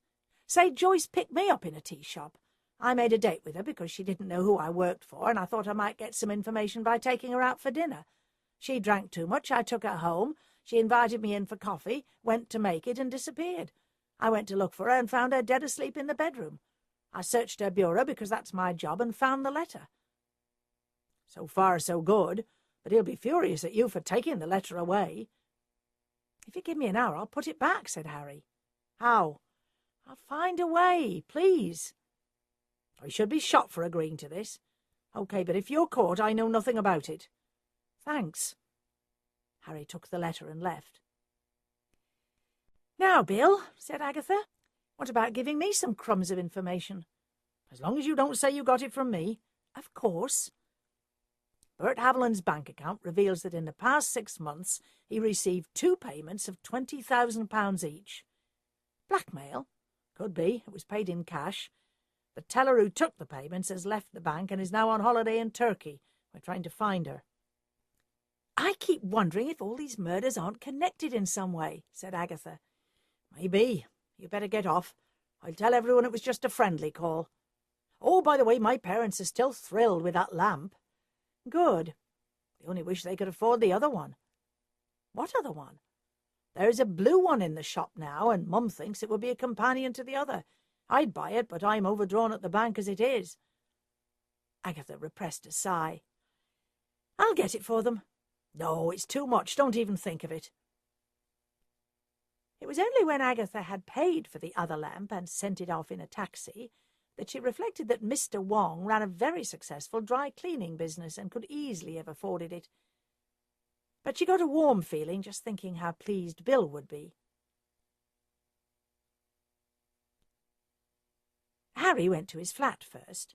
Wearing a pair of thin latex gloves, he took out an envelope similar to the one containing the letter and copied out a forgery of the by hand legend.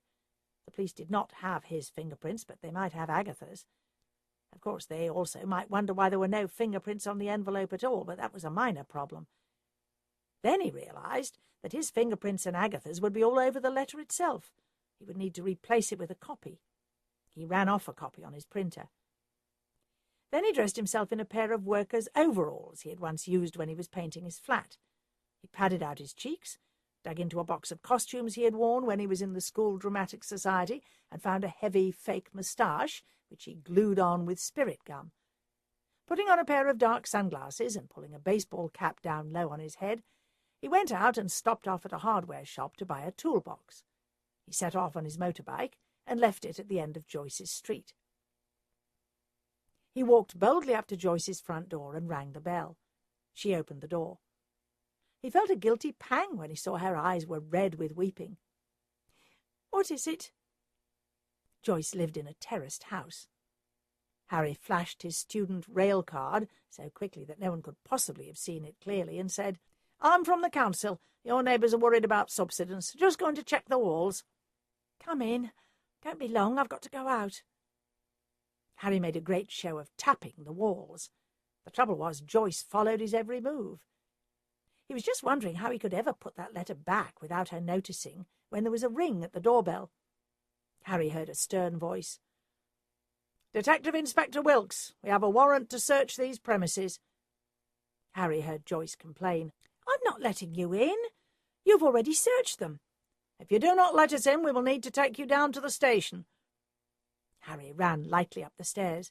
He slipped the letter back into the drawer, opened the bedroom window, threw his toolbox into the back garden, stepped out, and, hanging onto the drainpipe, closed the window and slithered down. Thanking his stars that the back of Joyce's house was not overlooked by any other houses, and was a jungle of untended trees and bushes, which shielded him from Joyce's neighbours on either side, he made his way out by the back garden gate, along a lane, and out into the main road. How had Wilkes been able to move so quickly? The fact was that Bill had told Wilkes almost immediately he'd heard a rumour that Joyce had been having an affair with Haviland, and that evidence of that may have been overlooked during the initial search. Although he had expected it would take some time to get a search warrant, Wilkes had pointed out that the original search warrant was still legal, called together a search team, and set out. Bill hoped that Harry, who he believed was probably out on the street, watching the house and waiting for Joyce to leave, would not be discovered. Joyce tried to follow the search team upstairs, but Wilkes had brought along a policewoman who ushered Joyce into her living room and told her to sit down and wait. They came to the bureau. One said, "It's just all bank statements and accounts. I've been through this before." "Look again," snapped Wilkes. The detective pulled open the bottom drawer. Harry had simply dropped the letter right on the top. He took the envelope and extracted the letter and read it. "Take a look at this, sir," he said, handing it to Wilkes. Wilkes read it. "Odd, it looks like a copy. Let's go downstairs and see what our Miss Wilson has to say for herself." Joyce, confronted by the letter, burst into floods of tears. The policewoman handed her a box of tissues, which was lying on the coffee table, and then all waited in stolid silence until she had stopped crying. "It was just a brief fling," she said. "I think you'd better accompany us to the police station." "What about the building inspector?" "What building inspector?" "He was here when you arrived." They searched the house and then came back to Joyce. "No sign of anyone. Why was he here?"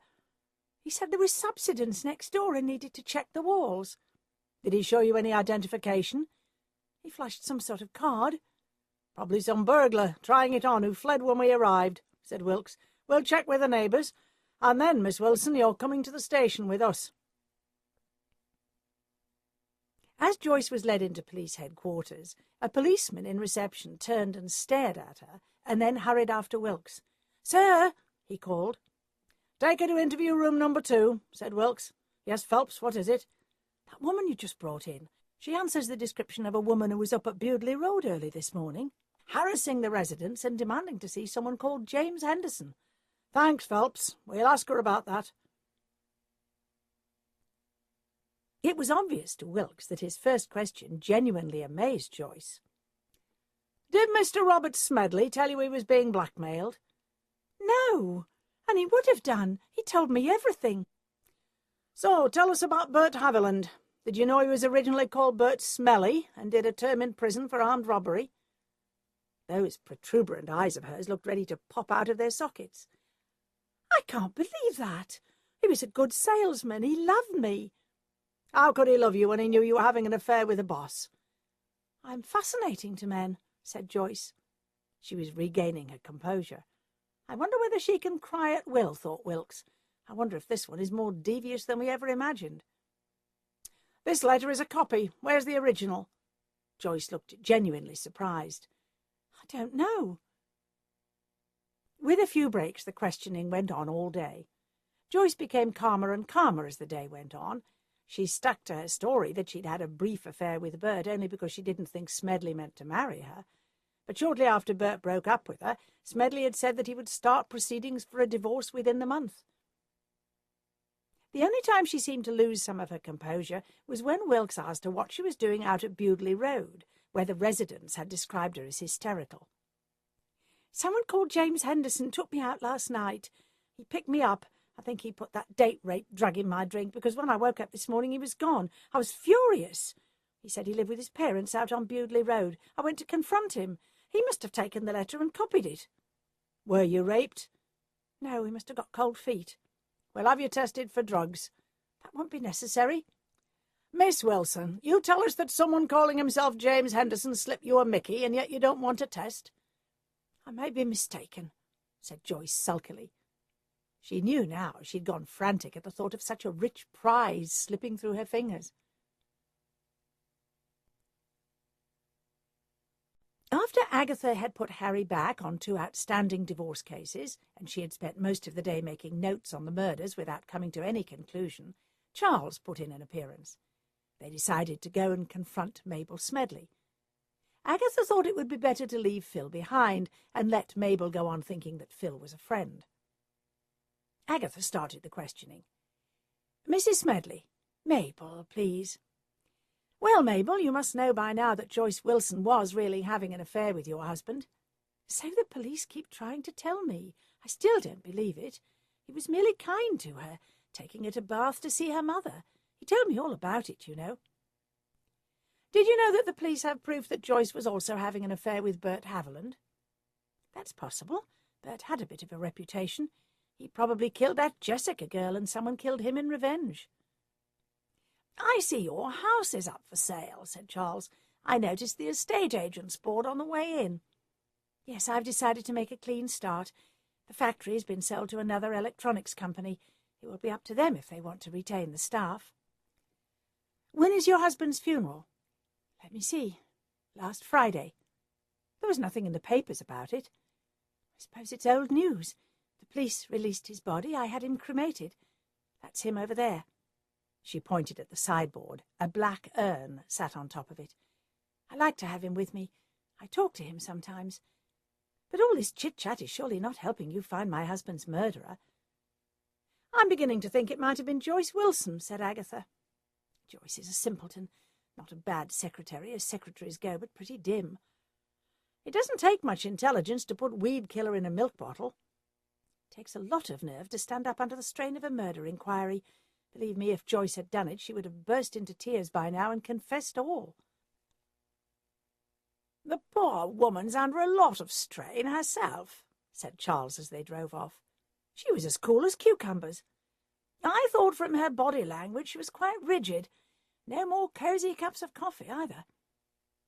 I'm beginning to think this all leads somehow to Jessica. Could be coincidence. Jessica could just have been in the wrong place at the wrong time. Then you would think it would have been a sex crime. It was made to look like one. An amateur murderer. Or one just playing for time." Agatha squinted at her watch. "It's after 6. We couldn't get near Bert's neighbours last night because the police were all over the place. Let's try again." But they found there was a mobile police unit set up in the street, and policemen were still busy making door-to-door inquiries. "There's a pub 2 streets back," said Charles. "Go back there. We might find some of the locals talking about the murder." The pub was called the Prince of Wales. No brewery had got around to modernising it.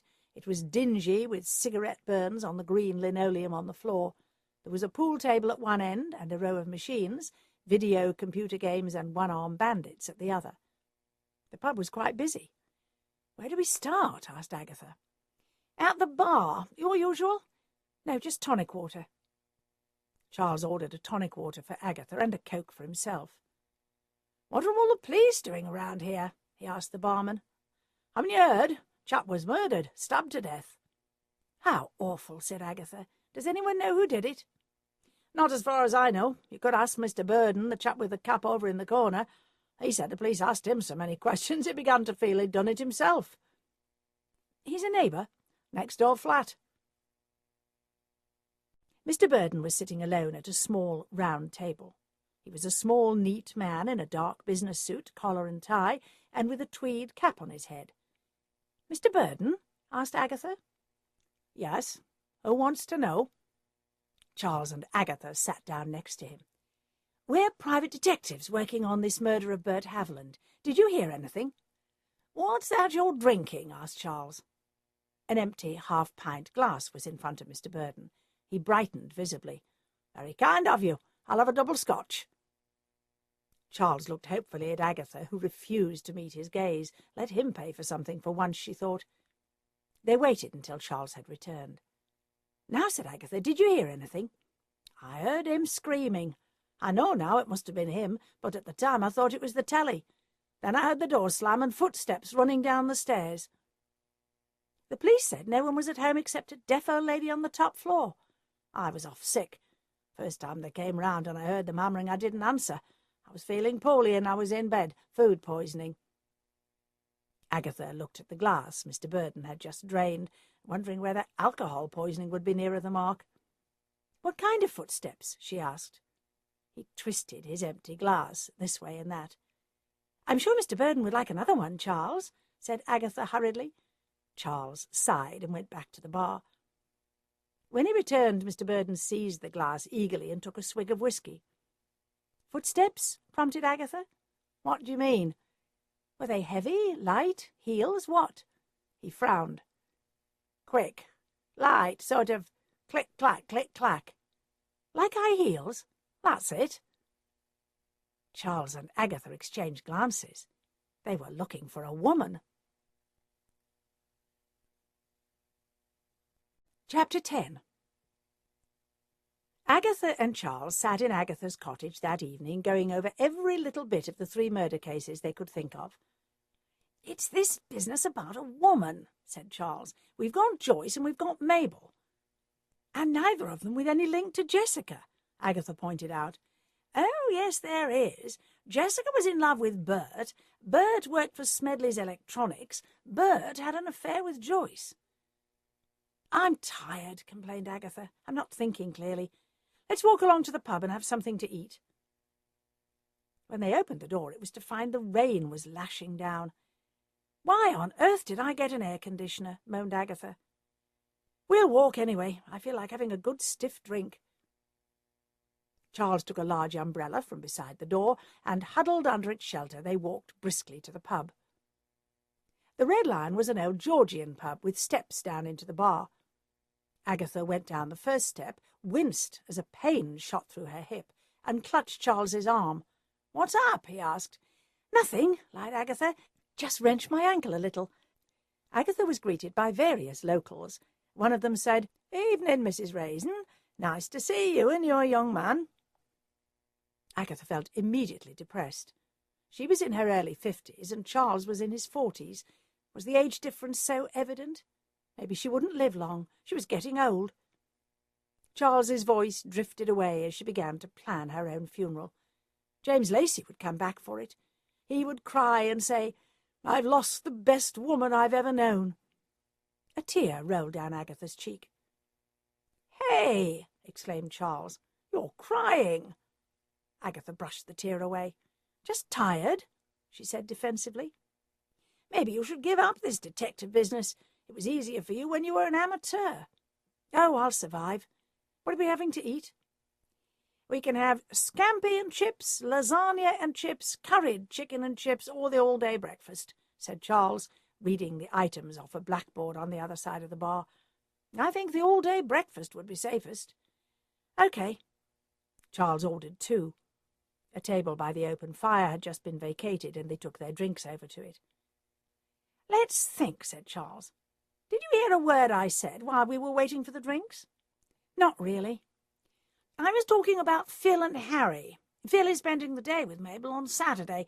We'll need to impress on him that as nice as Mabel seems, he's really got to keep his eyes and ears open. Then what about Harry and Joyce? Speak of the devil, said Agatha, looking across the bar.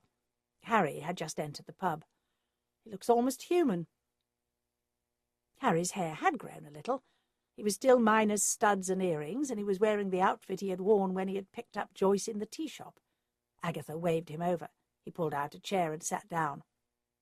"What brings you here?" asked Charles. "Any news?" "No, I came to ask you that." "I should have phoned you," said Agatha. "Did you get the letter back?" "Just." Harry told him about the sudden arrival of the police. "I'll get myself a drink. What about you two?" "We're all right at the moment," said Charles. "Just waiting for food." Harry went to the bar and came back with a half-pint of beer. "What do you feel about romancing Joyce again?" asked Agatha. "Can't. She knows me as James Henderson, who told her he lived with his parents on the Bewdley Road. She'd be very suspicious if I put in an appearance again, and she might tell the police. Then there's that letter. I was stupid to take it away. The detective agency might be the first place they think of when they're wondering who took a copy." "Did the police ever search Mabel's house?" asked Charles. "I don't think they did a thorough forensic search," said Agatha. "I think she just let them go through all his papers and search his home computer." Harry said, "Don't tell me you suspect that lady of all the virtues." Charles told him about Mr. Beaton hearing what sounded like someone in high heels fleeing the scene of the murder. "Have you ever seen Mabel Smedley in anything other than flat shoes?" asked Harry. "Doesn't even wear makeup." "Phil is spending the day with her tomorrow. We're going to ask him to try to get a proper look around. And did we tell you that Smedley may have been blackmailed? Or someone else? 2 deposits of £20,000 were paid into Haviland's account, cash." "The way I see it," said Harry. "Oh, here's your food." "Don't you want anything?" asked Charles. "Nothing like that. I'll eat later. I was about to say that if Smedley was blackmailed, and as his home computer had been overwritten, he might have been watching the girl's website." "But if it was Smedley who paid the money," said Charles, "the withdrawals would show on his bank account." "Unless, of course, the money came out of the firm," said Harry, "and Joyce fiddled the books to cover it up." "But I'm forgetting there is no record of Smedley having checked into that website." "There must be something," protested Agatha, "or he wouldn't have overwritten what was on his computer. Now there's a thing. As far as I can gather, everything on his home computer was overwritten right up until his death. Meaning Mabel might have done it, even though she claims not to know one end of a computer from the other." Agatha's mobile rang, and she took it out of her handbag. It was Bill. "Agatha, I'm sending you a cheque for that other lamp. I didn't mean you to buy it. It's too much." "Nonsense. I hope your parents are pleased." "Pleased? They're thrilled to bits. Mum wants you and Charles to come over for dinner on Sunday." "Oh, how lovely! But we're both working flat out. When all these murders are solved, we'll make a party of it. Please don't bother sending me a cheque. I'd just tear it up. What is Joyce saying?" "Stonewalling at every turn. Or rather, that's the way it seems to Wilkes. Do you know, Harry may have slipped up a little with that letter. There were no fingerprints on the envelope, and the letter was a copy. Where's the original?" "I'll see him about that," said Agatha. When she rang off, she asked Harry, "Why did you replace the letter with a copy?" "Because my fingerprints and yours would have been all over the original." "It may make the police begin to wonder more about Joyce's mysterious Mr. Henderson, and they may begin to look in your direction. Also, you'd better go back to the Gothic look or whatever that was you were adopting when I first met you. I mean, if you should run into Joyce by accident, you might just be able to sneer your way out of it and look as far from the rich young James Henderson as possible. Better lie low for a bit and get on with the divorce cases. I'm nearly finished with those. Phil lent me an excellent camera. I'll have all the stuff for you tomorrow." "I think when we eat this," said Agatha, "we should all go and visit Phil. I think he admires Mabel too much. We need to stiffen his spine." Agatha noticed that Phil did not look particularly pleased to see them. "Have we interrupted anything?" she asked. "I was just watching television." He led the way into his living room. Agatha noticed the television set was switched off. "Sit down. What can I do for you?" Agatha told him about Mr. Beaton hearing a woman's footsteps. "So," she finished, "we're looking for a woman, and the two women we have are Mabel and Joyce. And Trixie and Fairy, and whoever else Bert Haviland might have been having an affair with," said Phil. "You don't want it to be Mabel, do you?" asked Charles. Phil looked flustered. "My feelings don't enter into this, but my common sense does. It is my reasoned opinion that Mabel Smedley would not hurt a fly." "I think it might be possible," said Agatha. "Look, Phil, the reason we called is to urge you to keep an open mind. When you're in her house, keep looking around discreetly." "And what am I supposed to be looking for?" asked Phil bitterly. "A recipe for angel cakes?" "Phil, please," urged Charles. "Just do your job." "Of course I will keep an eye out for anything suspicious," said Phil. "Now, if you don't mind, I've some work in the dark room to do." "I think he's smitten with her," said Agatha, as they walked to her cottage through the rain. "Snakes and bastards!"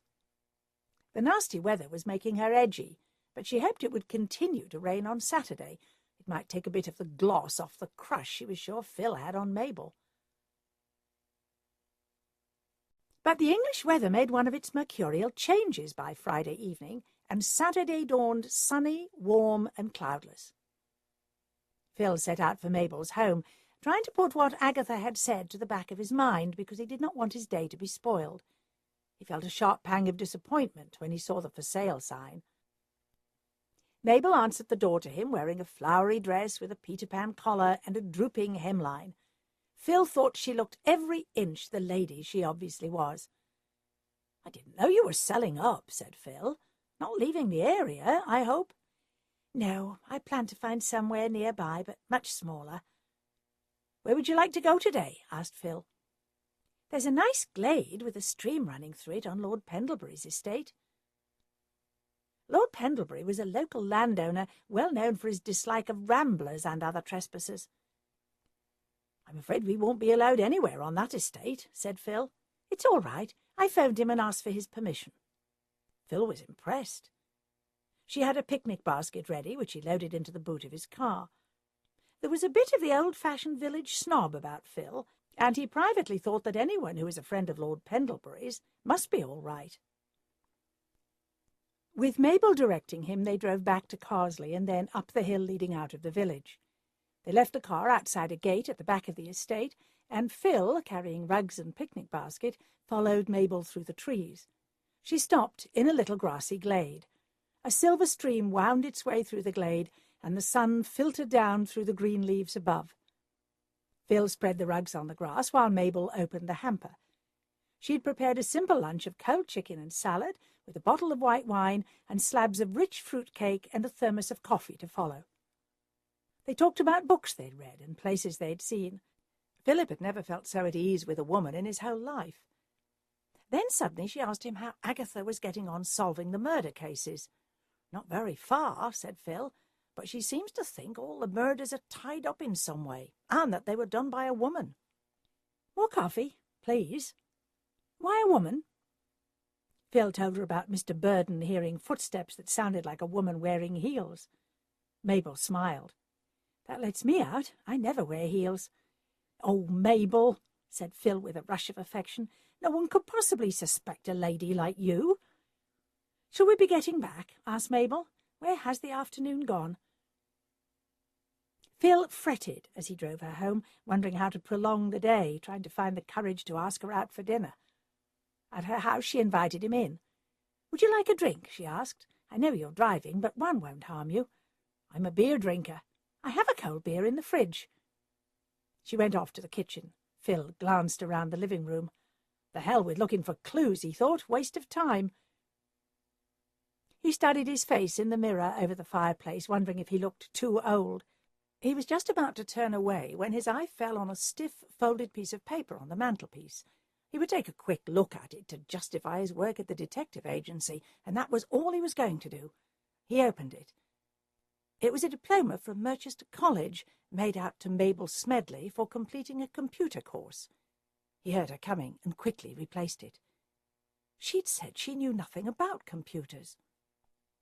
He forced himself to sit and drink the beer and talk a little longer. All thoughts of extending the visit had gone out of his head.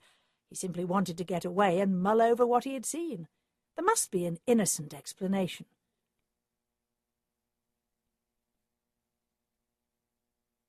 Bill Wong had been summoned by Detective Inspector Wilkes, despite the fact that it was his day off. He reluctantly left his gardening and made his way to police headquarters. "I'll get right to the point," said Wilkes. "You're friendly with that Raisin woman, right?"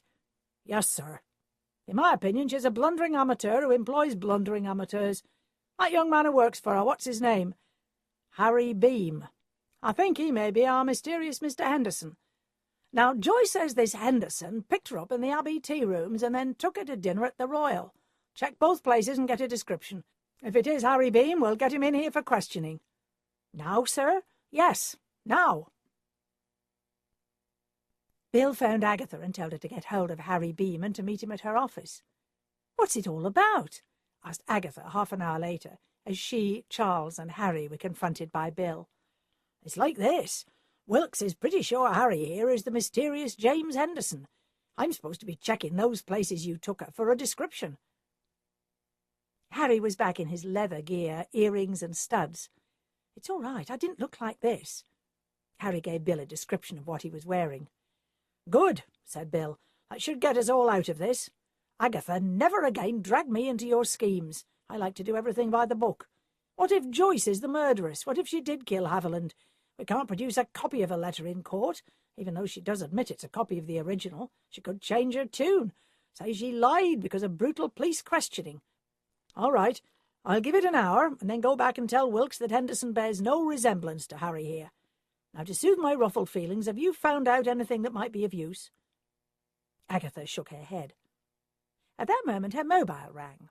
She answered it, and listened, and gave a sharp exclamation. Then she said, "I'm at the office with Harry, Charles, and Bill Wong. You'd better come here." "What was that all about?" asked Bill when she rang off. "Phil found a diploma in Mabel's house, a diploma for computer studies." They discussed the possible significance of this until Phil arrived. "Good work," said Bill. "We'll need to pull her in again for questioning. She swore blind she knew nothing about computers." Phil looked distressed. "She'll guess it was me." "Does that matter?" asked Agatha. Phil did not want to believe Mabel guilty of anything. "Couldn't you just check with the college? They'll have records. I mean, if you destroy my friendship with her, I won't be able to find out anything else." "Good point," said Agatha. "When are you seeing her again?" "I was so flustered I didn't make another date." "Better do it as soon as possible." Bill looked cross. "Who's running this investigation, you or the police?" "Both of us," said Agatha soothingly. "If the facts of that letter come out, I could be suspended from duty and maybe even lose my job. Don't ever embroil me in one of your mad amateur schemes again." "We're not amateurs," said Agatha huffily. "Could have fooled me." "I'll be off to Merchester College," said Bill. "Hope there's someone there on a Saturday evening. I'll tell Wilkes I had a brainwave." "You might at least thank us," said Agatha. Bill paused in the doorway. "Agatha, wasn't life safer in public relations?" Agatha grinned. "Dog eat dog, I assure you. Knives in backs all round." "And stale metaphors by the dozen," murmured Charles, as Bill left, slamming the door behind him. Her mobile rang again. Agatha listened and said, "We're all in the office. You'd better come in until we figure out what to do about this." She rang off and said, "Patrick's found out something about that maths teacher." Patrick arrived half an hour later. He looked weary. He sank down on the sofa and said, "Could someone make me a cup of coffee? I'm beat." "I'll do it," said Harry. "Detective work wearing you out?" "No, it's my home life. We'd both agreed on a divorce, but she wants me out of the house now. I sold my flat when we got married. Prices have gone sky high, so I don't know if I can afford to buy anything, and rents are pretty steep as well." "You can move in with me until you find a place," said Phil. "I've got a spare room." "Phil's very neat," cautioned Agatha. "You're not messy, are you, Patrick?" "Not in the slightest. That's what her indoors was always complaining about. She said I tidied things away so much she couldn't find anything." Agatha cynically reflected that Miss Sims, as she always thought of her, had probably found a new gentleman friend and wanted rid of Patrick as soon as possible. "Thanks a lot, Phil," said Patrick. "We'll get together later and agree on the rent." Harry handed Patrick a cup of instant coffee. "Now," said Agatha impatiently. "What's this about that maths teacher? Charles, what are you looking at?" Charles was staring down from the window. "I've just seen Laura Ward Barkinson. Back in a minute." He rushed off. Agatha felt a pang of jealousy and then reminded herself firmly that Charles was only a friend. In any case, this Laura might simply be a friend of his aunt. "So what's it about, Patrick?" Agatha moved to the window and looked down. Charles was talking animatedly to a tall, leggy brunette. Then they moved off together. "I don't think you're listening," said Patrick sharply. "Sorry." Agatha moved away from the window. "I was saying that Owen, the maths teacher, was seen one evening several weeks before Jessica was murdered out at the Pheasant restaurant on the road to Pershore. It's very posh, but I know the owner from the days when I was in the force. I met him by chance in Evesham when I was getting my hair cut. What's left of it. We went for a drink and I began discussing the case. Funnily enough, I'd quite forgotten. I'd once asked Phil to wait outside the school and take a photo of Owen Trump, that teacher. He was in the notes, Agatha, but no picture. Anyway, my friend John Wheeler, he said to me he might look at photos because he knew so many people in the area and he might recognise someone. I had a whole set of prints in my briefcase and he went through them. He picked out Owen Trump. He remembered him because he'd made such a fuss about the wine and then complained about the food. He hadn't recognised Jessica first time round, so I showed him a photograph of her again. He said she'd had her hair up and was wearing a lot of makeup and looked much older. He said she seemed embarrassed by Owen's behaviour and was drinking rather a lot. "Let's look up the phone book and find out where he lives," said Agatha. "Already got his address." Patrick produced a thick notebook. "He's got a flat in the centre of Merchester." "All right. Patrick and I will go. Phil, you may as well see if you can make another date with Mabel. Harry, I think you should keep out of sight for the moment. Oh, if Charles comes back, tell him about this latest development." After they'd left, Harry paced up and down the office, coming to a halt before the mirror behind Mrs. Friedman's desk. He suddenly thought he looked ridiculous. Why had he ever thought all this piercing and leather cool? He decided to go home and change, make up some sort of disguise, and follow Joyce. In Harry's mind, all roads led to Joyce. She had had affairs with both Bert and Smedley. She had served the lethal coffee. If he followed her, she might betray herself in some way.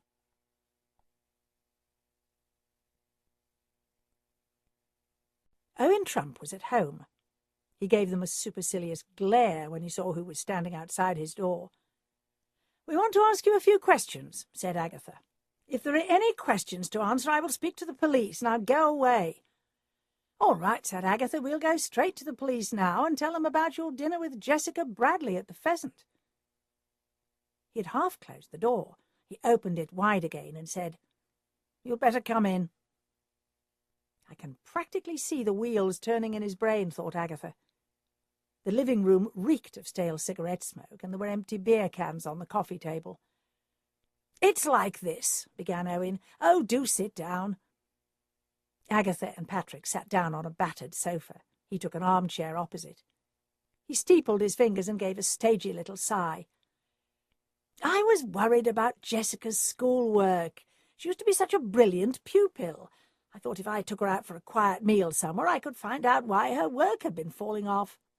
"Did you call for her at her home?" "Well, no. I thought something in her home life might be to blame. I arranged to meet her on the steps of the Abbey in Merchester. She looked much older. She was wearing a lot of makeup and had her hair up." "And what did you find out when you weren't complaining about the wine?" asked Patrick. He flushed angrily. "I have every reason to complain. I know my wines. I have a very good palate." Agatha and Patrick looked pointedly at the beer cans on the table. "It's a ridiculously pretentious restaurant." "Does your head teacher know that you are allowing a pupil to drink wine?" "It was only one glass.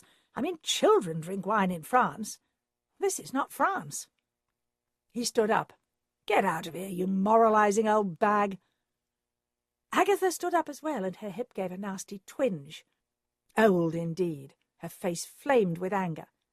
She stalked out, followed by Patrick. "Why didn't you ask him more questions?" asked Patrick. "I mean, he might have known more about her affair with Bert." "Jessica wasn't having an affair with Bert. She was a virgin, remember?" Agatha pulled out her phone. Who are you calling? The police. We won't operate very well as a detective agency if you keep handing over every lead we have to the police. But Owen had called Agatha old, and she was out for revenge. Bill Wong wasn't there, so she asked for Wilkes. For once he sounded pleased with her. "Excellent," he said. "We'll get on to it right away." Agatha told Patrick they should take the rest of the weekend off and start again on Monday. Patrick's normally lugubrious face looked even more disapproving than usual. "I'll still try to see what I can find," he said. Agatha went home and entered her cottage. There was no sign of Charles. She went up to the spare room. His bag was gone. She trailed downstairs in the morning, feeling lonely. She went out into the garden, followed by her cats, and sat down. The day had so far been showery, but now puffy white clouds raced across a sky of washed-out blue. The leaves on the trees were already turning a darker green. All too soon it would be the longest day, and then the nights would start drawing in, reminding Agatha of her age and the passing of time. She went through to her office and began working on the notes on her computer. A ring at the front doorbell roused her from her gloomy thoughts. It was Mrs. Bloxby. "I called round to find out how your cases were going," she said. "Come in," said Agatha, glad of the company. "We can go into the garden." "Where is Charles?" asked Mrs. Bloxby, looking around. "He saw some girl from the office window and went scuttling off. His bag's gone. He'll be back. He comes and goes. So what has been happening?" "It's all very complicated. There are 3 murders, and I feel they're entwined in some way." "Tell me all about it from the beginning." "Would you like coffee?" "No, I would like a sherry. I'm feeling tired." "Here, sit down at the garden table and I'll get you a sherry." Agatha looked at her anxiously. "You do too much. Can't you leave the parishioners to get on without you until you get a rest?" "Maybe."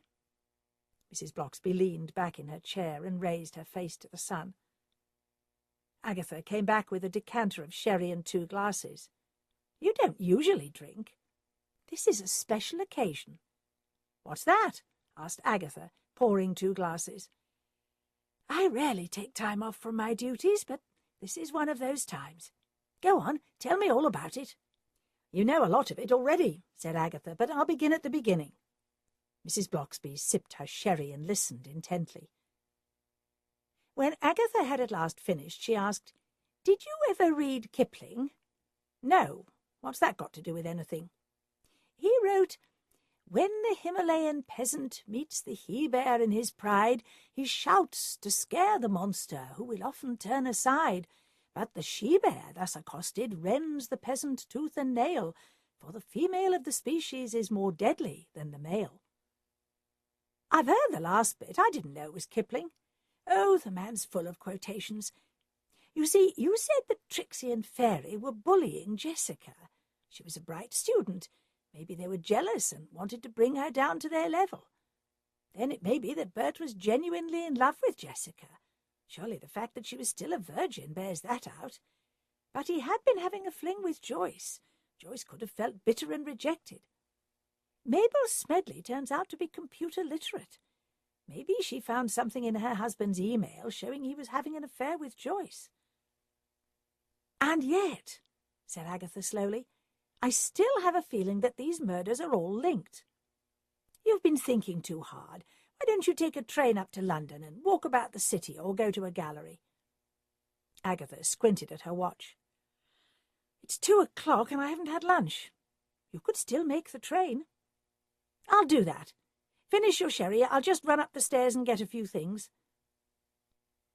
But when Agatha returned to the garden, the vicar's wife was fast asleep. Agatha slowly lowered herself into a chair next to her. Somehow she did not have the heart to wake her. So she sat beside her, while the cats climbed on her lap, feeling the peace that Mrs. Bloxby seemed able to exude even when asleep. "Jealousy," mused Agatha. Now there was a thought. She remembered when she had come across her ex-husband, James Lacey, entertaining a blonde in the pub, and how she had thrown a terrible scene. She remembered also how corrosive her jealousy had been, how it had taken her over completely. One murder fuelled by jealousy she could understand, but 3? And what did poor Jessica have to do with Smedley? If there had been any record of him visiting that website, then Mabel might have done it in a rage. But Patrick had checked carefully, and Smedley had never been one of the subscribers. She wondered what Mabel had said to the police about her computer diploma. The sun sank lower in the sky, and Agatha's stomach rumbled. Mrs. Bloxby let out a snore, and Agatha smiled. Nice to know the saintly vicar's wife could make vulgar human sounds. Mrs. Bloxby snored again, choked, and came suddenly awake and looked around, startled. "How long have I been asleep?" "Couple of hours. Mrs. Raisin, you should have awakened me. You've missed your train." "It's all right, you needed the rest. I'd changed my mind about going to London anyway." Mrs. Bloxby struggled up. "No, you didn't. You let me sleep out of the kindness of your heart. I feel so much better. I'd better get back. My husband will wonder what's become of me." Agatha looked at her curiously. "Have you ever been jealous?" "Oh, many times. It's an ordinary human feeling. But it's when ordinary human feelings run riot that the danger starts. Thank you so much."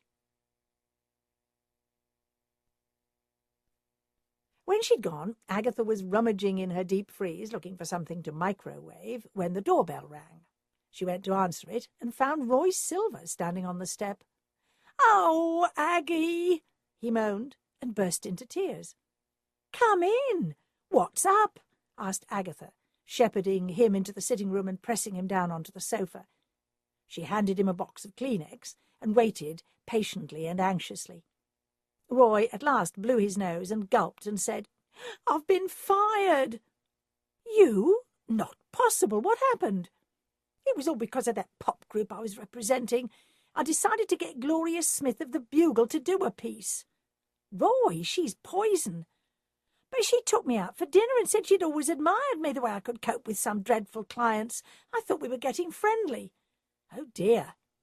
"I told her that the pop group were the worst clients I'd ever had to cope with, about them sniffing coke up their noses, wrecking hotel rooms, seducing teenagers, you name it." "God!" "She wrote the lot. 2 pages. I denied the whole thing, but she'd taped everything. I'm ruined. You see, despite their weird appearance, I'd sold the story that underneath they were all just regular homeboys." Agatha sat back beside him and thought hard. Eventually she said, "So they're ruined as well." "That's it." "Where are they now?" "Holed up in the Hilton." "All right, let's go and sort this out." "How?" "Don't ask." 2 hours later, Agatha was facing the busy Snakes in their suite at the Hilton. To Agatha's relief, the lead singer was relatively sober. "I'm here to save your career," she said. "Are you prepared to listen?" "Do anything," he said, scratching his crotch nervously. "Then this is how we'll play it. I will get the Daily Mail to run an exclusive about how you really are all the decent boys you were supposed to be. You will tell a pathetic story about how fame and late nights and tours ruined you, but that you're all going into rehab to show young people how they can come about as well. It's the only way you'll get back in public favour. You must say you owe it all to Roy Silver, how he tried so hard to help you." "We don't want to go in no rehab," said the drummer. "So what do you do?" snarled Agatha. "Sit on your scrawny bums and watch your fame disappear? No one wants you now." They stared at her. Then the lead singer said, "Wait outside." Agatha went out into the corridor and waited, aware the whole time of Roy fretting in the lounge downstairs. At last the door opened. "Come in," said the lead singer. "OK, we'll do it." Agatha worked like a fury most of that night and all the following day, with a bewildered but grateful Roy helping her as best he could. She drove back to Carsley on the Tuesday morning, after having read with pleasure the huge article in the Daily Mail. Roy was hailed by the band as our saviour, and all about how he had tried time after time to straighten them out until he had unfortunately given that interview to a newspaper. Roy said he had sacrificed his career and done it deliberately because he could not bear to see such fine young men killing themselves. There was a good photo of Roy and one of the band at the gates of a fashionable rehab. She felt weary when she let herself in. Doris Simpson, her cleaner, had already fed her cats. Agatha switched off her phone and went to bed. Murder could wait. Chapter 11. Harry Beam had diligently followed Joyce without finding her doing anything sinister, or for that matter anything interesting. She went to the shops, she went to rent videos, she went to the library, and then she spent her evenings indoors. His disguise consisted simply of glasses and a baseball cap pulled down over his face. Joyce certainly showed no signs of being frightened she was being followed or observed by anyone. One day he broke off from following her to drive to Smedley's Electronics, which was now called Jensen's Electronics. Like Smedley's, Jensen's did not appear to want to use an apostrophe. He saw Berry at the gate. He knew it was Berry by the name tag on his overalls, and remembered Agatha describing meeting him. Obviously some of the old staff had got their jobs back. Why had Joyce not applied? Then it dawned on him that the business had been sold very quickly. Didn't wills take longer to process? He telephoned Agatha. She said that they'd just recently been asking themselves the same question, and Patrick had found out through old police contacts that everything had been in Mabel Smedley's name. He stood looking at the factory, wondering if Joyce had killed Smedley, and if she had done so, what she'd done with that milk bottle. Joyce carried a capacious handbag. Maybe she'd slipped it in there. She said she'd scalded it out and put it in the rubbish, but the police had not been able to find it in the bin in her office or in any of the outside garbage bins.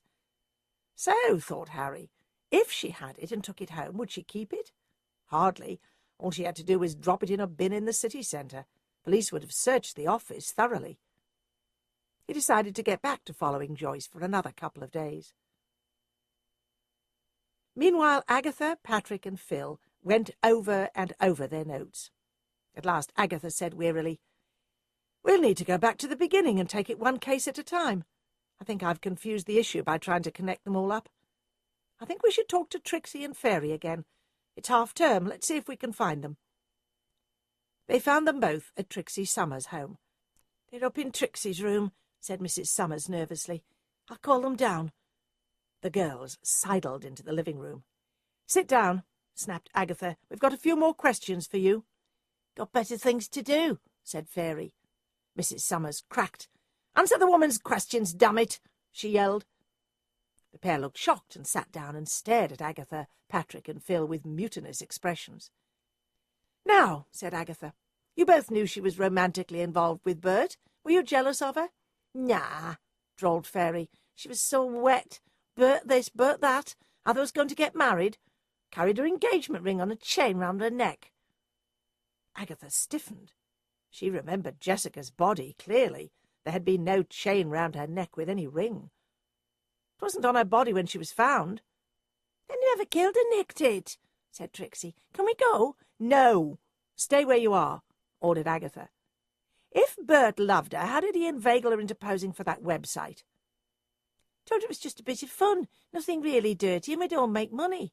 She'd have done anything for him." "Did Jessica know Bert had already done time for armed robbery?" "None of us knew," said Fairy. "Cool." "Did you know that Jessica had at least one evening out with your maths teacher?" "Yeah," said Trixie. "Like she told us. Said he was an awful old ponce bitching about the wine and trying to get into her knickers." "And you didn't think to tell the police?" "Don't tell the fuzz everything." "Look, if you know anything at all, you should tell us. We know Bert had an affair with Joyce Wilson, the secretary at Smedley's. Did Jessica know about that?" "Don't think so." "Did you ever see him with any other woman?"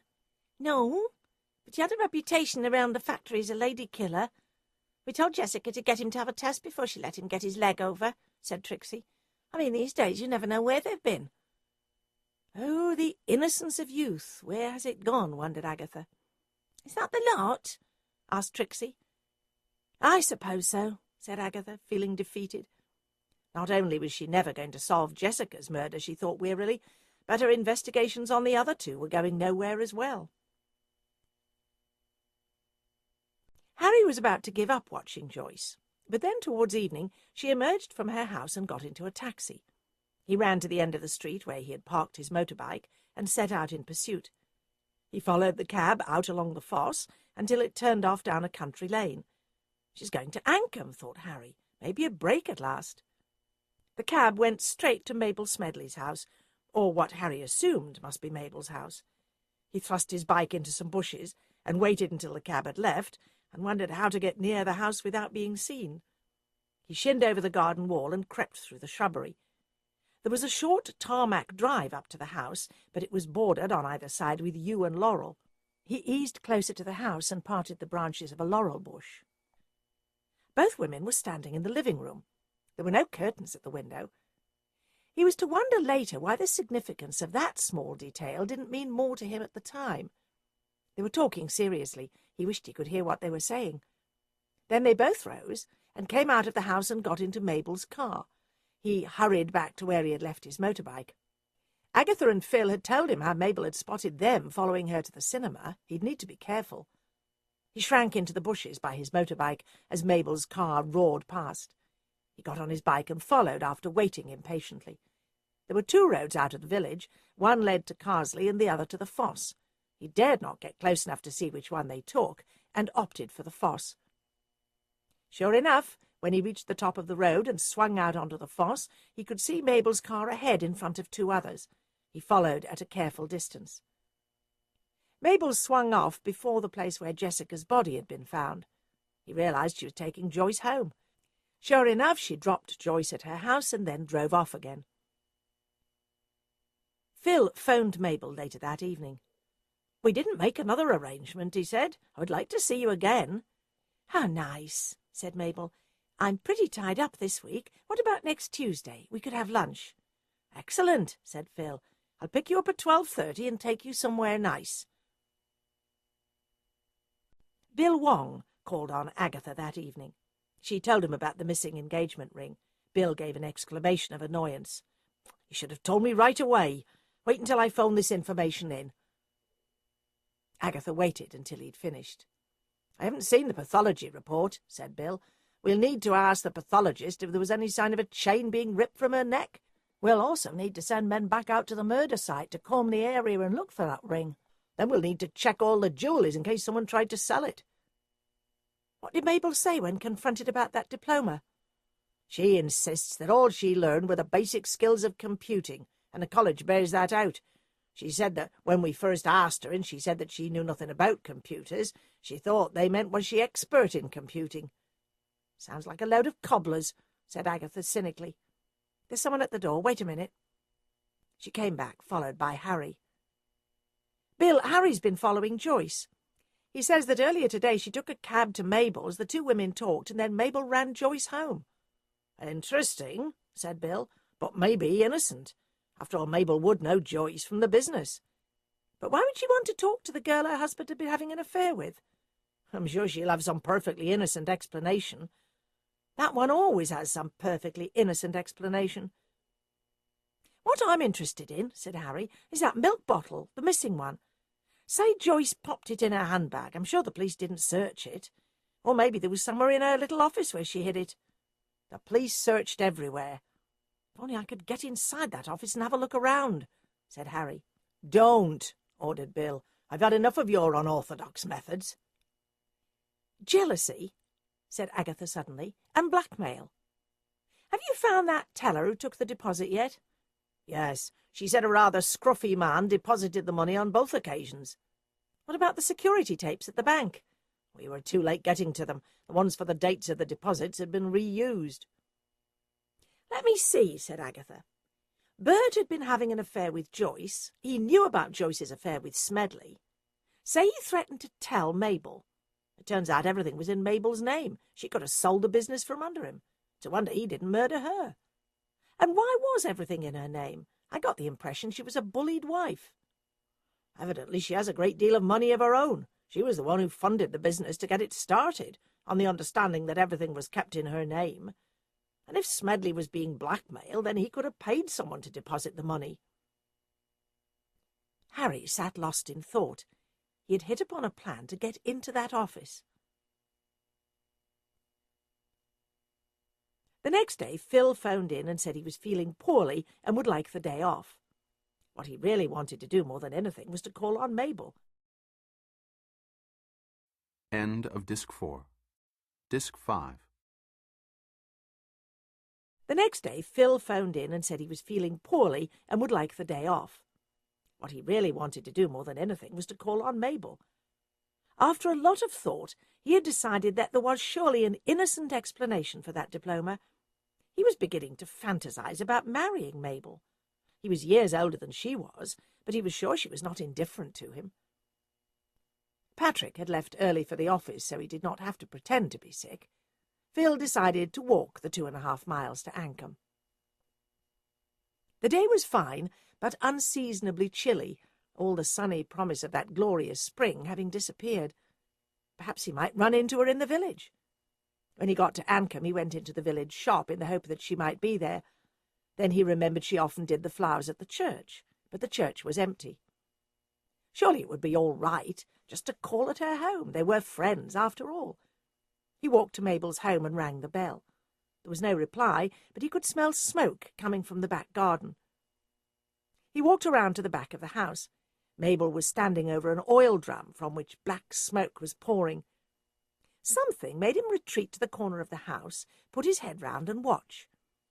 She went back into the house, and shortly afterwards came back out with a pile of video cassettes.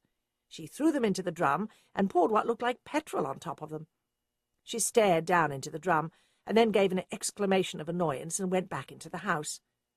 Gone for matches, thought Phil. He never knew later what prompted his next action, but he nipped across the back garden and seized one of the videos out of the drum and scampered back to the shelter of the house, just as Mabel reappeared with a box of matches. She struck a match and threw it into the drum and backed away as the contents went up in a sheet of flame. Phil hurried off. By the time he reached home, he had a stitch in his side and was feeling his age. He went into his house and took out the video, which he had stuffed in the poacher's pocket of his waxed coat. Then he smiled. Well, I'll be damned. Brief Encounter. That's the film Harry took Joyce to see, he said aloud. Mabel must be cleaning out the house. But then he wondered why such a do-gooder as Mabel had not sent her videos to a church sale or to some old folks' club. May as well see it, anyway, he thought. I'm supposed to be ill. Funny how some people still have video cassettes. I thought everyone had DVDs these days. He dug out his old video recorder, glad he hadn't thrown it away, fixed it up and slotted the video in. He leaned back in his armchair. Then he sat up straight and gazed at the screen in horror. He fumbled for the phone and dialed Agatha. "You'd better come to my cottage immediately," he said in a quavering voice. "There's something you've got to see." Agatha and Patrick eventually arrived, to find Phil looking white and shaken. "You really do look ill," said Agatha. "It's not that. I went to see Mabel. She was burning videos in her back garden and didn't see me. I don't know why, but when she went indoors to get matches, I stole this one. Look." They stared at the screen. Jessica, Trixie, and Fairy were cavorting on what they now knew to be Bert Haviland's bed. "It was in a brief encounter container," said Phil. "But there must be some innocent explanation. She might not know what was really in there." "Oh, she did," said Agatha. "Deep down, although you may not know it, Phil, you never really trusted her, or you wouldn't have behaved the way you did." "I thought I adored her," said Phil in a low voice. "Anyway," said Patrick, "we'd better tell the police." "Not yet," said Agatha. "She'll plead innocence, and that will be that. Mrs. Bloxby said she thought jealousy held the whole thing together. This Bert seems to have been prepared to lay anything in sight. Oh, yes, he does seem to have been in love with Jessica, although he had a strange way of showing it. Just what if Bert had indulged in an affair with Mabel? He must have seen her around often enough. What if 2 jilted women had it in for Bert? Bert may have supplied Smedley with those videos. Mabel found them, and that added to her hatred of both Bert and her husband and Jessica. Do you still have those photographs of Mabel, Phil?" "Yes, of course," said Phil, thinking sadly of how many times he had taken them out and looked at them. He still couldn't believe his behaviour in stealing that video, but came to the conclusion that ever since he had found that diploma somewhere inside him, he had begun to mistrust her. "The plan is this," said Agatha. "We'll all need photos of Mabel and Bert, and we'll go round every hotel and restaurant in the whole area to see whether they've ever been seen together. Maybe that's why Smedley wanted his wife followed. Bert may have been blackmailing him, and he may have suspected his wife was close to Bert. I'll phone Harry and get him onto it as well. But there was no reply to Harry's phone. Harry, who had found out the name of the new owner-manager, presented himself at the front desk of Jensen's Electronics, gave the fictitious name of John MacLeod, and said he had an appointment with Mr. Jensen. The receptionist picked up the phone and talked into it. Then she said to Harry, "Mr. Jensen's secretary says she has no record of any appointment, and furthermore Mr. Jensen is absent on business, so he has no appointments for today." "There must be a misunderstanding," said Harry. "May I talk to her?" The receptionist picked up the phone again. Then she replaced the receiver when she'd finished talking and said, "Take a seat. Miss Morrison will be out in a moment." Harry had hoped for some girl he could charm, but Miss Morrison turned out to be middle-aged, Scottish, and with a brisk, no-nonsense manner. "Mr. MacLeod, you're wasting your time, young man." "But I've a letter here from Mr. Jensen himself." The rubbish bins from the firm had been placed out on the road the night before for collection in the morning.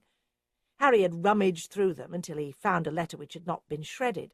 He had carefully copied the letterhead on his computer, and then had written a letter, supposed to be from Mr. George Jensen, saying he was impressed by his qualifications and asking him to call at 11:30 that day. Miss Morrison read the letter with raised eyebrows. "He said nothing of this to me. Follow me, young man." Harry followed her through to her office. "Take a seat," she ordered. "I'm just going to check the boss's appointment book." Harry looked quickly around. 2 filing cases, desk and computer, 1 typing chair and 1 for visitors, a large cheese plant.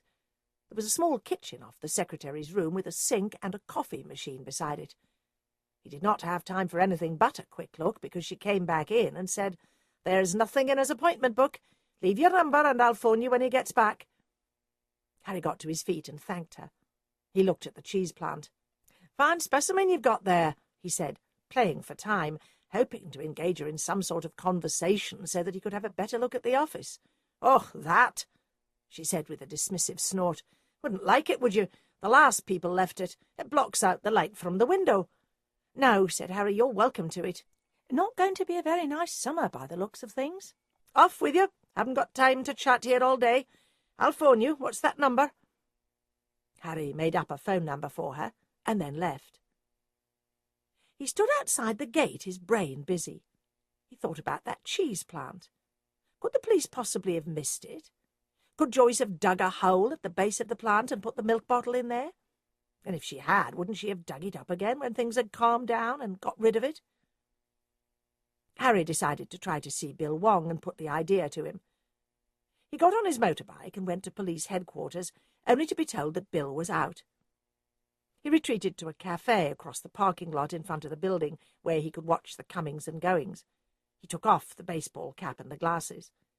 Bill would ask how he knew about the cheese plant, but he remembered from all the notes that Agatha had been in that office with Charles, asking Joyce for addresses. He took out his mobile and phoned Charles. Unlike Agatha's usual phone calls, where she was blocked by either Gustav or the aunt, Charles himself answered the phone. "When you were in Joyce's office," asked Harry, "was there a cheese plant there?" "Can't remember. Why?" "Nothing, just checking my notes." A young woman's voice could be heard in the background calling, "Where are you, Charles?" Poor Agatha, thought Harry, ringing off. Hope she isn't keen on him. He looked across the square again, just in time to see Bill getting out of a car. Harry ran across the square and accosted him on the steps of police headquarters. "What are you all smartened up for?"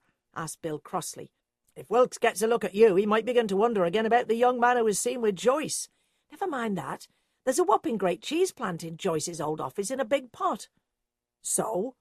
She could have buried a milk bottle in there easy." "I think someone would have looked. I'll check up on it." Bill thought hard as he went into the station. He went to see Wilkes. He knew Wilkes would not give the matter much serious thought if he learned it came from what he termed that stupid amateur agency. "I've had an idea, sir," began Bill. "All right, then, spit it out." "In Joyce Wilson's office there was a large cheese plant." "What's a cheese plant?" "Great big green thing, like a young tree in a large pot. If by any chance Joyce Wilson is guilty, could she have hidden the missing milk bottle in there? A team of forensic experts went over every single thing in that office. Besides, if it's such a monster, the new secretary's probably got rid of it. Wouldn't do any harm to phone and ask, sir. Look here, we're overloaded with cases. 3 murders and a spate of burglaries. Leave it. Agatha managed to get Harry on his mobile and asked him to join in the search of hotels and restaurants to see if Mabel had ever been spotted with Bert. She said they'd left photographs of Mabel and Bert for him at the office. Phil had received a text message from Mabel, cancelling their date but suggesting the week after next. Part of him couldn't help still hoping that there would be an innocent explanation for everything to do with Mabel. Harry picked up the photographs at the office and stood lost in thought. Where would Mabel and Bert go for a liaison? That is, if they ever went anywhere together. He decided to ask his father. His father was a successful architect. Harry's parents' marriage had nearly broken up 2 years ago, when Harry's mother found out that her husband had been having a fling with his secretary. That evening Harry went to his parents' home. His father, Jeremy Beam, welcomed him. "Your mother has gone out to a Women's Institute meeting. Still working for that detective agency?" "Yes, that's why I'm here. If a married woman was having an affair with a young employee of her husband's, which hotel or restaurant around Merchester would they go to?" "Ouch! Meaning you thought I would know?" Harry waited in silence. "Let me think," said his father. "Oh, for heaven's sake," said Harry, "where did you take your piece of fluff? Don't get cheeky with me, young man." "Come on, Dad, it's important." "Well," said Jeremy huffily, "there's this little country hotel, the Manor, in the village of Tewby Magna." "Where's Tewby Magna?" "You take the Merchester bypass as far as the Evesham Road turn, go down there and you'll see the signpost." Harry set off with high hopes. He'd had such a lot of luck recently that he was almost startled when they told him at the hotel that they'd never seen anyone answering the descriptions of Mabel or Bert. Agatha could not sleep that night. If they did find out that Mabel had been anywhere with Bert, what then? If they told the police, Wilkes would ask what gave them the idea. They would need to turn that tape over to the police before much longer and try to pretend that Phil had just found it. Her idea, which had seemed so bright and logical, now seemed far-fetched. The trouble was, she always thought of Mabel as middle-aged because of her dowdy appearance, but Mabel was comparatively young. Bill Wong was having a restless night as well. He had questioned the forensic team himself, but 2 of them were on holiday and 1 had left, and the others couldn't remember if anyone had searched the plant pot. Agatha, Phil, Patrick and Harry met in the office next morning with lists of where they had been, so that one of them didn't make the mistake of going back to an old address. The trouble was, she thought, as she got in her car, that if they had been having an affair, they could simply have gone to Bert's flat. Perhaps it was all a waste of time. Give it 1 more day. Harry had come to the same conclusion. He made his way to the block of flats where Bert had lived. He trudged up and down the stairs, knocking at doors, but the building was silent. Everyone must be out at work, he thought. He was just about to give up when he saw a man carrying 2 shopping bags entering the building. "I wonder whether you can help me," began Harry. "I work for a detective agency." "Work for your mother, do you? Her was asking me questions the other week. I'm Burden." Burden by name and burden by nature, thought Harry with irritation. "No," he said patiently. "I'm employed by Mrs. Raisin. I've photographs here I'd like you to look at to see if you recognise anyone." "I've forgotten to buy me fags. Can't think without a cigarette." "I'll get you some. Which is your flat?" "Number 8. "What do you smoke?" "Rothmans. Get me a carton." Greedy old sod, thought Harry, but he ran to the corner store and bought a carton. "Now," he said, when he handed the cigarettes over, trying not to look accusingly at the cheap roll-up which was dangling from Mr. Burden's mouth, "have a look. Fix us a cup of tea first." Harry went through to the kitchen. The sink was full of greasy, unwashed dishes. He searched around until he found a clean mug. "Make it strong," came the order from the living room. Harry put 2 tea bags in the mug and dunked them until the tea was almost black. "Milk and sugar," he called. "5 lumps and the milk's in the fridge." Harry carried the mug through to him and then opened the folder of photographs, selecting the ones of Mabel. "Ever seen this woman before?" He waited patiently while Mr. Burden greedily tore open the carton of cigarettes, selected a packet, opened it, extracted a cigarette, crushed out his roll-up, put the fresh cigarette in his mouth and lit it. He took a swig of tea and said, "OK, let's see." He scowled horribly down at the photographs, and then his face cleared. "Oh, her! You've seen her?" Harry could hardly contain his excitement. "I saw her from the window. Middle of the night it were. Can't sleep. My prostate. Pee, pee, pee all night long. The doctor says—" "But you saw her," Harry interrupted. "She was getting in a car, and that murdered chap was standing there, and she was shouting something at him. I recognised her 'cause she was plain, not like the birds he usually had up there." "How long before the murder?" "Can't think. Maybe a week." "Did you tell the police?" "Nah. I was asking about people calling the night of the murder." "Thank you very much, Mr. Burden." "Wouldn't like to wait a bit, young fella. I go down to the pub at 11. Got to go." Bill Wong had decided to risk Wilkes's wrath and go to Jensen's Electronics late afternoon on the following day. He didn't think they would demand a search warrant. He was told to wait, and then was confronted by Miss Morrison, who raised her eyebrows when he said he wanted to examine the cheese plant in her office. "Don't take all day about it," she said. "I've got work to do." Bill followed her through to the office, where the cheese plant in all its greenery loomed up against the window. He took out a thin metal rod. "I'll try not to destroy it." "Won't bother me," said Miss Morrison. "I hate the thing." Bill crouched down by the pot and slid the rod into the earth. He hit something hard. Maybe it was just the bottom of the pot, or there was stones in the bottom. He pulled a garbage bag out of his pocket, took out a trowel from another pocket, and began to scoop the earth into the bag. He scooped and scooped, occasionally changing his tactics to scrape away the soil. Deep down in the pot he saw a gleam of glass. He gently scraped and scraped until a milk bottle was partly uncovered. God bless Harry Beam, he thought. He took out his phone and called Wilkes. Agatha, Patrick, Harry and Phil met at her cottage. "Right," said Agatha. "I suggest we go tomorrow morning and confront Mabel with what we've got." "I think we should tell the police," said Patrick. "We found out things they couldn't," said Agatha. "Let's see her first and then talk to them." They set out for Ancombe the next morning. Harry wondered whether to tell Agatha about his theory about the milk bottle, but decided against it.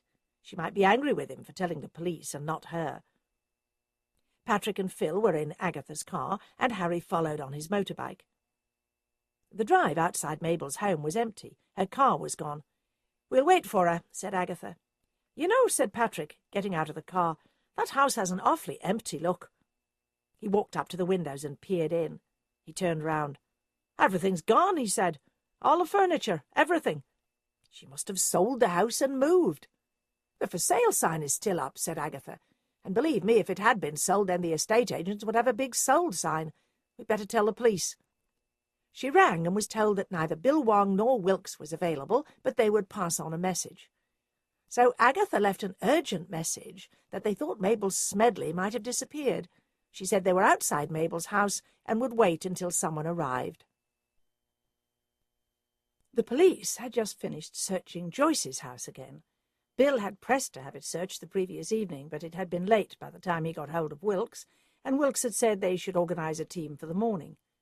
There was no sign of her, and although all her furniture was still in place, it looked as if some of her clothes were missing. Bill got the call from headquarters that Agatha was at Mabel Smedley's house and that she appeared to have sold or stored all the contents and fled.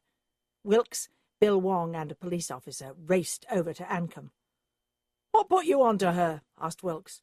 "As you're all here, I assume it wasn't a social call."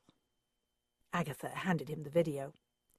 "Phil originally came to call on her. They were friends, and he found this in the back garden beside a drum full of burnt stuff. He took it home and looked at it and found it was a video of the girl's website. Phil didn't look in the windows. He'd merely gone round to the back garden in case she was there. So he told us, and we all came round to see what she had to say about it." "You should have phoned me right away," raged Wilkes. "Wouldn't have made any difference," said Agatha defiantly. "She'd already have been gone. What about Joyce? Beaton told Harry he'd seen them together." "Joyce has gone as well," said Bill. "We found the missing milk bottle at last. It was buried in a cheese plant pot in the secretary's office. Some of the old staff are working for the new employers. Maybe Miss Morrison talked about my visit yesterday and one of them phoned Joyce." Wilkes took out his phone. "I'll get an alert out to watch all airports and ports and railway stations. What was the number of Mrs. Smedley's car?" "I have it," said Phil, taking out a notebook. He read it out to Wilkes, who phoned in the alert. "We'll get a team out here to search the house," said Wilkes when he'd rung off. "And you lot are coming back to the station. I want statements from all of you. The secretary at Jensen said some young man called about a fictitious appointment. I want to know if that visit had anything to do with you lot." Back in an interview room, Wilkes switched on a tape and said grimly, "Now, Mrs. Raisin, begin at the beginning. You obviously suspected Mabel Smedley, otherwise Mr. Phil Witherspoon would not have decided to examine a videotape that looked like brief encounter." "I was going to come and see you today anyway," said Agatha. "Harry found out last night that Mabel had been seen outside Bert's flat having a row with him. I began to think that somehow the murders were all tied up together. I thought if Bert had been having an affair with Mabel as well as Joyce, but was determined to marry Jessica, jealousy might have been the motive. Now I think that maybe Mabel and Joyce joined forces. Mabel had a controlling and bullying husband. He could have his affairs, but he wasn't going to allow her any, and I think he may have suspected Bert, so he employed us to watch his wife. Mabel found those videos of Jessica, and that added fuel to the fire. I think that explains why Jessica's murder was not sexual. One of them killed her." "We can understand now why Joyce Wilson fled," said Wilkes. "But why Mrs. Smedley? We really had no proof she'd done anything." "I think she planned all along to get away in case you found something," said Agatha. "She had time to get the contents of her house put into storage, which is what she must have done. You can't blame us for her getting away." The questioning went on all day, and they were all weary by the time they gathered in Agatha's office that evening. "I didn't tell them about the milk bottle," said Harry. "It wasn't Bill who interviewed me. It was another detective who kept breaking off the questioning to tell me how much he detested amateurs and to get a real job." "Where could they have gone?" fretted Agatha. "Anywhere," said Patrick gloomily. "I wonder if Joyce is calling the shots," said Agatha. "Joyce hadn't money, but according to young Harry here she was greedy. She may have forced Mabel to run, saying if she didn't help her she would be forced to betray her. Wait a bit. Joyce wouldn't want to hole up in the north of Scotland or the mountains of Wales. She'd like a bit of luxury. Harry, did you recognise any of the old staff?" "I don't know any of them. Oh, that security man Berry was on the gate. I saw his name tag." "We'll start with him," said Agatha. "He'll be home by now." Berry was watching a football match on television and looked irritated at being interrupted. "What we wondered," said Agatha, "is if any of the same staff are still working there that Joyce may have gossiped with in the past." "There's Mary Penth. They was close. I remember her saying she rented a room near Joyce's house." Agatha and Patrick hurried off. They went to the street where Joyce had lived and began to search along the houses on either side. Unlike Joyce's, they had been divided into flats. "Here it is," said Patrick at last. "Top floor, Mary Penth." He rang the bell. They heard a clatter of heels, and then a young woman opened the door. She was small and neat, with sandy hair and tight little features.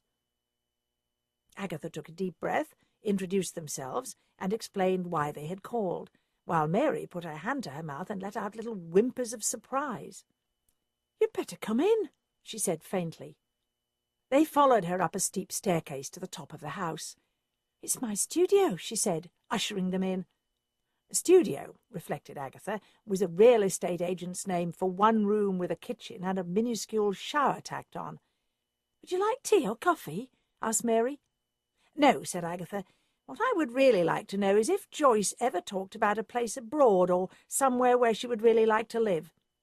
She frowned. "I'm trying to think.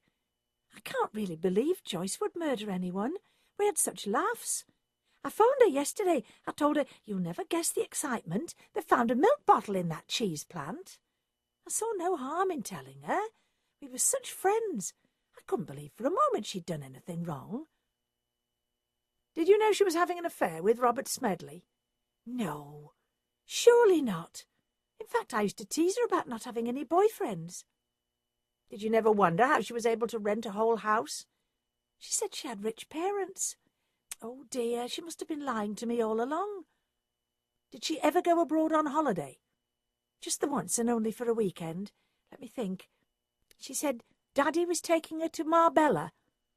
Daddy was probably Robert Smedley. Joyce went on about how beautiful it was and how she'd like to live there. Agatha was suddenly anxious to be off. They thanked Mary and made their way out. "Let's go home and pack," said Agatha. "I'll tell Phil and Harry to hold the fort."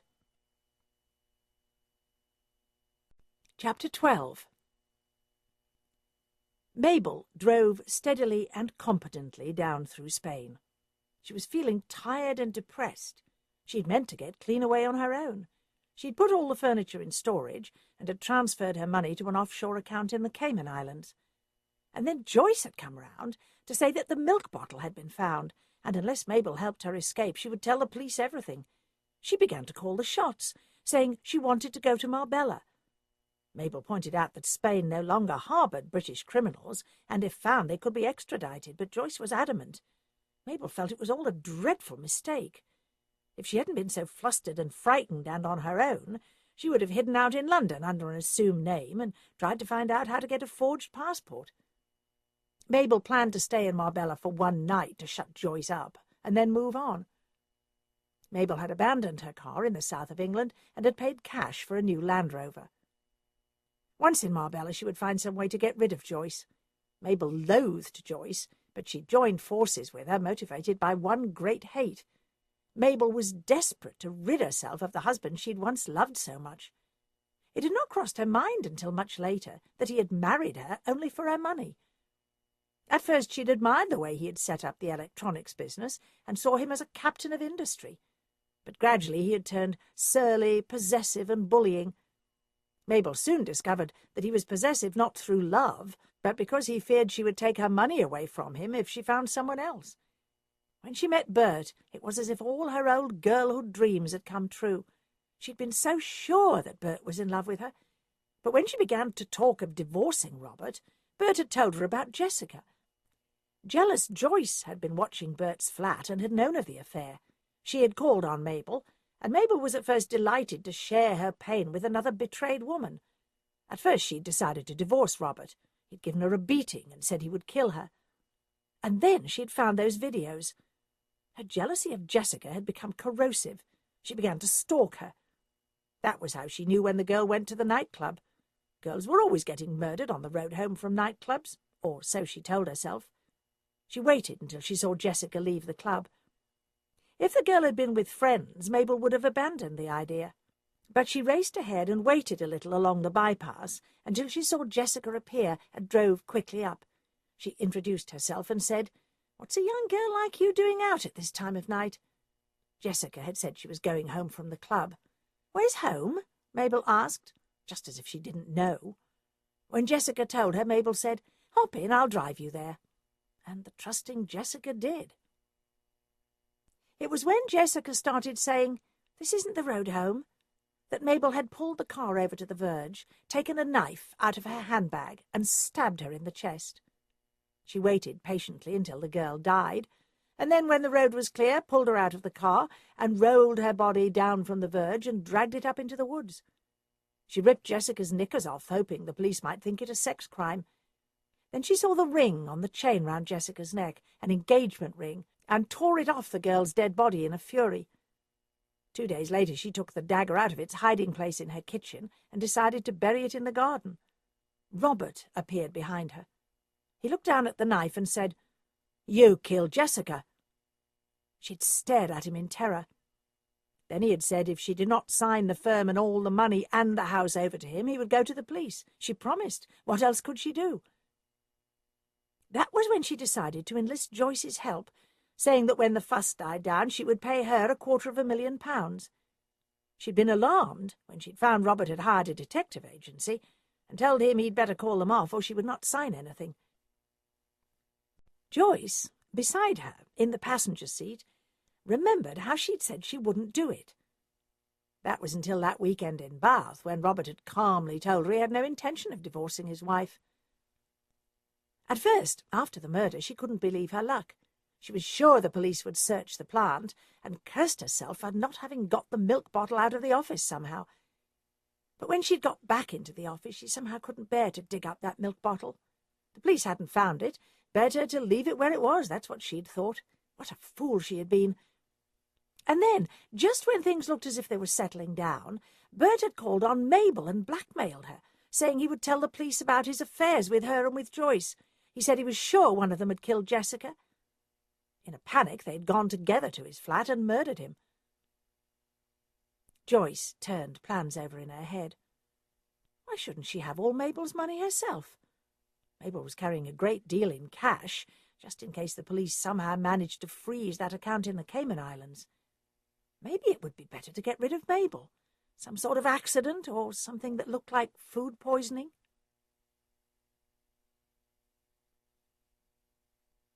Agatha and Patrick left on an Iberian airline flight to Marbella the next morning.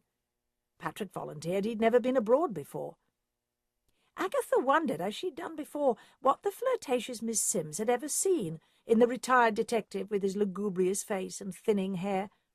He was wearing a dark suit, striped tie, and highly polished black shoes. Agatha thought that, however retired, Patrick's whole appearance screamed copper. "I hope you brought some light clothes," said Agatha. "It's going to be hot down there. I'm going to study this guidebook and try to figure out where they might be. I think Joyce would want a beach, but there are so many. Casablanca Beach, La Fontanilla Beach, El Faro Beach. Oh, here's something. Nagales Beach. It says here it's situated on the Golden Mile of Marbella. There's the Hotel Puente Romano and the Hotel Marbella Club. Sounds just like the sort of places Joyce would like, unless Mabel has persuaded her to hide in a pension in the back streets." "I'm worried about this," said Patrick. "Surely Mabel won't just go where Joyce wants her to go." "Maybe she has to. Maybe Joyce is threatening to go to the police. I mean, Mabel may be guilty of all the murders, with Joyce just being an accessory." "Let me see that guidebook," said Patrick. He flicked through it. "It's such a big place," he mourned. "We've got to try," said Agatha. "If you say so, but they'll have Interpol onto it by now." "But they don't know about Spain, and we do."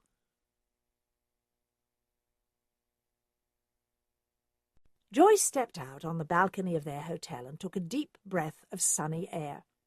A golden beach stretched out in front of a green-blue sea. A young man was strolling along the promenade. He looked up and saw Joyce on the second-floor balcony and blew her a kiss. Joyce's spirits soared. This was the life. She went back into the suite and said excitedly, "It is so beautiful here. We can go out clubbing tonight." Mabel looked up from her unpacking. "No, we can't," she said in a flat voice. "You've pushed me too far, Joyce. We will stay in our suite and have our meals sent up until I figure out where we should go that's safer." "They'll never find us here. Thanks to the European Union, we didn't even get our passports stamped. Some border guard might remember us. Marbella is still a thieves' kitchen. They might think of here. But that's only for train robbers and big-time crooks. We're only a couple of murderers. Now shut up and let me think." Joyce studied Mabel for a long moment and then said, "OK, what about a drink?" "All right, see what's in the minibar." Joyce opened it up. "Pretty much everything." "Fix me something and close those windows and put on the air conditioning. I'm going to splash my face with cold water." "I'll mix us a couple of Cuba Libres," shouted Joyce. She took out the bottle of rum and 2 small bottles of Coke, and then extracted 2 tumblers. She went to the bed and rummaged in her bag until she found a bottle of sleeping pills. She split them open with her long, lacquered nails and shook the contents into one of the tumblers. Then she poured generous measures of rum into each tumbler and filled both glasses up with Coke. Just in time, Mabel appeared. "I've been thinking about Brazil. If that train robber Ronnie Biggs could hide out there forever, then so can we. I'll have a drink and start making arrangements. You haven't closed the windows." "Sorry." Joyce handed Mabel her drink and went over and closed them, reluctantly shutting out the splendid view of sun and sea. Mabel looked down at her drink. There was a small fleck of white powder floating on the top. She quickly switched her drink for Joyce's. "Here's to us," Mabel said, raising her glass. "Good luck," said Joyce. "How do we get to Brazil?" "Dangerous now to fly," said Mabel. "Maybe we'll drive over to Lisbon and see if there's a ship." Joyce drank eagerly, watching Mabel the whole time for signs of sleepiness. When she felt herself beginning to feel groggy, she could hardly believe it. She stood up and swayed. "You look tired, dear," said Mabel, steering her through to her bedroom. "Lie down." Joyce began to struggle. "You switched the glasses. You're becoming delirious." Mabel forced Joyce down on the bed. Joyce fought to keep awake, but she was sucked down into blackness. "That solved one problem," said Mabel. She lifted a pillow and was about to press it down on Joyce's face, but felt squeamish. She was no longer fueled by the insane, jealous rage which had turned her into a murderer. She put the pillow down and went back and searched Joyce's handbag. She took out the empty bottle of sleeping pills and threw it in the wastebasket. Then she opened Joyce's wallet and took out all the money she'd given her. Lying in the bottom of the handbag was an engagement ring. Mabel scowled. She'd given it to Joyce to get rid of. She flushed the ring down the toilet and then put the money she'd taken out of Joyce's bag into her own. Putting a few belongings into a beach bag, Mabel left the room and hung the "Do Not Disturb" sign on the door. She would have to leave her clothes behind. She took the lift to the ground floor, found the Land Rover in the car park and drove off, a little smile on her face as she imagined Joyce stranded without money. Joyce woke in the evening feeling groggy and sick. Then memory came flooding back. She struggled out of bed. No sign of Mabel. Joyce saw her own handbag was lying open. She opened her wallet. All her money was gone. Panic set in. What was she going to do? She decided to go down to the dining room, have a meal and a drink, sign for it, and see if food would clear her head. Joyce was ushered to a table overlooking the sea. A voice said, "What's a pretty lady like you doing dining alone?" She looked up. A squat little man stood beaming down at her. "Just admiring the sea," said Joyce. "Mind if I join you?" "Please do," said Joyce, beginning to see a way out of her predicament. This man was ugly, but he looked rich. His suit was well tailored, and he wore a heavy gold wristwatch. "If I flirt with him," thought Joyce, "then maybe he'll ask me up to his room, and when he's asleep I can take his wallet and maybe his car keys and make a run for it. May I introduce myself? I'm Peter Sinclair." "Do you live here?" asked Joyce. "No, I own a chain of shoe shops in Britain. I'm over here to check up on my buyers." Joyce held out her hand. "Ellie Finch," she said. She experienced a sudden cold shock. Mabel had checked them in. Maybe by now their photographs would be in the British papers, and British newspapers were sold in Spain. She'd need to move quickly. So she began to chat and flirt, but being careful not to drink too much. She would need all her wits about her. They'd started dinner late at 10 o'clock, although that was not very late by Spanish standards. At midnight, Joyce said she would like to retire, giving Peter what she considered her best bedroom look. "Perhaps you would like to join me in my suite for a nightcap," said Peter. "Got him," thought Joyce. Agatha and Patrick were hot and weary. It was their second day of searching. Patrick suggested they return to their own hotel in Marbella for the night and start again in the morning, but Agatha pleaded, "Just a few more hotels. There are 2 more 5 stars we haven't tried. Here's one, the Splendide." Driving carefully in their rented car, and with Patrick navigating, she drove to La Venus Beach and parked in front of the Splendide. "Come on, Patrick," said Agatha. "Agatha, they may not even be here. This is just another of your wild ideas. I want to go home." "Just this once?" "It's 1 in the morning." "Okay, wait in the car. I've got the photos." Agatha trudged into the glittering lounge. The night porter looked superciliously at the middle-aged woman in the crumpled linen trouser suit and said, "Yes?" Agatha explained who she was and took out the photographs of Mabel and Joyce. "This one," he said, selecting the photograph of Joyce. "I think I saw her leaving the dining room with a Mr. Sinclair." "Listen," said Agatha. "These are 2 murderers wanted by the British police. Call the local police and get them here fast." The night porter hesitated only for a moment, thinking Agatha might be deranged. Then he gave a mental shrug. The police could deal with it. Peter Sinclair was struggling with his bonds on the bed and shouting, "You little bitch!" as Joyce put his wallet in her handbag. Being tied up had seemed like an exciting sex game. "Help!" he began to shout. Joyce glared at him and took a silk scarf out of his wardrobe and stuffed it into his mouth. She made for the door, but it burst open, and she found herself confronted by Spanish police and detectives. Behind them, as in a nightmare, she saw Agatha Raisin. Patrick woke from a heavy sleep as Agatha got into the car. "Can we go home now?" he asked. "Soon," said Agatha with a grin. "Joyce has been arrested, and she says Mabel is on the road to Lisbon. The Spanish police have alerted the Portuguese authorities."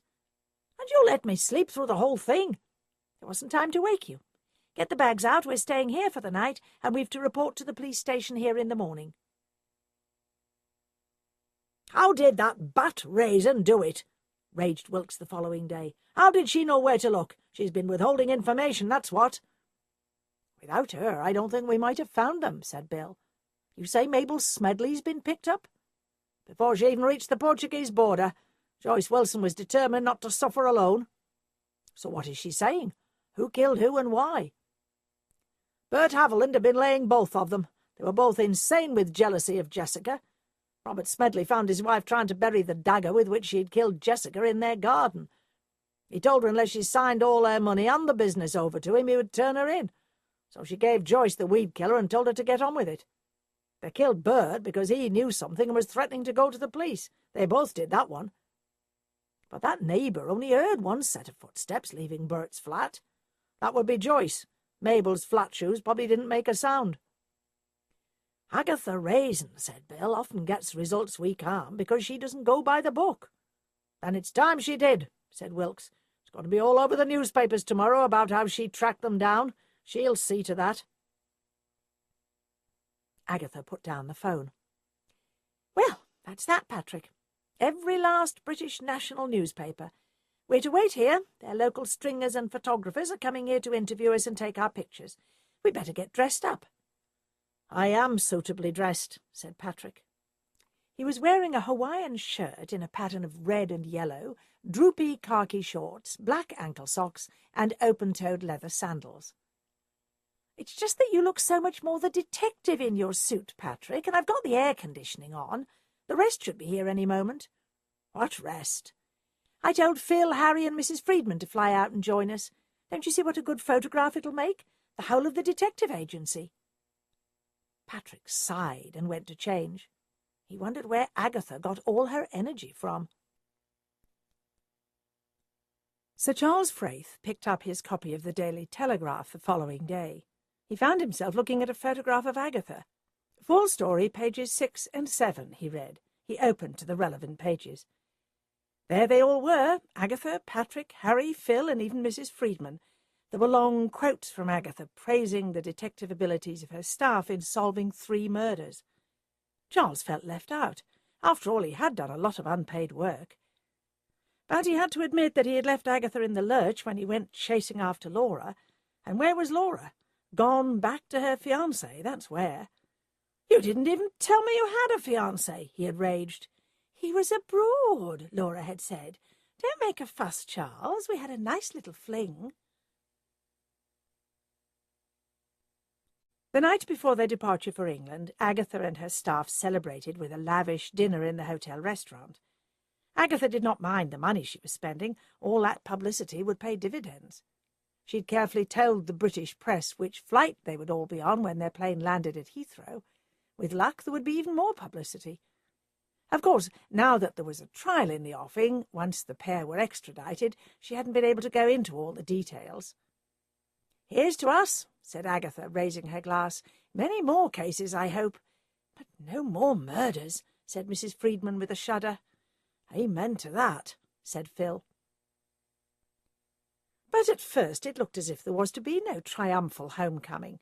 They were taken from the plane before the other passengers got off and herded into a side room where an angry Wilkes was waiting. "How did you know they were in Marbella?" he asked Agatha. "I interviewed a friend of Joyce's who said Joyce had once been in Marbella. It was a long shot." "You should have phoned me. I could have alerted the police in Marbella, and both of them might have been picked up earlier." "I don't think you'd have listened to me," said Agatha. "You'd have said something like, 'Run along, we've alerted Interpol.'" Agatha was suddenly very tired. A tear ran down her cheek. Wilkes was alarmed. If Agatha collapsed on him, the police would be accused of bullying a heroine. "That's not the case. Run along, we'll contact you later." He regretted his burst of sympathy when Agatha Raisin produced a large hand mirror from her capacious handbag and began to repair her makeup, ready for any photographers who might be waiting. Epilogue. Back in Carsley 2 weeks later on a rainy weekend, Agatha felt very flat. Business was pouring into the agency, but it seemed to be nothing more than the usual lost cats, dogs, and teenagers and divorce cases. No kidnapped heiresses and aristocrats wanting their jewels found. Nothing, she thought bitterly, but plod, plod, plod. Her hip was aching more and more. She phoned up her masseur, Richard Rasdall, and made an appointment for that Saturday afternoon. She felt lonely and deflated after all the excitement. The newspaper interviews and television interviews had dried up. She looked at the clock and realized she'd forgotten she was supposed to pick Roy Silver up from the train. He had phoned the evening before asking if he could come on a visit. She drove down to Moreton-in-Marsh station to find him waiting impatiently in the car park. "I was just about to phone you," he said. "Sorry, Roy. I'll leave the car and we'll walk round the corner for a pub lunch. The boss treating you well?" "With kid gloves, especially considering I'm a friend of the famous Agatha Raisin. I'm yesterday's news now. I want comfort food. Steak and kidney pie would go down a treat." Over lunch she told Roy in detail about solving the murder cases, but she seemed to have told the story so many times that she felt she was beginning to bore herself.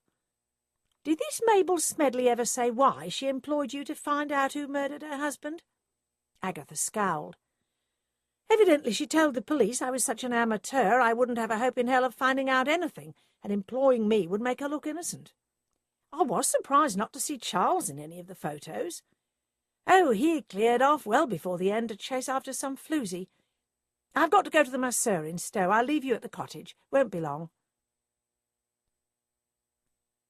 "I told you before, it does seem to me like a bit of arthritis," said Richard. "I'm not a doctor. Take my advice and get that hip x-rayed." "It can't be arthritis," raged Agatha. "What do you know?" "Enough," he said calmly, "but suit yourself." Once the massage was over, Agatha felt much better. The masseur's treatment room was situated above his chocolate shop, the Honey Pot. Agatha had a sudden sharp longing to reward herself with a big box of handmade chocolates, but marched determinedly out into the square. She stood in the square, irresolute. She felt fine. But why not prove Richard wrong? Agatha had a private doctor, but it was Saturday. Nonetheless, she had his home phone number. She phoned him, and he said he could see her. Hoping for reassurance, her face fell when he said she'd better get the hip x-rayed. Agatha said she wanted to go private, no longer in her worry prepared to wait for the slow, grinding machinery of the National Health Service.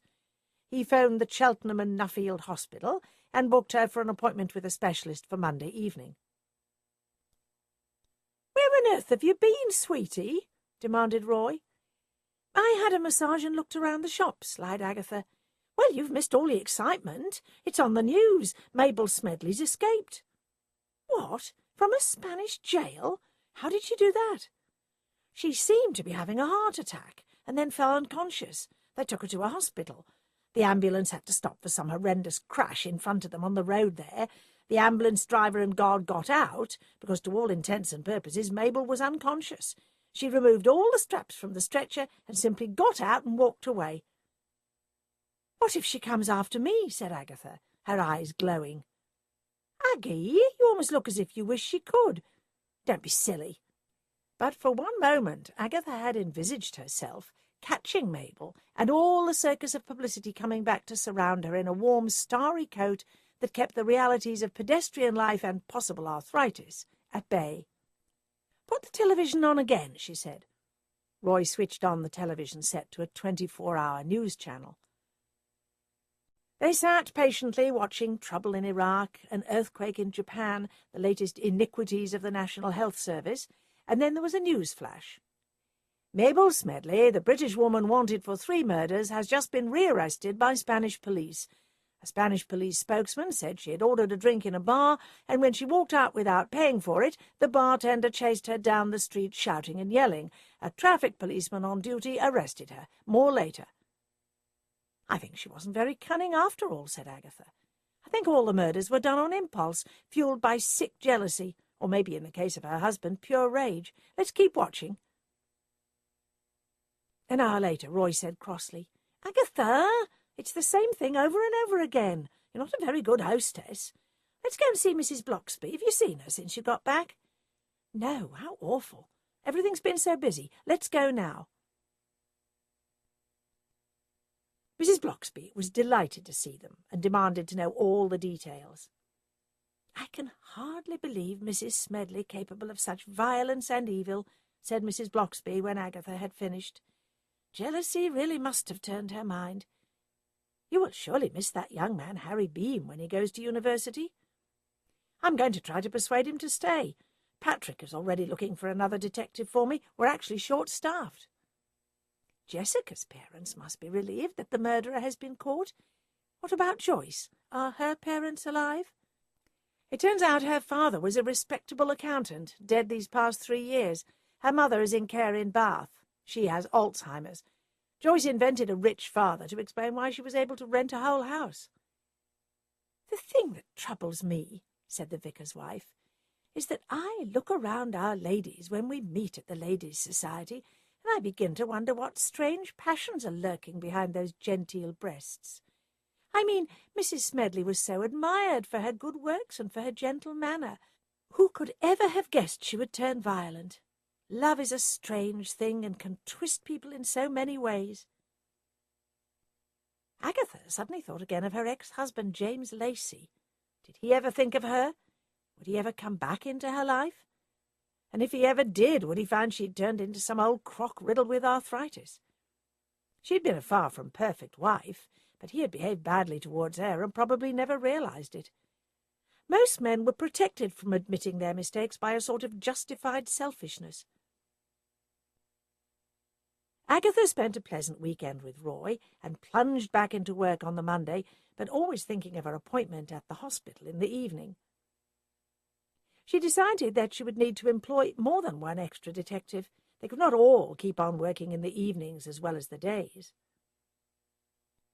At last she drove reluctantly to the Nuffield Hospital, feeling obscurely guilty at the courteous reception and thinking of all the unfortunate people who could not afford private medicine. She filled in the forms. "Don't you have health insurance?" asked the receptionist. Agatha shook her head. She'd always believed herself to be immortal. "Go through to X-ray along there on the left," said the receptionist. "The specialist will see you after he receives the X-rays." Agatha went along to the X-ray department, took off her clothes and put on the gown allocated to her. Then her hips and legs were X-rayed, and she was told to get dressed and wait. After a short time, the folder of large X-rays was handed to her, and she was told to go back out to the reception area and wait again. Agatha slid the X-rays out and squinted at them, holding them up to the light, but she could not make out anything.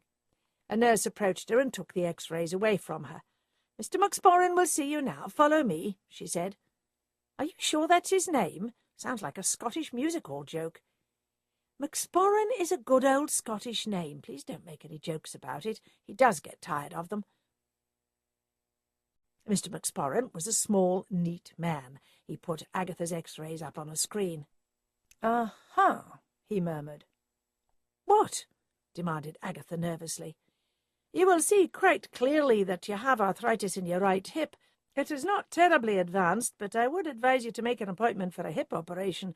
The longer you leave it, the less successful the operation will be." "I'm too busy at the moment to take time off," said Agatha. "As I said, it is important you do not leave it too long. We can make arrangements to give you an injection in the hip as a temporary measure. If you're lucky, the injection will last 6 months." Agatha felt she'd just received a stay of execution. "I'll have it now." "It doesn't work like that. You will need to make an appointment. You are put under a general anaesthetic. It only takes 1 day. I would suggest also that you have a bone scan." He opened his diary. "We can do the hip injection for you on the 25th. That's in 2 weeks' time. You will need to be here at 7:30 in the morning, and do not eat or drink anything after 10 o'clock the evening before." "All right," said Agatha bleakly. "Now lie down and let me examine you. Remove your trousers." Agatha suffered her leg being pulled this way and that.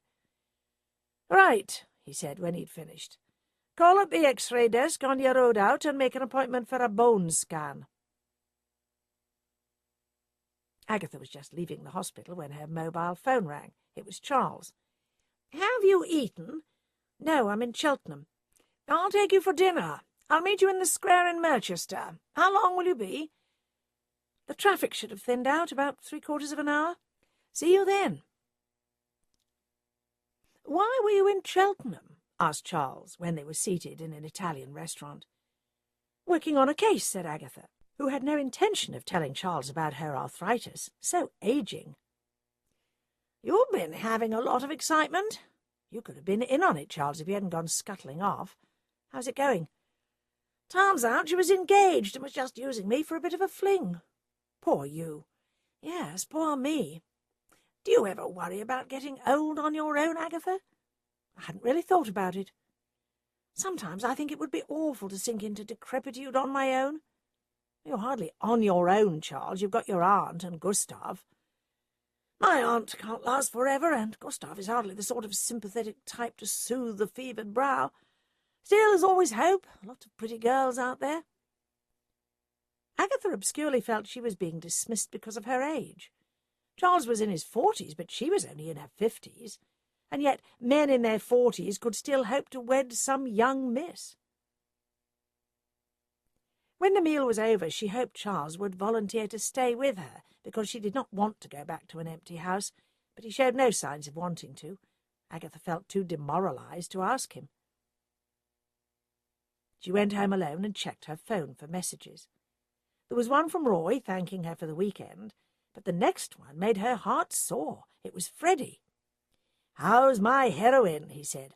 "I'll call you at your office tomorrow." Agatha's black mood lifted. Somebody loved her. The next day, in the office, she jumped whenever the phone rang, waiting for Freddie to call. By late afternoon, she'd almost given up hope and was tired of making excuses not to leave the office when he did call. "What about dinner tonight?" he said. "At what time?" "I'll pick you up at your cottage at 8. Without making any more excuses, Agatha left the office and went straight to the nearest hairdresser's. Then, with her hair newly done, she hurried off home to begin elaborate preparations for the evening ahead. Freddie arrived promptly at 8 o'clock and took her to a new restaurant in Moreton-in-Marsh. Had Agatha not been so elated to be in his company, she would certainly have complained about the meal. Freddie recommended the rolled stuffed pork belly. When it was served, Agatha found herself staring down at what looked like one small brown turd surrounded by acres of empty plate. It was served with a tiny bowl of mixed salad. But there was handsome Freddie across the table, plying her with questions about the murders and exclaiming in a flattering way at what he described as her brilliant intuition. And oh, the way he looked into her eyes, and the way his hand brushed hers as he reached across to fill her wine-glass. They were sitting at a table in the bay of a window. It had started to rain again, but for once Agatha was oblivious to the miseries of the dreary weather. "Do you know," breathed Freddie, "I fancy you something rotten, old girl." He should have left the old out. Agatha turned away and stared out of the window. just in time to see Charles in his car stopping at the pedestrian crossing lights outside the restaurant. He gave her a startled look. The lights changed to green, a car behind him honked, and Charles moved on. Agatha realised Freddie was waiting for some sort of reply, but found she couldn't think of anything that might be suitable come on. So instead she asked, "How's South Africa?" "Oh, you know, same old, met friends, that sort of thing." The door of the restaurant opened, and Charles breezed in. "Mind if I join you?" "You weren't invited," snapped Agatha. "And how are you, Freddie?" asked Charles, ignoring the fact that Agatha was glaring at him. "Fine," mumbled Freddie. "Bring the wife and kids back with you?" "They're still there." Agatha could hardly believe what Charles was saying. "When are they joining you?" pursued Charles. "Next week." "Jolly good. Well, I better not interrupt your meal. I'll phone you tomorrow, Agatha." "Wait!" Agatha got to her feet. "I'm coming with you. Give me a lift home. I want to get away from this bastard as quickly as possible." "I thought you knew I was married," said Freddie. "How was I to know that when you didn't tell me, and you told that copper right in my kitchen that you weren't married?" "You're a rat, Freddie," said Charles. "Come along, Agatha." "You should have told me," said Agatha for the umpteenth time, when they were both back in Agatha's cottage. "And you should have told me he'd been dating you. How many times do I have to say it?" protested Charles. "Well, it's all very depressing. I was feeling low as it was. I mean, all that publicity was rather exhilarating, but it suddenly just died away. Midlands TV wanted me for another interview, and they cancelled. It may have been something to do with Detective Inspector Wilkes." "What are you talking about?" "He gave a rather unflattering interview about you in The Guardian." "When?" "I forget exactly when, but as it happens I've got a copy of the paper in my car. Gustav got it for me. If it was unflattering, then he would. Fetch it for me." Charles went out and came back with a crumpled copy of The Guardian. Agatha riffled through it until she came to the features page. There was a big headline, "The Inspector and the Lucky Amateur." She began to read. Wilkes had been very amusing about Agatha's detective abilities. "I think Mrs. Raisin stumbled on where the murderers were because they were amateurs and she's an amateur," he'd said. "She bumbles around my cases like some sort of bumblebee, occasionally by sheer luck crushing into the truth. We are grateful to her, of course, but Interpol were on it and they would have been caught eventually." There was a lot more of the same. "This is character assassination," said Agatha. "I'll sue him." "I wouldn't do that, not if you intend to keep running a detective agency. You sue him and you'll soon have the police working against you at every turn." "You should have told me," protested Agatha.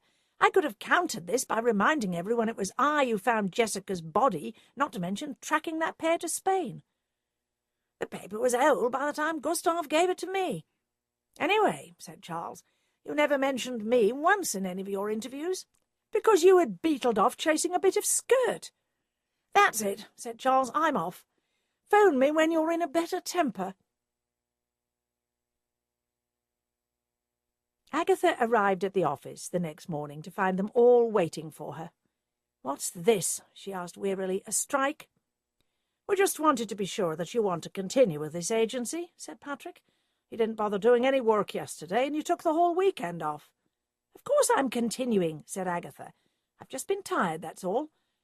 Mrs. Friedman, let's go through the work for today." In order to show enthusiasm, Agatha took on one of the nastier cases, which was following a man whose wife thought he was being unfaithful and wanted grounds for a divorce. He owned a delicatessen in Merchester. The shop was a popular one. Agatha found a parking place across the road. Phil was beside her with his camera. Customers came and went. Then the shop was closed for an hour at lunchtime. Their quarry went to a local restaurant, but ate on his own.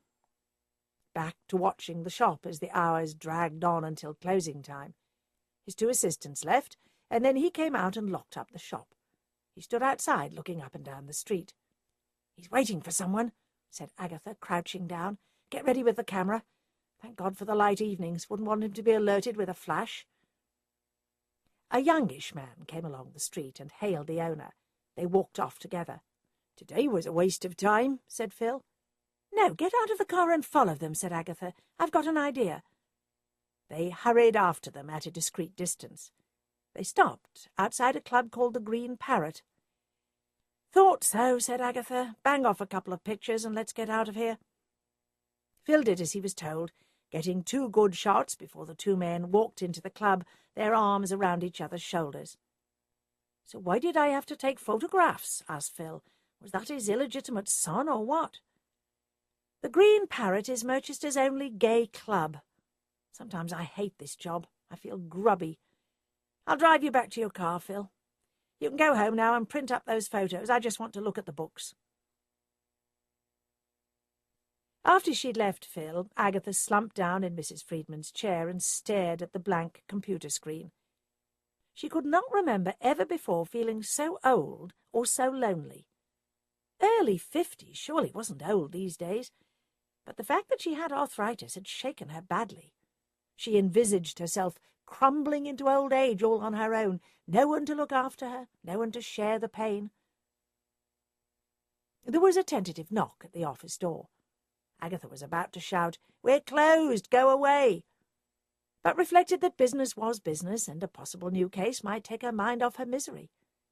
She opened the door and stared up at the tall figure standing there, smiling down at her.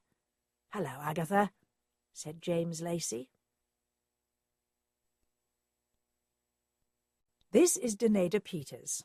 We hope you've enjoyed this production of The Perfect Paragon by M.C. Beaton. To find out more about the complete Books on Tape catalogue of unabridged audiobooks, call our customer service department at the number on this package or visit us online at booksontape.com. The Perfect Paragon. Copyright 2005 by M.C. Beaton. Published by arrangement with Lowenstein Yost Associates Incorporated. Production copyright 2005. Books on Tape.